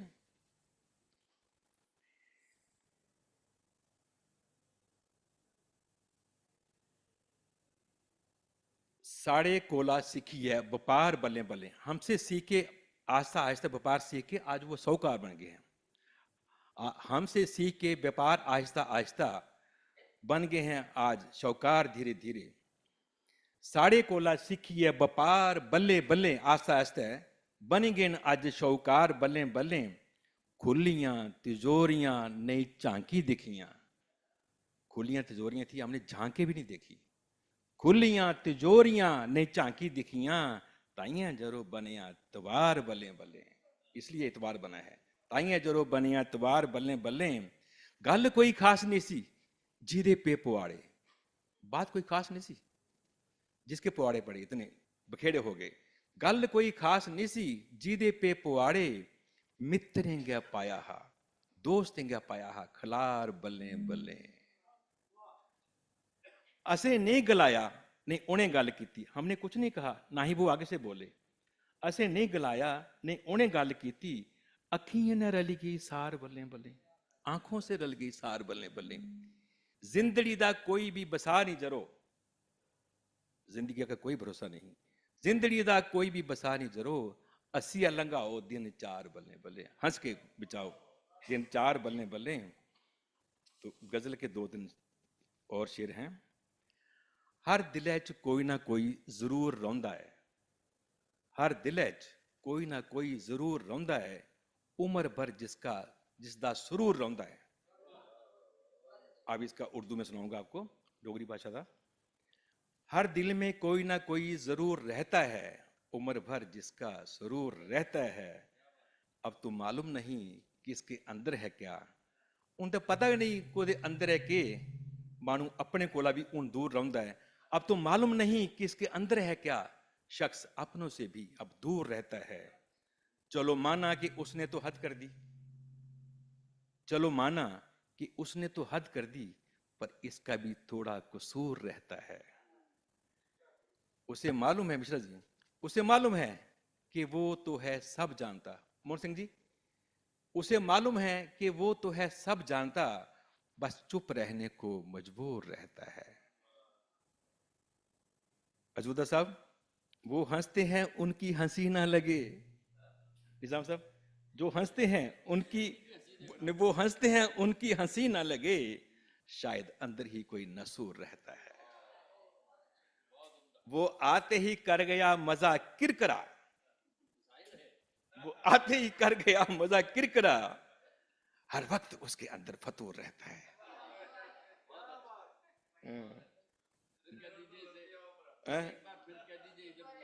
वो आते ही कर गया मजा किरकिरा, हर वक्त उसके अंदर फतूर रहता है। लंबे शेर है, अंत पढ़ूंगा क्योंकि और भी मजा, थोड़ा खाओ, अच्छा खाओ, ज्यादा नहीं करना चाहिए। वो काम आए या फिर ना आए, वो काम आए या फिर ना आए, वो अपना है इतना गुरूर रहता है। शुक्रिया, शुक्रिया, थैंक यू।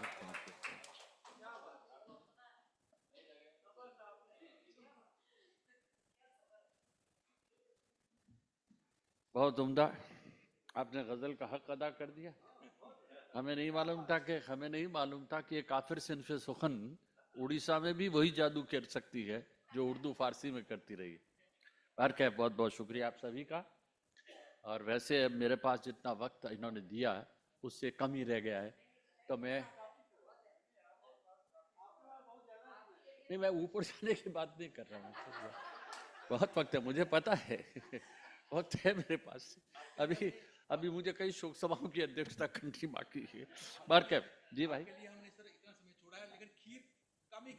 नहीं पर अरे नहीं, आपने वक्त छोड़ा ही कहाँ है अब तो। जो भी, बहुत बहुत शुक्रिया आप सभी का। और अगर आप सबको जितना वक्त मिला उससे ज्यादा मैं भी नहीं लूंगा, और ये फिर नाइंसाफी होगी अध्यक्ष की, सिर्फ इसलिए कि कुछ दोस्त नीचे बैठे हैं उसका फायदा उठाऊं। बारकल, मैं अपनी आजाद साहब भाई जी बुद्धि के साथ दे दीजिएगा। मैं अपनी बात एक नज्म से शुरू करता हूँ। डॉक्टर साहब देखिएगा, गौरीनाथ जी, गौरीशंकर जी मुलाजा करें, आप भी देखें सभी। छोटी छोटी नज्में, आपने नज्में पढ़ी, बहुत अच्छी लगी। चाहे, बस इसे गौर से सुन लें। चाहे कुछ भी पहन लूं मैं, सज संवर लूं, चाहे कुछ भी पहन लूं मैं, सज संवर लूं, कैसा लगता हूं, जवाब इसका मुझे मिलता नहीं है। चाहे कुछ भी पहन लूं मैं, सज संवर लूं, कैसा लगता हूं, जवाब इसका मुझे मिलता नहीं है, जब तलक वो देख न ले। अभी तो बाद में कहिए, अभी बात बाकी है।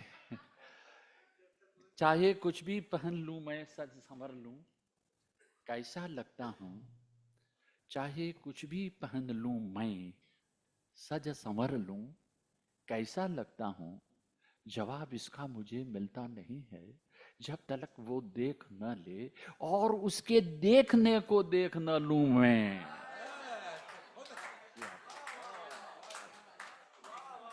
जब तलक वो देख न ले और उसके देखने को देख न लूं मैं।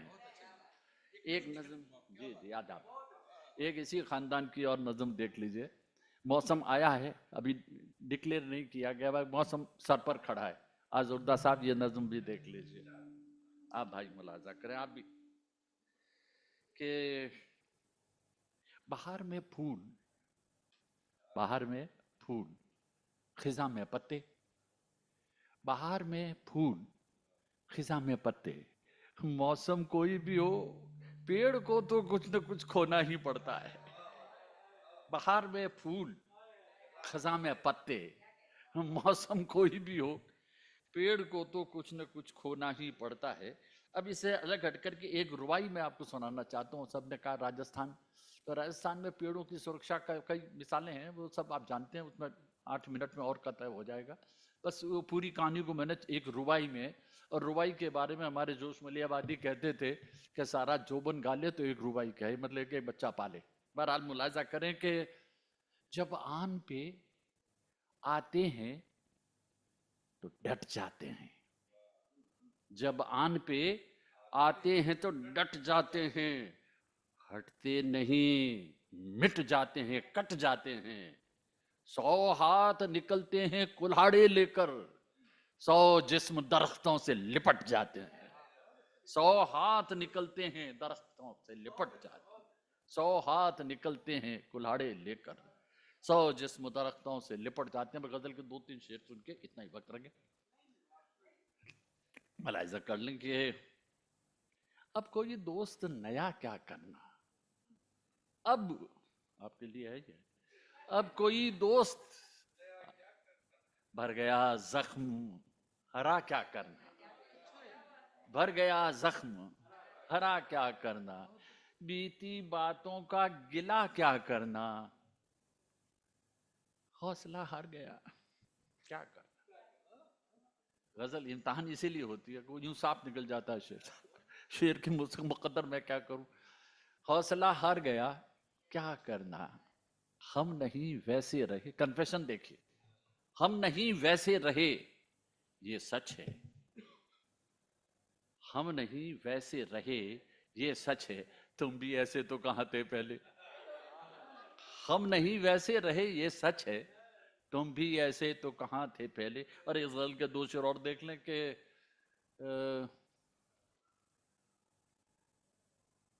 हम भी ऐसे तो नहीं थे पहले, तुम भी ऐसे तो कहां थे पहले, हम भी ऐसे तो नहीं थे पहले। और मेरे अल्फाज में असर रख दे, मेरे अल्फाज में असर रख दे, सीपियां हैं तो फिर गौहर रख दे। मेरे अल्फाज में असर रख दे, सीपियां हैं तो फिर गौहर रख दे।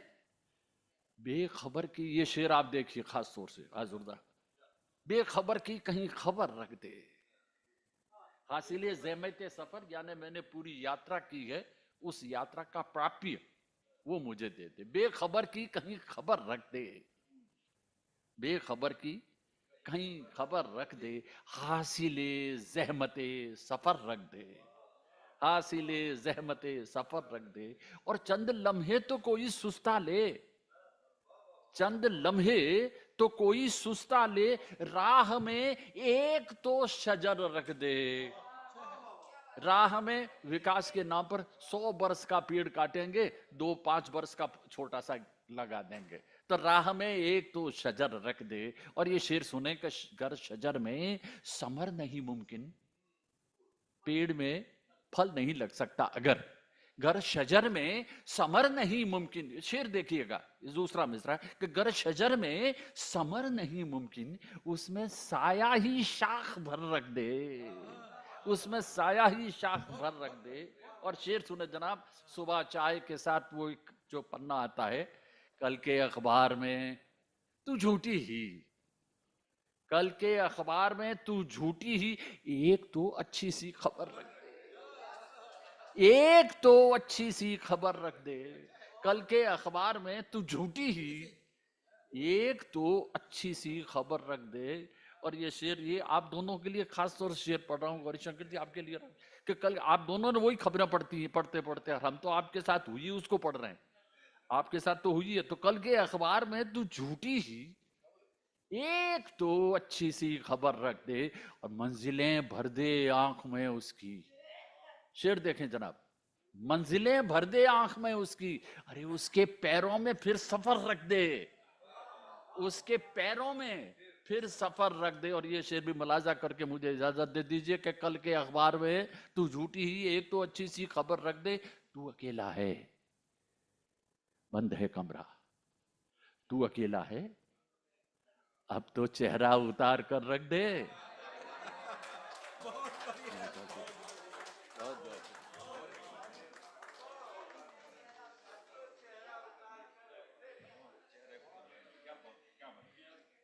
सच कहूं, अगर मैं इसमें कुछ जोड़ सकती तो कहती, अब तो घड़ी उतार कर रख दे। आप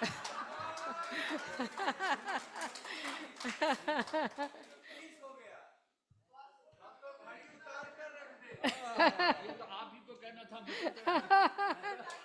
सर टाइम है वैसे, सर टाइम है, लोग पसंद, इतना पसंद कर रहे, समय है।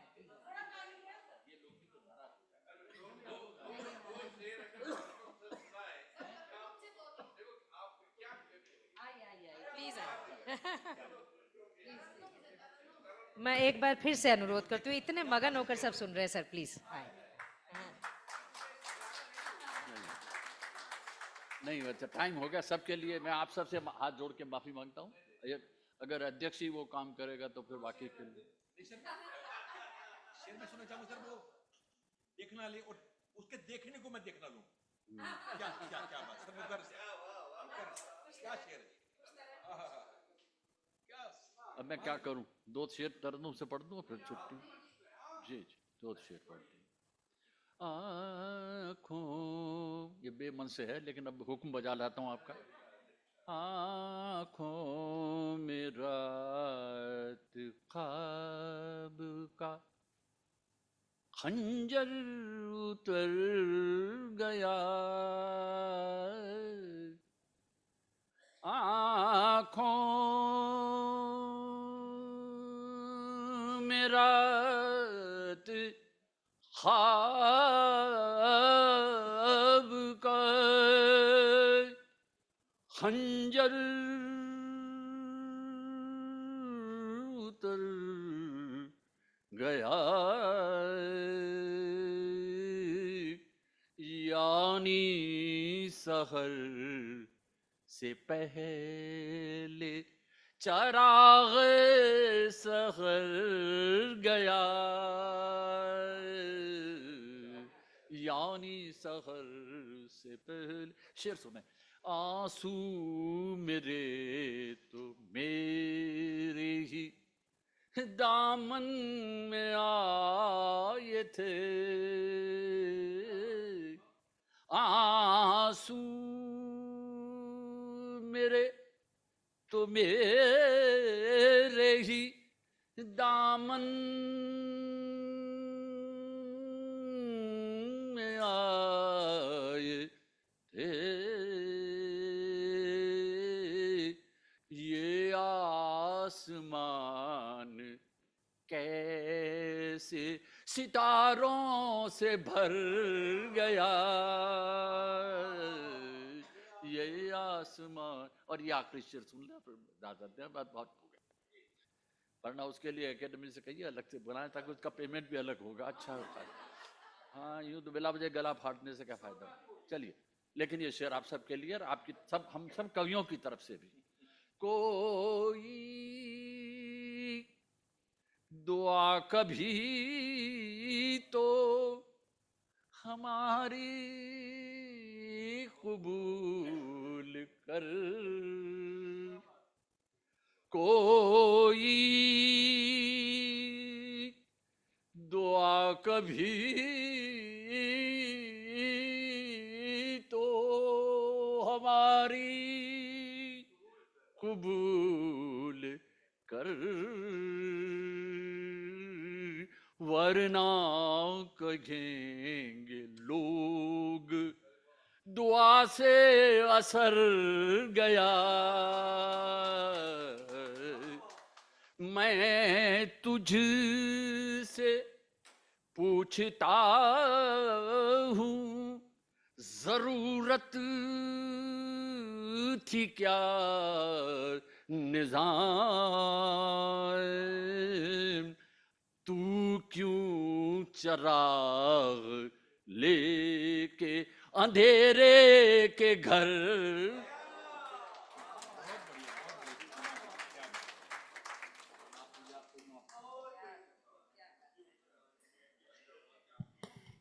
इसके बाद तो शुक्रिया भी कहना मैंने तो घड़ी उतार कर रख दी थी।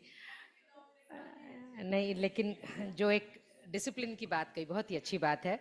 एक मुशायरा हो, एक कविता गोष्ठी हो और वो समय से अनुशासन के साथ पूरी हो, और बैठकर सुनने वालों में भी एक से एक बड़े शायर, एक से एक बड़े गजल गो और गीतकार हमारे बीच में उसको सुन रहे हैं, तो दोनों ही तरफ जो है वो बराबर बराबर की बात, बिल्कुल। तो जैसे वो बात हो रही है वैसे रिसीव हो रही है, इससे ज़्यादा और खूबसूरत मंजर क्या हो सकता है। आप सभी का मैं बहुत बहुत आभार व्यक्त करना चाहती हूँ। इतना ही कहना चाहती हूँ,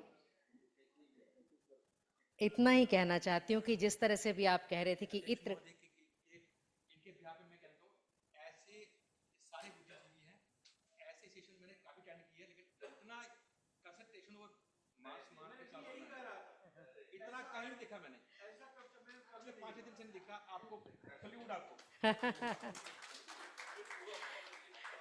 तो जैसे खुशबू की स्वाद की व्याख्या नहीं की जा सकती, वैसे ही आज के इस खास सत्र की व्याख्या नहीं की जा सकती है, सिर्फ इसे महसूस किया जा सकता है। और ये महसूसियत जो है हमारे भीतर रहेगी, बहुत हमेशा हमेशा तक रहेगी।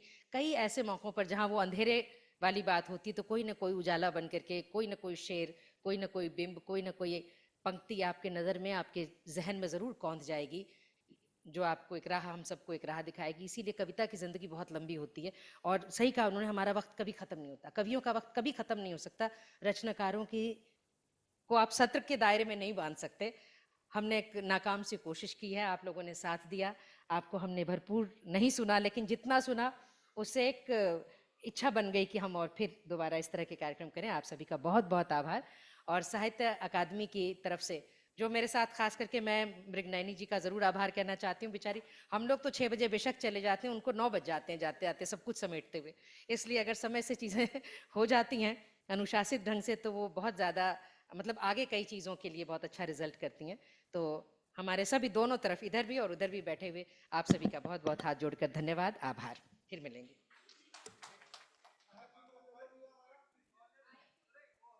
एक ग्रुप फोटो के लिए हम सभी यहाँ आ जाएं।